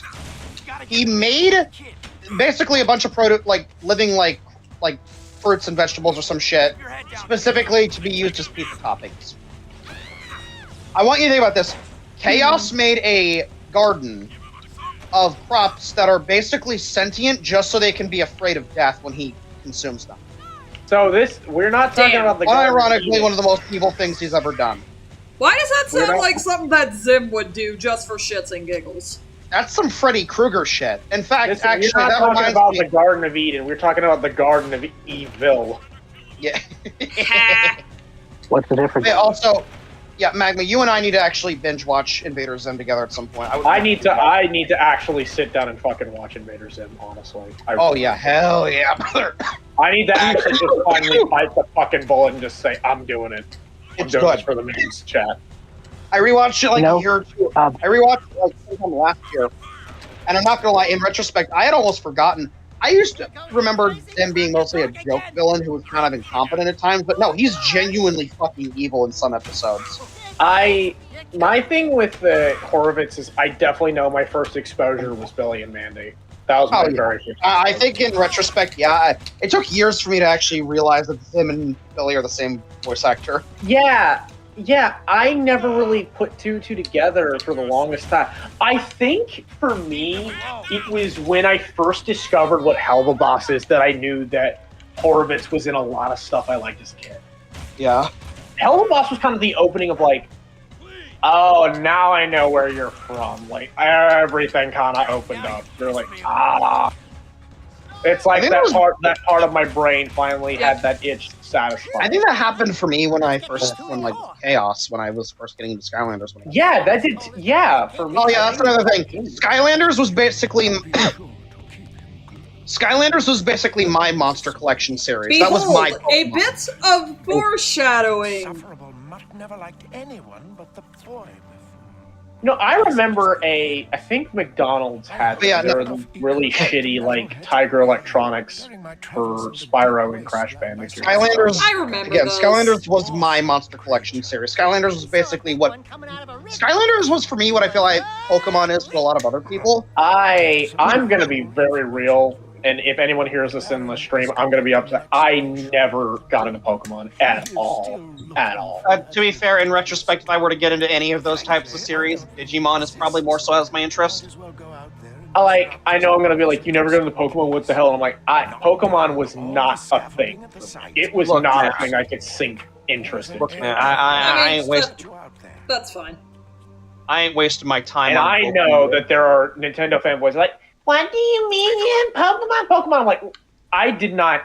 I more enjoyed watching other people play Pokemon than playing it myself. Dude! It's a Soy Jack series. That was it for me. It was rather watching Dude, people that one guard that decided to jump me as soon as I got out of the power station, he never got the memo of, okay, dude, they're gone. Leave them alone. We'll get them next time. No, he's like, no, I'm gonna wait out here for him. He thought he was the smartest NPC in the game. Only to get fucking decked. Like yeah, what a bitch. What a moron, bro.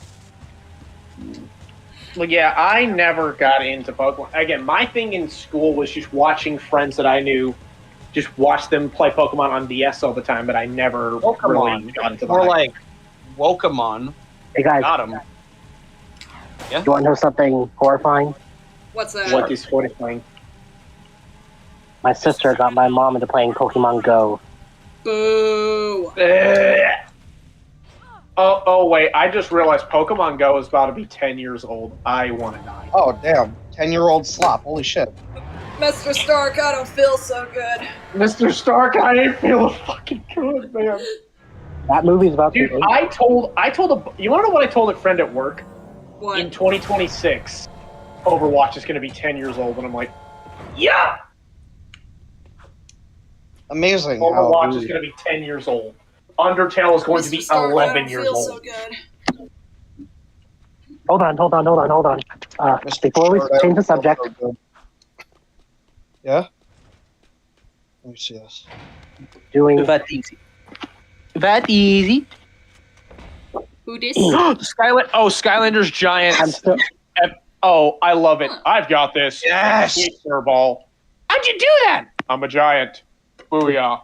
I fucking love Giants. I'm doing all Giants these for good. Skylanders Giants ads were so. Do you remember the one ad Havik was like, Bazook's got to get through that gate. Blow it up. Who cares? Blow it up. New idea. Blow it up. Is that your answer to everything? I couldn't hear you because it got blown up. Oh, I remember that one. I love that ad so much. Skylanders ads just had an aura to them that was just unmatched. Skylanders just hit different, bro. Skylanders, okay, Havik, you agree with me. Skylanders commercials just had aura. Like, let's be fucking. Oh, yeah. Also, They were the best. Also, I'm not gonna lie, Magma, I've actually seen apparently a lot of older Spyro fans still haven't grown the fuck up when past the Skylanders ruined Spyro phase. No, it did not. I've looked. Anytime you see Skylanders brought up on the like the Spyro subreddit, for example, it's just I'm not joking you, these people have actually had a worse time maturing than Sonic fans, if you ask me. Yeah. And that's a hard thing that's not an easy thing. I mean, if you'll allow me, it seems to me that anything having to do with Spyro is just the meme of regular old Spyro. Upgrade. The Legend of Spyro series. Fuck, go back. Skylanders. I said go back! I said go back. It's literally the meme of I said go back. Yeah, no, I'm not gonna lie. I think most Skylanders fans are tired of the Skylanders ruined Spyro shit. Yeah. I honestly am like, if I was a big Skylanders person, I'd be like, can we get off this? I don't think I would even be half as interested in the world of Spyro if it weren't Skylanders. I'll be real with you. Skylanders did really good. It was more of a flush out more than anything else. Yeah. Granted, Granted, I understand if for some people that's not exactly what they wanted, and that was pretty much all they were getting for a while. But like, it's not like they. Daxter, it's not like I'm getting shot at. Shut your fuck. Guys. But that's not something in of its own case that you should absolutely go screaming your head off. Magma, that's just you and me. That's just you and me. Guys, I'm being shot at. Shut up. Go ahead. I was trying to show when we were talking about stuff that was turning down this year and all that. Mm-hmm. It's a little project I started for stuff that's turning all kinds of anniversaries this year. But of course, I'm a movie guy, so these are mostly movies. Nice. And these aren't quite finished. Of all movies for 2016, I picked La La Land. I'm going to recreate the poster. It's not finished yet, though.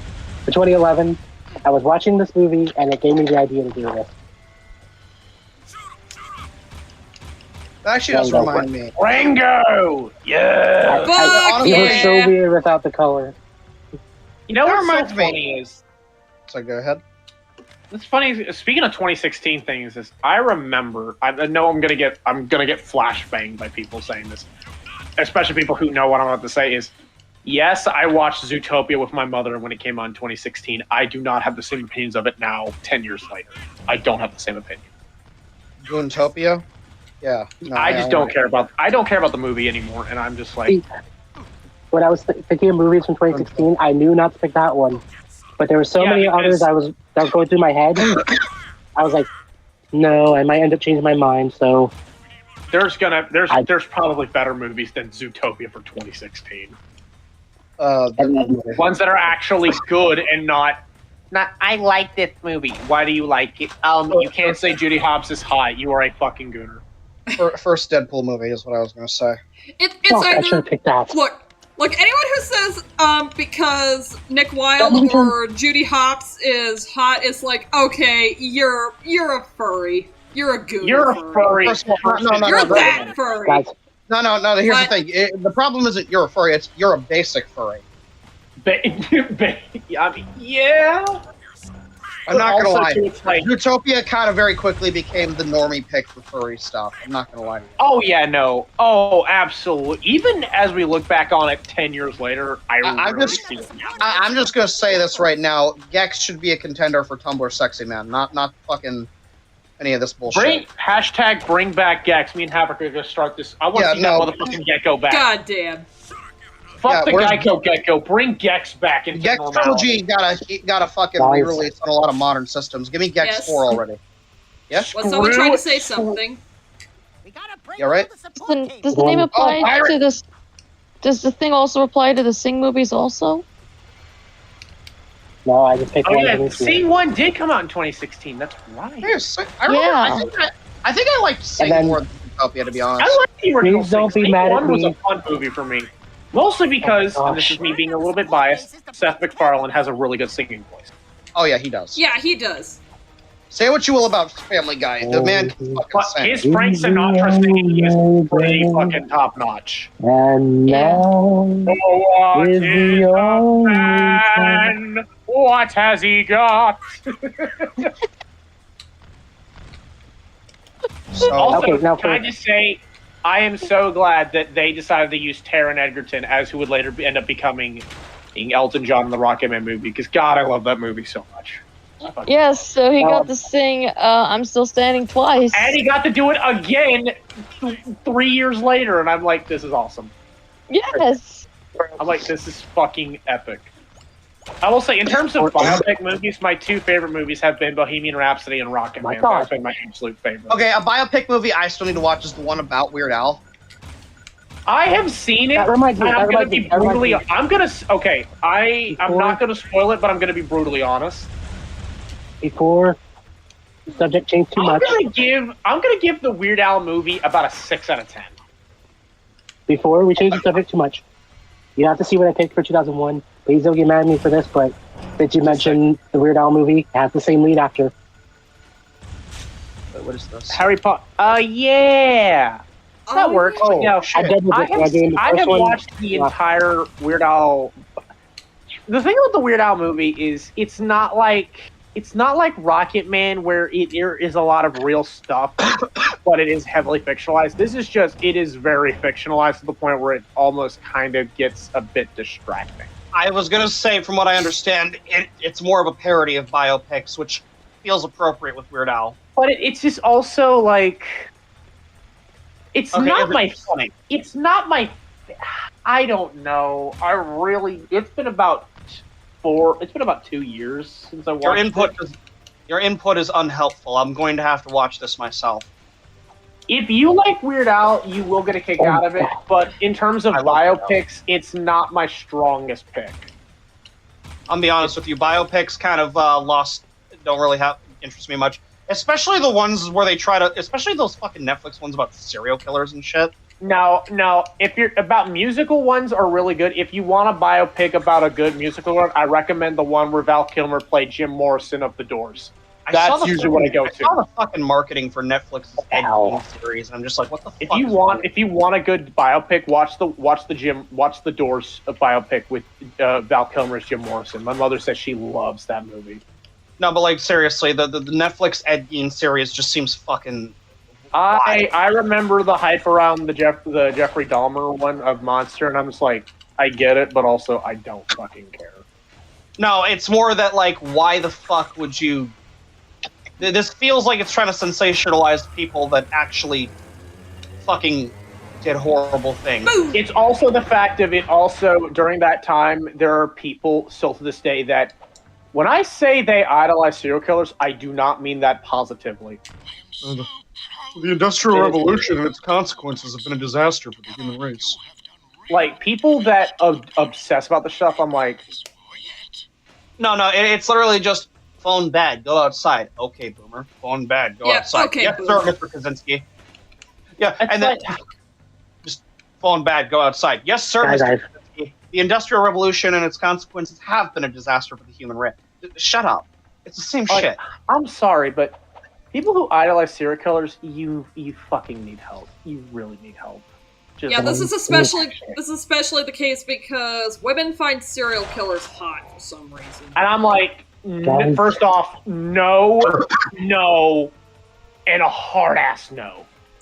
Yeah, look, my type is psychologically damaged pretty boys trying their best, but even then, I draw the line. Y'all ain't hearing me talking about. Oh yeah, man, Freddy Krueger is so hot. No, fuck off. No, that's a different thing. Freddy Krueger is one of my favorite, horror villains, but I don't think he's anything else other than that. Yeah, that's the thing. Freddy has sort of worked because he is just unquestionably fucking evil. Like he is, and there's no way to misinterpret. There's no way to misinterpret that unless you. Yeah, no, I'm not gonna. Yeah, no, like Magma. I'm actually. By the way, Magma, I want to tell you some bullshit that they tried to pull in the reboot. They tried to hint at the idea that Freddy could have been an innocent man that was wrongfully burned. Nope. Bullshit. Not buying it. Not buying no, okay. Mance the movie was a psychopath. Yeah, first of all, the reboot movie also doesn't commit to that because they said he did it anyway, but also the fact that the reboot tried to make it out that Freddy was not just a child murderer, but also a pedophile. I was about to say they make it a lot worse in the reboot. The reboot is terrible. Genuinely one of the worst movies ever. Please elaborate with me, just so I don't get my facts wrong. Like they made it that Fred was really fucked in the head. Not only that, he's also really fucking dull. A lot of people are like, "Oh, well, the movie was bad, but Jak-uary O'Haley's performance was good." No, it wasn't. No, it fucking wasn't. Jak-uary O'Haley is a good actor. This is his worst goddamn role. Like, there will only ever be one Freddy, and that is Robert Englund. There will be the one Freddy to rule them all, and that is going to be Don't ever give me the shit that first of all, if you are one of those If you're one of those Elm Street 2010s revisionists, I hope you get kidney stones made of broken glass. Fucking. Ugh. I've literally seen motherfuckers on like fucking Reddit threads and shit being like, "Oh, this movie wasn't that bad." Yes, it was. Stop. Stop moving the fucking goalpost. Stop lowering the fucking goalpost. Okay, stop the bullshit. The effects are somehow worse than the ones from a 1984 movie. Like, as a person that has only watched a couple Hold on. Everyone shut up. Right? Were you trying to say something? Yes. Yeah, go ahead. I was trying to keep it brief. Like, I'll just show you everything else I've lined up. Independent State, nice. Saw that earlier today. 1991. Oh my god, Beauty and the Beast is as old as Sonic the Hedgehog. Holy shit. Wow. 1990 frickin' one. They're gonna share their 35th birthday this year. Fuck. Aliens. Hell yeah. Raider. Yeah! Oh, Yeah. I can do the font. Yes! And let me tell you everything else. Let me tell you everything else I have lined up. I haven't Go ahead. started them yet. Everyone shut up! Damn! For 1976, Rocky. 1971, Willy Wonka and the Chocolate Factory. 1966, this one's a show, not a movie. Star Trek. And then, I didn't pick anything from 1961, but I did pick 2 things from 1956. They're these. Oh. This is currently my favorite musical. Carousel. Rogers and Hammerstein said that was his favorite too. And Time Magazine called it the best musical of the 20th century. You mean the slave trade? I prefer freedom and charity. But anyway, that's all I wanted to say. I'm going to draw all those posters eventually. Nice. Freedom challenged. God damn. And let me tell you, I hoped I would never have to push that button. Lurkers? We don't like lurkers. Because I don't like interrupting people.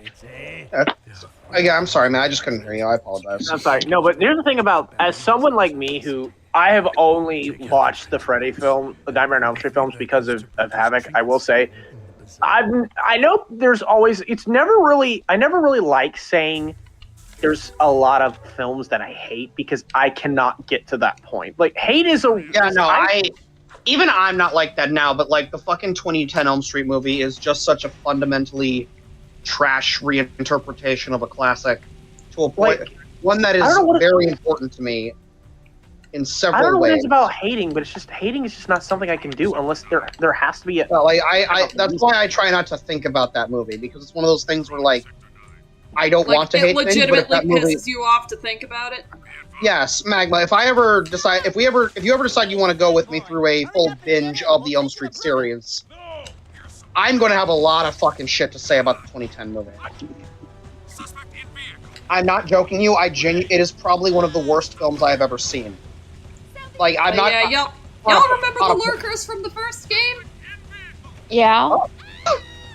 Well, now they're pretty much this universe's hellhounds. Like, I've said it before, I can get to a point where I can dislike something, but nothing to the point where I call it trash. I can very heavily dislike something. Yeah, if you saw the... like, okay, Nightmare on Elm Street 2010, if you see it, you'll understand why it is. Like, you watch the 1984 film, and then you see the 2010 remake, and it's like, how do you fuck up this badly? How do you fumble the bag so the effects are somehow worse. The plot has been fucked with beyond repair. It feels like a precursor to every terrible Disney live-action remake. The more I think about it. Oof. Ooh. Like okay, everything y'all hated about, like, say, the Lilo and Stitch remake. Take that and apply that to Nightmare on Elm Street. That's basically how I feel about the 2010 remake. It fundamentally breaks the story. The effects are somehow worse, and the quote-unquote terror is now just shitty jump scares with obviously telegraphed fucking musical stings, because we don't know how to build suspense anymore. That's a problem I notice I have with a lot of modern horror I've seen more recently, specifically when I was watching Welcome to Derry, actually. Sometimes the soundtracks of horror movies don't know when to shut the fuck up now. Yeah. And I've also agreed. Closest very thing much to the Family Guy death pose that we're gonna get in this game. It's also for me that I've learned this from Havik too, that a good horror movie doesn't need to fill itself with jump scares. Yeah, no, I'm gonna be real with you. Jump scares are actually... That's why The Nun was shit. Yeah, thank you. Also, the qualification that some people say that a horror film has to be scary, not true. Yeah, no, I've said that at all. Yeah, no, that is a very subjective thing, and yeah, you can't really use that as an scary is not a requirement for a horror film. It doesn't need to be scary, but it does need to play with your emotions. It needs to, yeah. That's why I'm typically not a fan of the genre. I just like when they have atmosphere. Yeah, no, like generally... Also, the atmosphere has to work. Yeah, that's the thing. The best slasher, like, okay, I think there's actually a lot more good slasher films than people will generally give credit. Are they simple? Yes, but that's actually their strength. Friday the 13th thrived because of its simplicity and the fact that it basically had a new creative team on every film, on each film every year. It was basically a vehicle for a lot of stuff, a lot of good, like, fucking directors and actors and shit. Kevin Bacon's fucking film debut was in the first Friday the 13th movie. And this could also be a thing of your favorite horror movie may have something to do with Friday the 13th. It's inspiration. Just saying. Yeah. Friday the 13th basically defined a decade of horror. Yeah. Now, are they all good? That's a debate. Are the first 9 films before Freddy vs. Jason good? That is a debate in of its own right, as well, and even Jason X. That is a debate of subjectives. It's case by case, and frankly, if you ask me, I'd say the general output is actually the good to bad ratio is a lot more favoring good than bad. Because now Havik, I'm gonna be real. I've watched James A. Janice's kill count, and usually when I get to rewatching Jason Takes Manhattan, I'm always conflicted because I know James doesn't like it, but I know you like it, so I'm like, I'm in a kind of situation. I never said I like Jason Takes Manhattan. What was the stance you said on what was your stance on Manhattan again? I thought it was just okay, but it is definitely where the decline starts to begin. I think it is probably the stupidest. No. Well, that's no, because like Jason Goes to Hell is literally about Jason Goes to Hell is off the rail. Jason Goes to Hell literally goes off the rails. Magma, would you like to know the plot? Magma, do you want to know the plot of Jason Goes to Hell, or would you rather? You gotta hear this. You gotta. Oh my god! What if you talk? Yeah, flip I'm a trying coin, to. And what if you talk? No, it doesn't need to be a fucking coin flip. I can explain this. Yes, okay, Magma, do you want explain. to know the premise, or would you rather see it for yourself later down the line? Just go ahead and give me the premise. Okay, so in Jason Goes to Hell, the movie opens with what is essentially a sting operation where the FBI or whoever basically opens fire on Jason after luring him out of a fucking cabin and then dropping a fucking missile on him. They literally kill him. They literally kill him in the first Damn. And then apparently Jason's heart has like demonic power to possess people. Yes, we're serious. We are actually not joking. Yeah, and then it turns out Jason has like a sister or some shit that we never knew about because they got their Michael Myers in my Jason Voorhees movie. Here's where it gets really stupid. Yeah, this is already sounding like fan fiction. What the shit? Jason's true form is actually a hell worm, and they have to use some fucking dagger, which is just straight up a prop from the Evil Dead films, to send him to hell. Here's what's weird. Here's what's weird about all this. The director of this was a first-time director, a 23-year-old director, Adam Marcus. So Tom Savini had obviously no fucking input on this at all. This was all Adam Marcus doing this shit, trying to make a completely different Friday the 13th film, and ultimately making something that just doesn't hold up. It feels like he wanted to make an Evil Dead movie and basically had to makeshift Friday the 13th. Here's how dumb this got. So I'll actually spoil it. There is a moment at the complete end of the movie where you see Jason's mask lying in the dirt. And out pops up Freddy Krueger's fucking hand dragging it to hell. Oh yeah, no, that's actually the coolest part of the movie is the very end when like Jason's mask is on the ground and Freddy's hand comes out and drags it into hell. The funny thing about that is that wouldn't happen until 10 years later. Yeah, that basically teased a crossover that didn't happen for another 10 years. Because, okay, Magma, so what do you think a Freddy versus Jason movie's setup needs to be? Elm Street Kids Go Camping? Probably. No, apparently we needed 10 years of different scripts, one of which was like some meta thing where it's Jason on what is essentially like some sort of trials based on OJ for some fucking reason. Or another one where it's just like two insane asylum patients who think they're Freddy and Jason because that's what we wanted to fucking see, right? There was also another screenplay that apparently, from what I read, was they were trying to earn Satan's respect. Apparently, it was one of the scripts. Yeah, maybe that makes sense for Freddy. Maybe I don't think Jason don't work that way. Yeah. Okay. One of the proposed endings for Freddy versus Jason that never happened that I wished happened was the one where that ends with them in hell again, and just as they're about to duke it out, Pinhead from Hellraiser shows up and is like, "What seems to be the problem, gentlemen?" Years ago. Was that a comic, or am I thinking of a different thing with Evil Dead? No, they did make a comic follow-up to Freddy vs. Jason with Ash Williams from Evil Dead. Yeah, I was saying there was an Evil Dead trifecta with that. Yeah, that was pretty cool. Like, Jason Goes to Hell literally was here was the also thing before Jason Goes to Hell.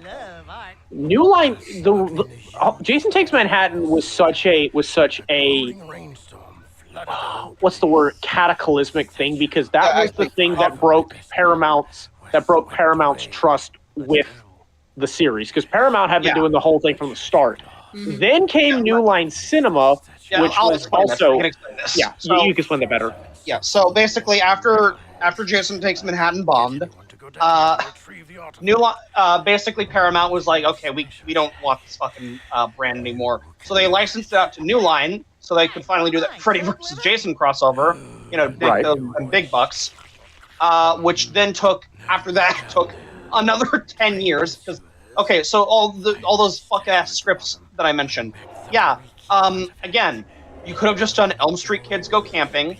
Freddy's about to kill one of them in their sleep, and then Jason just steals his kill, and that's what leads to the conflict, right? You think that's all you'd fucking need to just get to the fight? No. We need to complicate this shit to a point where it takes 10 goddamn years to make this. Yes, I'm gonna go to sleep now. I'm getting tired. All right, you have a good night. All I'll say about Freddy vs. Jason is, if you want to watch these two fight, you get that. You fucking get that. Yeah, I give Freddy vs. Jason, like the actual movie that we got, I'd say like a 6. It's a very hard 6 out of 10. Yeah, it gives you what you came for, which is Freddy and Jason fighting. Their fights are genuinely really good, but it's everything everything in between that is just garbage. Yeah. The character writing is just ungodly. Yeah, It's just hard to get. So here's my hot take. I don't think the teenage characters in a lot of Friday the 13th movies are as annoying as people make them out to be, or even as brain dead. Except in Freddy vs. Jason. Oh no, in this it's bad. Basically every negative thing you could have. Basically all of the negative things that are lobbied against slashers, namely in terms of writing, are basically made true in this movie. Oh no, it not even just true, dialed up to 11. Yeah. Yep. To the point where it is insufferable to be like, people sat down in a boardroom and had to approve of this script saying, yes, this is what we're going to go for a big film of 2003. This is what we're going for. Now, brother in Christ, you could have done a lot better, but what the fuck were you thinking? Granted, knowing some of the other scripts that were pitched for the movie over that 10-year development hell, we could have also gotten worse. But yeah, what I was going to say was that fucking. What was I going to say? My final verdict on the film was, just watch the fights on YouTube. Yeah. Mm-hmm. That's all you need to do. Like, and I will just say, as rewatching this from Kill Count and from Havik, there is some really shitty, choppy slow motion courtesy of Ronnie Hugh. Oh my god, is it annoying to watch. Oh god. I still think my favorite movie I've seen from him is Bride of Chucky. Like, Bride of Chucky is ridiculous, but it has a charm to it. Oh yeah, no, it's ridiculous in all the right ways, if you ask me. Oh yeah, no. If I really had to say what I think my favorite Chucky movie is, it's probably the original Child's Play. It's probably the original. The first one's really good. I hear most people usually say 2 is the best, which 2 is good. Oh yeah, I just remembered. There's a challenge on this mission. If I can get it done in 90 seconds, it'll open up something. Oh shit! So what I've heard about you get to go to the Daxter dimension. Ha! It's a portal to the Daxter dimension where everyone's Daxter. So what I've heard about too, Havik, is that it is mostly kind of it is a straightforward continuation, but it does do a lot of the things that Child's Play 1 did good, and it continued on with that with a slightly older Andy Barclay, and I still think 2 is a really good contender for a sequel. Oh yeah, 2 it might even be better than the first one, though I still really love the first one. It's when you get to 3 that you kind of have to start questioning. Yeah, it's when it starts. I do think 3 wasn't bad, but I definitely think it was sort of a dip in quality to where, I could see why they needed to take some time to reevaluate the direction. Is 3 the weakest? I don't want to say inherently. I will say it might. It might be, but I don't even think it's a bad movie. So I think that does speak more on the general consistency of the series. Yeah, because trust me, Bride and Seed are batshit insane, but there is somewhat of a charm with those two. Yeah, I think it works that it is by design, so it doesn't feel. Well, it's also too is I think it's also too is if there's one thing I am gonna nitpick about it, it is the fact of. I like serious Chucky, but I don't mind it when he's doing quips. Oh yeah, I mean, I when think you start getting into Bride and Seed, where you kind of slowly get away from him. It's kind of like I do kind of have to dock you just a little bit for that, just a little bit. Because I will say a little bit of a flannerization of Chucky that really wasn't there to begin with. I disagree. I feel like he is flexible enough to work in either did way. we unlock it? Let's go to secrets. Well, that's also the thing of would you argue? Okay, you probably have a better say of this.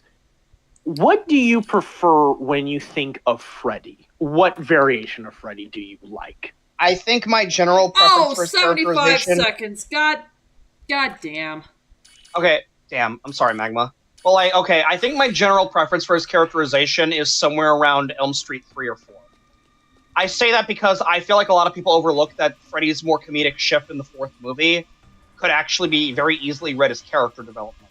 I don't want to say why, though, because I do want to show it to Magma later next week, if possible. I will say, I think 2 is probably the more serious that we've seen of Freddy. Yeah. 2 is like... 2, he's not holding back. Like, he's really getting into Jesse's head. Yeah, I think you might be right, Jackson. I do feel like maybe at times I am a bit too hard on the film. Yeah, it is probably... Again, for me, it is mostly just because I don't really like the way it changes the mechanics of Freddy's powers. I'm open to saying that... Oh, sorry. Go ahead, I'm gonna turn in for the night as well. Okay. All right, you have a good night, man. It's my stepdad's birthday. He's gonna be mad if I'm not up early. All right, best of luck, man. Yeah. Okay, wait, whose birthday is tomorrow? Ryan's My stepdad. Your stepdad. Yeah. I'd like to wish him a very fuck you. Yeah, best of luck, man. I'll keep that in mind. Yeah, be well, please. Fairly well. Goodbye. No, I think it's also it's because what's also the thing too is I think I understand another reason why I think 2 is kind of a.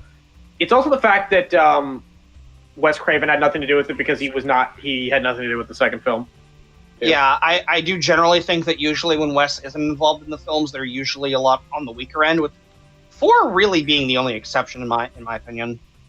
Yeah, because 2, because the thing about that was, when Bob Shea was like, "Oh, I can deal with this," and then Wes is just like, "Can I help with the second film?" He's like, "Nah, fuck it." And they're just like, "What?" I'm kind of like, where is that going to go with the fact that it's not, with it not being Wes? Because everything with Freddy, everything is at its strongest when Wes is at the helm. Yeah.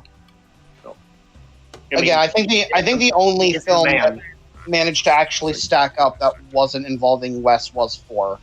I think it's because 4 is actually a very tightly knit story, in all honesty. I mean, yeah. I mean, Wes is the man that brought the Madman to life. Yeah. It is his creation. We've had a lot more slasher talk this stream than I think we've had in any other, actually. I mean, then again, you did You did say, hey, we're gonna watch 2 slasher films today. Nothing so far. True. It's also because ever since I've been watching Dead Meat more, I kind of have to. It's not a need. It's more having a more respect for slashers, but also trying to see if I can hold conversations better about shit like that. I appreciate you doing that. That actually means a lot to me. I mean, no, because like it's because of Dead Meat that I understand it more. Because with these 30-minute videos, I'm getting more like, I get it, I understand it. It's trying to understand it more as I go on. Oh, that reminds me, Magma, Jackson, I got some real goofy-ass plans for March. Oh. So what's your March Madness plans? Okay, so March Madness, hey, let's go. So, y'all know that in March is St. Patrick's Day, right? You want to watch the Leprechaun movies. A friend with weed is a friend indeed. Yes, it's actually an annual tradition in my server. Me and the boys will gather and we'll binge the Leprechaun movie. Oh, actually, I do have to ask this question, Havik. Yeah? How do you deal with... Here we go! One of the worst fucking missions in the entire game.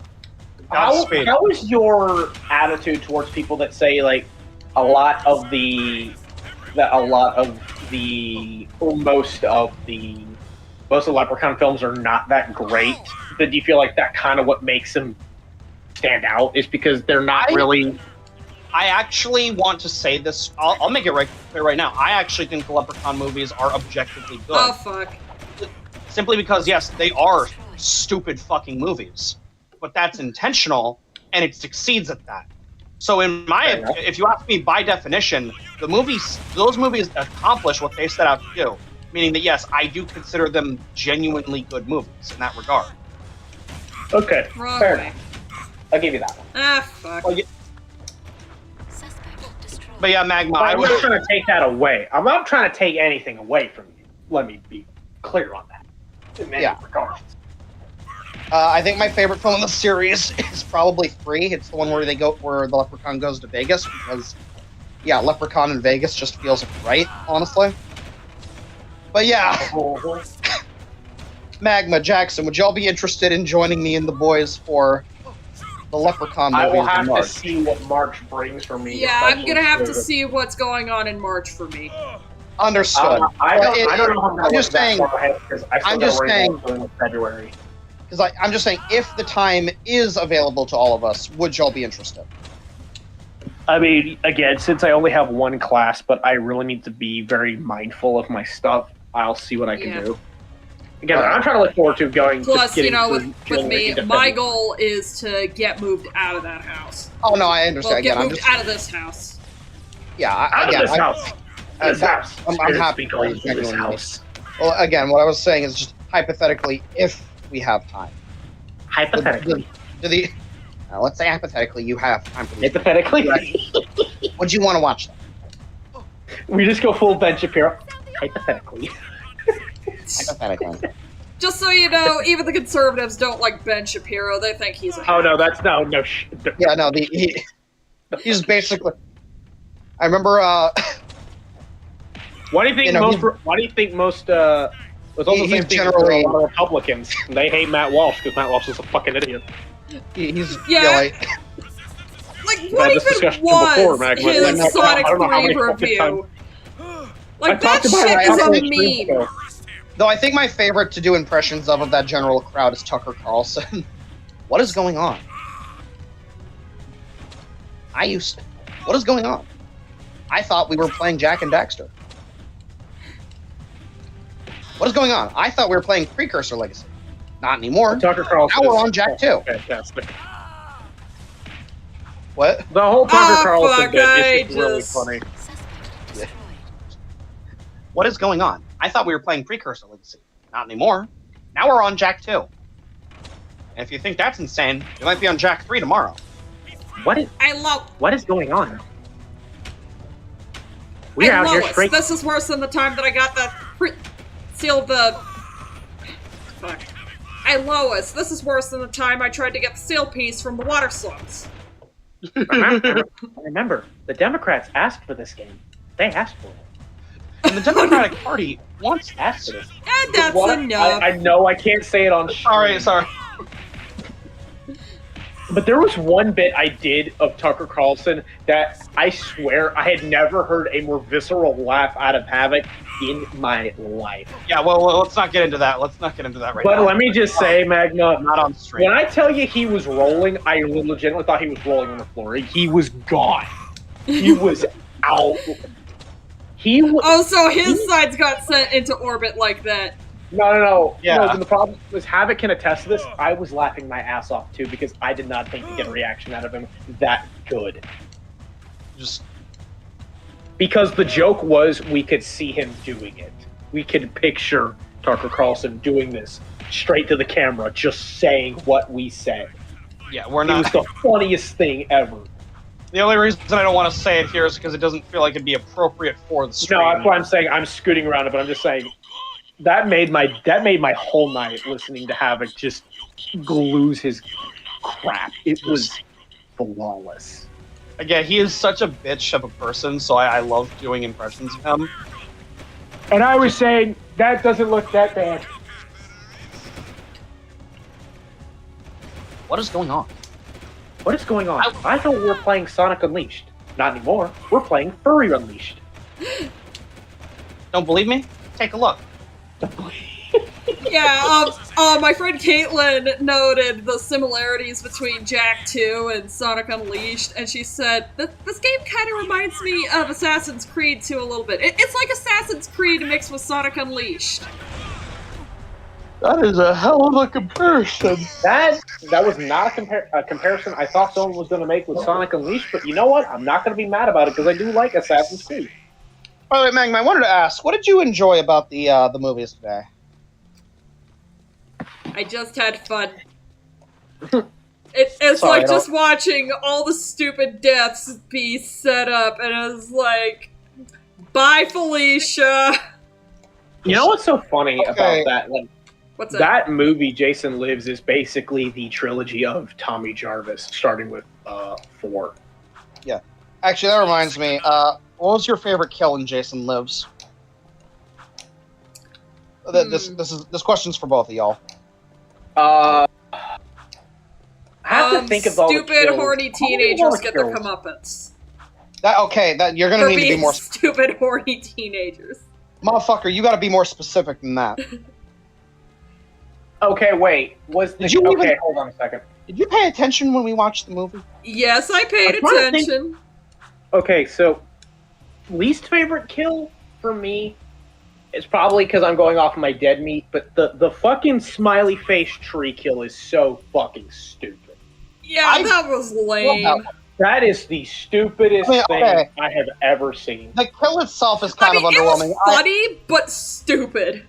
I more so like it for the part after he's already dead, when Jason's looking at the arm, because he's kind of realizing, he's a lot stronger now. Yeah, that's the thing about Jason Lives, is that single-handedly, this implies that Jason is not the same person. Like, he's a more supernatural being, and I'm okay with that. Yes, Sam. I like that about it. As for what I'd say the best kill was, I would probably say... Well, the one where he just straight up folds a man is hilarious. I love that one. Which kill was that? That was Megan's dad. Megan's dad, yeah. There's a lot. I've rewatched the kill count countless times, like listening to it at work. But the kills like that, no, actually, I think the dumbest kill might be Nikki's in the van when they're listening to Alice Cooper, where he pushes her head through the. That's one of the best ones. I was gonna say that one might even be my favorite. I think that one. That's a much better version of that kill than the tree ones. Yeah, I like when Jason's kills have a bit of cartoon physics to them like that. I like the joke that James does when he puts and he stabs Court in the ears. He makes a joke of, he hasn't looked at that shitty hair metal music, and I'm like, oh, okay. Damn, bro. Like, I get it. I don't know why. I don't know what it is about James and hair metal. It's because you remember he Here's made a another joke funny in cutscene, which then leads to a very infuriating mission. It doesn't make any yeah. sense. I think Also, the one thing about Jason Takes Manhattan that makes no fucking sense is why. Okay, this is going to sound really nitpicky about Jason Takes Manhattan, but why the fuck is there just some random hair rocker in the bowels of the ship? What the fuck is that even supposed to mean? Well, we'll get to that later when Magma has contact. But Magma, I was gonna say, well, you did enjoy Jason Lives. Did you feel it was a good movie? Yeah. Okay. I guess then, what was your favorite kill in Dream Warriors? No, really, I insist. In Dream Warriors. No, Jack's the hero. Like, You have to remember, like the effects of that one kid who was being puppeted. Like, Jesus. Yeah, I gotta say, I think I might have to go with that. I might have to go with that. That one is really fucking good. The one with Karen was fucking mean, dude. Yeah. That one felt extra personal. I feel like the Karen one felt extra personal.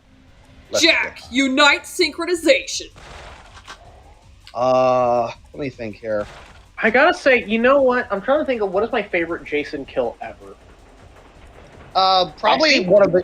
For me, it's probably got to be one of the kills from the 7th movie, like the sleeping bag one, where he just takes him up. Oh, you know why? You know why? The uncut version of that. The uncut version of that, where he just takes a motherfucker, well, basically just stuffs them into the sleeping bag, and then fucking shit out of him, smashes it against a tree repeatedly. Yeah. You know what's funny is that kill gets redone later in the reboot, and it's way more disturbing in the reboot.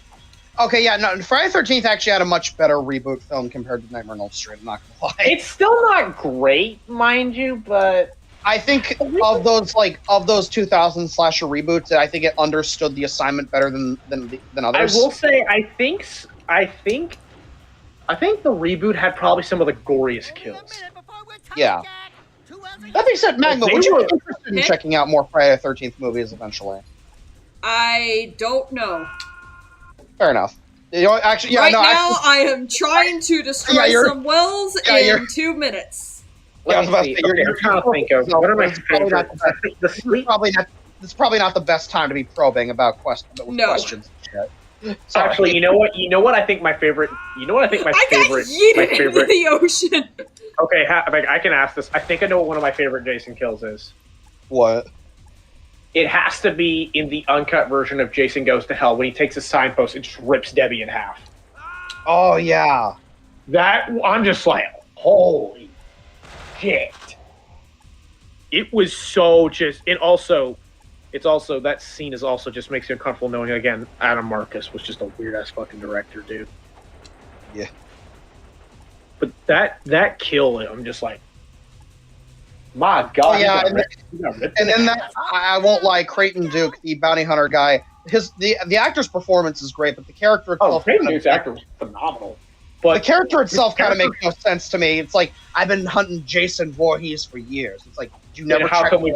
Did you never check the lake? Did you never check the fucking lake? Or it's just, if you've been hunting down this guy for years, how come we've never seen you? Until now. Yeah, like, you just never bother to check. Actually, you know what I think the worst? You know what I think the worst kill is? What's the worst? What? Has to be in Jason Goes to Hell when Ward tries to punch the fake Jason and he just rips his arm off. I'm like, that's I don't consider that a kill. Just ripped his arm out of his wrist, out of his bone, but shit. I don't know. Messed that jump up. Oh, actually, Magma, if you thought the effects for the kills in Nightmare on Elm Street 3 were amazing, 4 is fucking phenomenal. Like 4 is fucking. 4 is an experience in of its own right.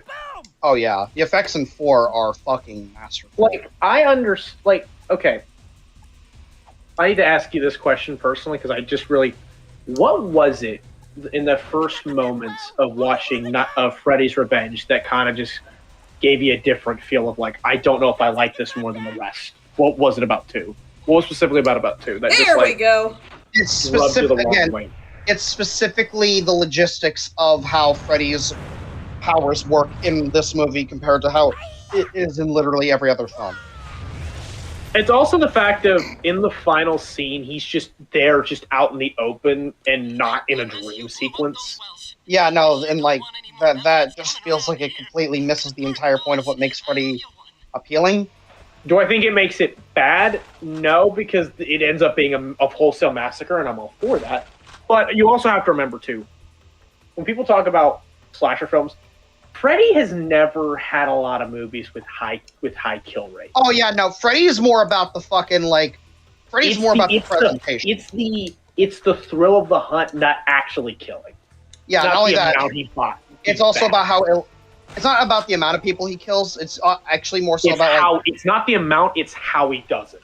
Yeah, because like obviously he can bend the rules in the dream world, so he's able to do a lot more. He's not Jason, where Jason can just rack up a score as big as he can. Yeah, like Jason obviously can get creative, but he has to do it with he's still working with like physical limitations, like within the realm of actual logistics. Whereas like either using his bare hands or like using weaponry or equipment he just finds around the place. Whereas Freddy is literally not even bound by the laws of time and space. Yeah, so people who complain about, there's not a lot of kills, that's intentional. It's not meant to be about the kills, it's how Freddy does it. Yeah, it's quality over quantity. Yeah, and I'm fine with that. I don't care that people say, but Freddy doesn't have a lot of kills. Just because a horror movie doesn't have a lot of kills doesn't mean anything. That's a subjective quality of anything. Mm-hmm. Sometimes a horror movie can have too many kills, and I'm just like, oh, for God's sakes, man! Like, it's not the size of the boat; it's the motion of the ocean, so to speak. Yes, I mean that is true. As Austin Powers once said, it's not about the size; it's about how you use it. Giggity. Giggity. You hear that, Jack? Yeah, I remember rewatching a movie from Death Kill Count. It was a weird ass movie. It was the Belko Experiment. I'm like, God, that movie's weird. The Belko Experiment. It's like what Chucky himself said. It ain't the size that counts, asshole. It's a long story, but if we did it would take about 4 sequels to make sense. And I will say, I think my favorite. I know I'm gonna sound like a total guy moment, but I think Jennifer Tilly is probably the reason why I like the newer stuff. It's because of Jennifer Tilly's willingness to say anything at all in the scripts. Okay. Let's see if I can at least get through this mission. There's one line in Seed of Chucky that I want to say, but I cannot say it because I don't think Magma will approve of it. You don't. There's one. Yeah, you don't think I'll what? Allow it on the stream, or? There's a line from Seed of Chucky that Jennifer Tilly says, but I don't know if I can say it. You know, the dolls in those movies, they have the mouths of sailors, I tell you. Oh no. I'll say. I'll just say it while censoring it. I hate the railgun controls. I'll just say it for Havik's joke. I'm sorry, Bound is on cable. Gina Gershon. Gina Gershon. I'm not finishing the rest of that quote, but Havik, I think, knows where to finish it. Bound is on cable TV. Gina Gershon. I can't get through without saying it. It's that fucking stupid. It's so. I do like Jennifer Tilly in the Chucky movies because it's just what she's willing to say shit, and it is so funny to me. And now I just cannot unhear Celia saying this, and I want to hurt myself so badly. No. I'm a poor boy. Don't leave me alone. This is not my hashtag. Not my schmootsy poo. Not my schmootsy poo. Honestly, when my dad said that about one of my ex-girlfriends, I'm like, don't ever say that word to me again, just out of context without the movie. It just does not sound right. Y'all gotta pack it in, bro. Because like that, like I am never like a super like lovey-dovey type of guy. So saying stuff like, "We want to know what one my dad used." No. Yeah, I'm not one for all that gushy romance shit either. You know what? You know one line he called one of my ex-girlfriends. You don't know one he said? No, seriously, you don't know what he said? His was sugar britches, and I'm like, I fucking hate that so much. I hate that. I was going to say so badly. I was going to say, like, I feel like I could be a very tender person, but I don't feel like calling him pet names like that. I'm just like, don't interrupt me over this, please. I was actually I don't know. I was getting very personal there. Please don't interrupt me with that. What I was saying is, I feel like I can be a very tender person if I was given the chance, but I don't feel like I've really ever been given the opportunity to be close with someone like that. So I don't know.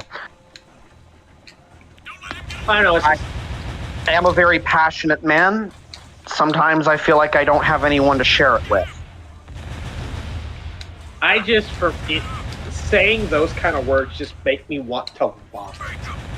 So bad. I just want to one day be able to hold someone, look them in the eyes, and tell them I love you, and then not feel ashamed to tell them that. I mean, I think we could kind of see where some of my issues came from. Yeah. I just want to. Like, I say that my mom is an anti-role model of how to act in a relationship. Yeah, no, I get what you mean. Oh no, you've proven that in just 2 streams, and it's not even close. Yeah, no, she's not a good example. She's a horrible woman. She is not what any mother should strive to be. Yeah, the frustrating thing is that she'll play nice in public. Oh, that just makes it. Well, that makes it even worse. Granted, I more so view myself as a physically affectionate person as opposed to a verbally one, but like, I don't know. Again, anyone just says like, if I ever called another lover of mine honey buns, I'm like, I want to wash my mouth out with soap. Like, I'm not doing this shit. I'm not doing it. I just want someone to hold me and tell me I'm doing a good job. Sorry, that got a little too personal there. That's alright. Anyway, let's try and take out these guards. I hate the first leg of this mission because of all the fucking guards. I am just now starting to get the hang of the fucking railgun controls. I do not like that the controls are inverted. Fuck this shit. I've never liked inverted controls. I've argued with Numas about inverted controls on flying vehicles, especially. It's like, well, that's more accurate to how vehicles are in real life. I'm like, fuck off. I don't give a shit. When I press up, I want to go up. Don't give me any of this bullshit about how it's more realistic. I don't give a fuck. Well, I wish I could say, but I'm getting kind of warm and I kind of need to pack it up for myself. So if y'all continue, y'all can continue. All right. Well, Magma, looks like it's just going to be you and me for a bit. Another fun stream, honestly. Yeah, you have a wonderful night, Jackson. Thank you for coming. Another successful stream. Later. Okay, that's not going to be helpful. So, Magma, what do you want to talk about? I don't know. I guess you said that you wanted to know a little bit more about Comet's Light? Yes, actually. Tell me more. Yeah, so the whole thing with Comet's Light, it originally started off as a superhero AU and crossover for some things that I liked in 2015. Oh. And originally the cast was a lot larger. There were six main leads, kind of going for that friendship is magic thing. But then it just kept spiraling out of control the more I kept adding to it. It was more shitposty than anything. And then I'm not sure what the inciting incident was that I decided in 2019. You know what? I might as well just rework this and make it my own, yeah?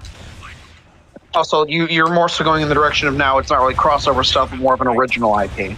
Yeah, now granted, there are still artifacts of what inspired it. What's the basic premise? So the basic premise, you've got 2 college students that find out that, I'm not sure how to describe it. They already have some powers, but they're the equivalent of what's been termed Chaos Adepts in the Sonic series. They can use talismans. They can use they can use some talismans that were found in an abandoned laboratory on Colfax Island in order to amplify those powers. No one understands what the point is. So far, these two are the only one who have had any sort of reaction to the talismans, so... Huh. So they figured, well, while we're here, we might as well, I know, give crime fighting a shot. So instead of 6 leads, there are 2 to focus on. Okay. Okay, one of them is a psychic. Her name is Esther Brooke. The artifact that you can see of what inspired her is the Pokemon Esper. So. Huh. So, okay, the other 4, are they going to be scrapped entirely, or are they going to be reworked in different ways? Like to be scrapped, maybe at best they'll get kind of like a mythology gag kind of cameo appearance. Ah, okay. I was wondering if they were going to get repurposed to be utilized for something else later. Nah. Alright. That does make me maybe wonder just then, background joke fodder, but that's about it. That does make me wonder then how I should approach the cast of Mad Jack, because like obviously Jack and Claire are probably the most focused on, but then there's like the supporting cast of like, because you remember how I mentioned like Jack and his support and his friend group total out to about 8 characters. Mm-hmm. Yeah, that's something I am gonna do my best to try and pace out, which I think you'll see with issue 1. I'm doing a decent job with that so far, at least in terms of introductions. Yeah. But like, there's also the fact that Jack's rogues gallery as well as other residents of the town. But yeah, the rogues gallery and Comet's Light kind of go the same philosophy as the one from Powerpuff Girls. All right, I was kind of getting that vibe from what I remember of the artwork you shared of it. Let's see. So there's Esther. She's a psionic. And I may keep the original super alias of Princess Starlight, or I can also switch it back over to her, I guess, alpha codename of Fuchsia Starlight. But she's got a more magical girl aesthetic going. Interesting. Like, I think in one sketch dump, you know, just kind of like a silly doodle of her and Rylan checking out their outfits for the first time. Esther just has like this little emote that kind of communicates that she's comparing her costume to the likes of Sailor Moon and the Pink Power Ranger. Oh wait, you just reminded me actually. So me and your mouse are going to start Sailor Moon sometime soon once I'm done watching Samurai Pizza Cats. Nice. I think I DM'd you about this briefly, but I've actually thought about maybe. Now we don't have to worry about this for this commission with Clara that we're doing, but I'm thinking about maybe later on injecting a little bit more girl type stuff into her, possibly. Mostly just because I thought it'd be kind of funny to blend that with witchcraft. Yeah. Imagine Sailor Moon. That's also Little Witch Academia. I was gonna say, like, okay, so there are magical girl shows that blend witchcraft. Okay, I've been wondering if that was a thing. There's also Ojamajo Do Re Mi. I might need you to send me those later, or at least like like the titles for those, so I can properly Google them later. Yeah. Because I was just imagining like what also, is you know, like Madoka Magica. Oh yeah, that. Fuck it. Oh wait, that reminds me. I remember I had an idea for a Mad Jack villain who's sort of like a Clayface XP, because Clayface is basically my favorite Batman villain. His name is Waxwork. He's basically an artist who is basically like his body's made of wax and he's a shapeshifter. His goal is to basically because wax figures look pretty fucking uncanny. Yeah. Now his goal is to basically replace his old art gallery that got burned down, which was a bunch of wax figures of famous people. So what he's done is basically he's starting to track down people that resemble his old wax figures and basically kill them and use their bodies as sort of a foundation for his new wax statues. Creepy. Yeah, imagine some motherfucker, some shape-shifting bastard kidnapping you and then encasing you in fucking wax. So a la Invasion of the Body Snatchers, almost. Kinda. It's based on Mystery of the Wax Museum more so. It's an older film with, I believe, Lionel Atwill in the original and Vincent Price in the remake from the 60s. There was also a 2000s or 2010s remake called House of Wax, I believe, but I'll need to double check on that.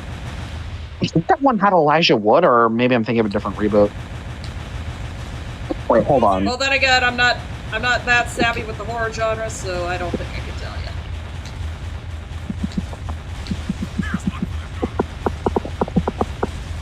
Oh no, it was the remake of Maniac that had Elijah Wood. That's on me. I got those mixed up. But anyway, so. Oh wait, did you finish it? The mission? No.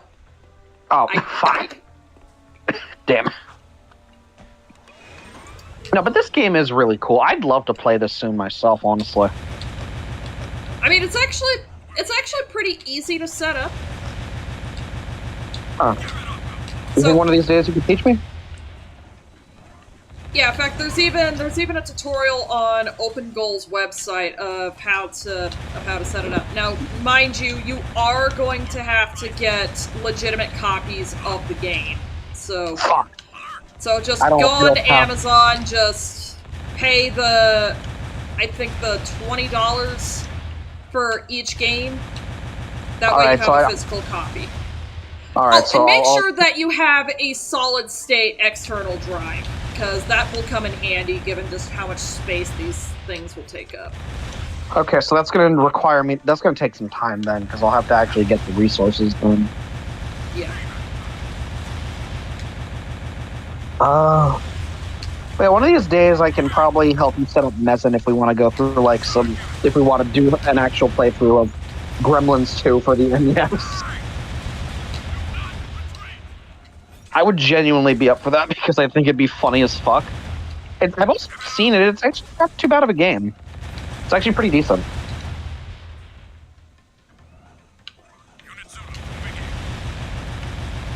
I remember watching a commercial for it, and it mentioned like the game has the Sunsoft signature of state-of-the-art graphics. And like, wow,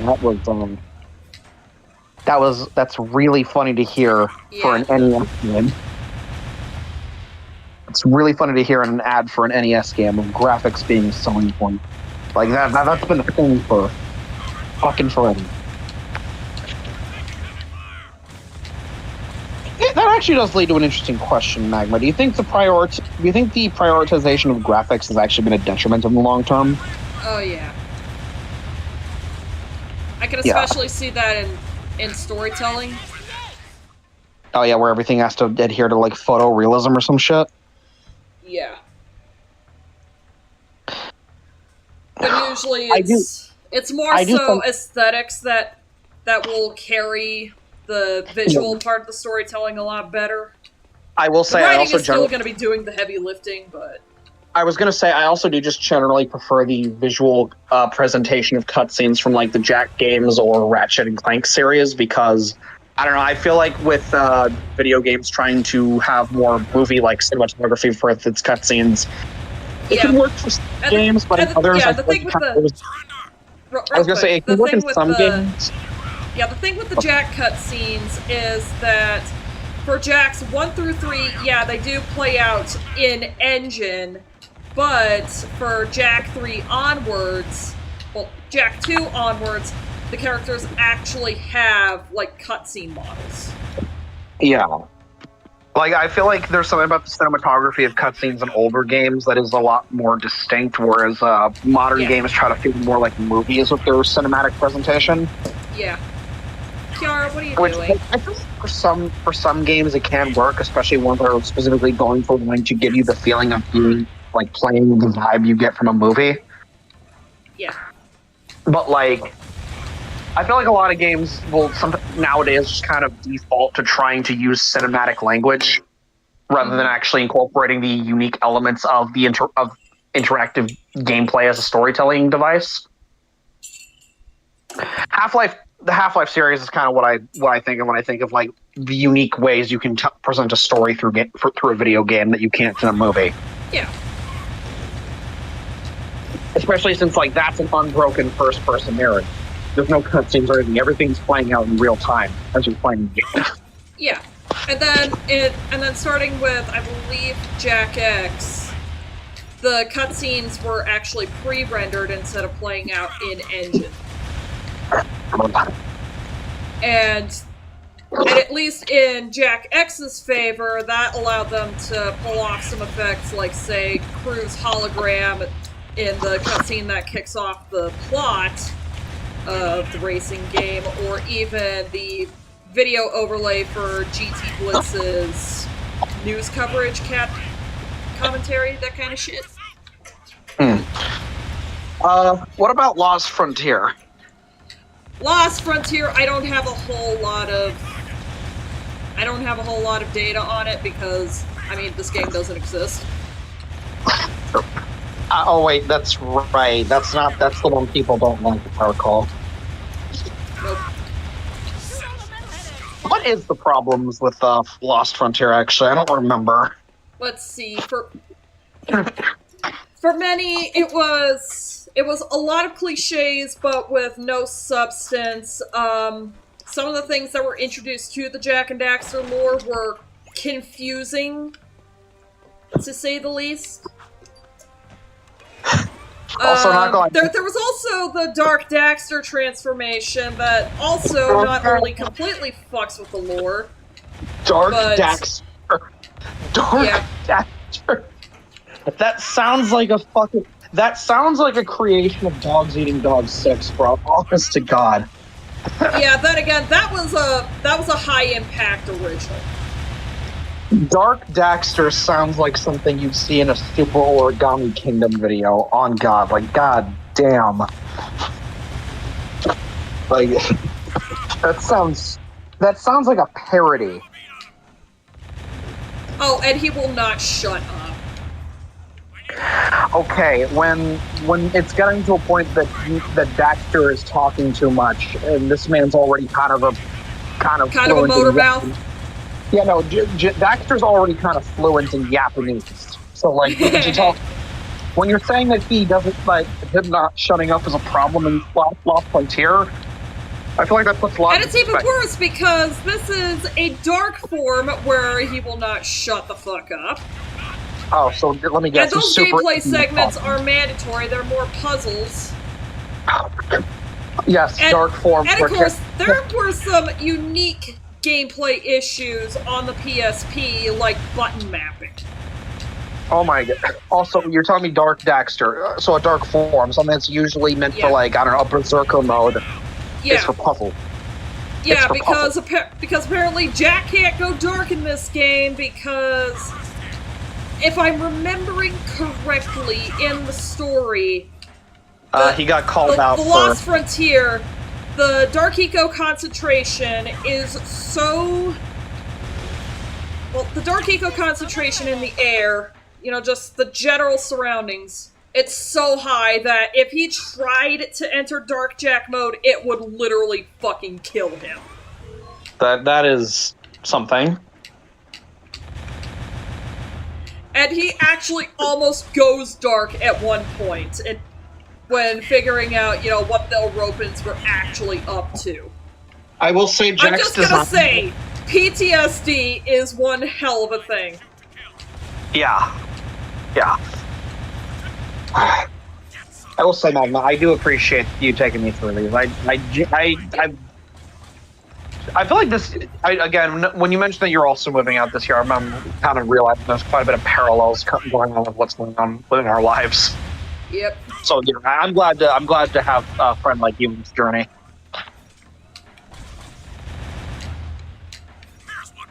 Yeah, like just like Jak and Ratchet, lol. Yeah. And again, I guess that means the League fan is probably Sly. Yeah. I still need to get around to drawing that. Yeah.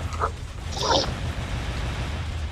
again, this has been nice. Like you, Kiwi, Jackson, Echo, everyone met over the last year or so. Y'all really breathed some new life into social circle of my career.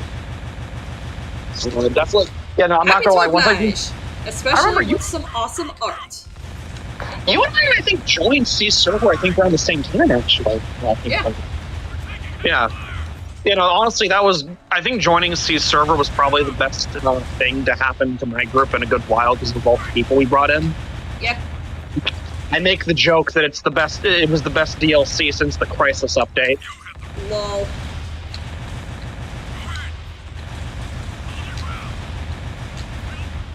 Oh man, if only Crisis could join us for VCs here. I feel like he'd have. I feel like his general wit would definitely bounce off in this group pretty interestingly. Yeah, I don't know. Maybe more Comet's Light lore next stream because it's about 1 o'clock over here. Time to wrap it up. All right. So. I mean, we can always just talk about it after we're done here, if you want. Or well. Okay, the game is saved. Yeah, this has been fun. This is fun. I still enjoy doing this. Yep. So tomorrow's stream, to anyone still watching or watching this after the fact, tomorrow's stream, the scheduling is going to be kind of wonky between people coming back from Hawaii and are going to insist on spending time with me, more movies that Havik wants to watch, so that'll affect the timing, the start time, so just, subscribe and hit the notification bell, please. Yeah, and go to the fucking, go buy something. Yes, or else. Please, I have a shit ton of overhead. Yeah, no, go buy something from Magma, I swear, I will get you. Okay? Yeah, You can run, you can hide, you can pray. I will find you. Yeah, there's the official Magma Paint Production store, or there's also the Teespring shop. So, buy a shirt. Or else. Did I do a good job? Magma, did I do a good job? That works. All right,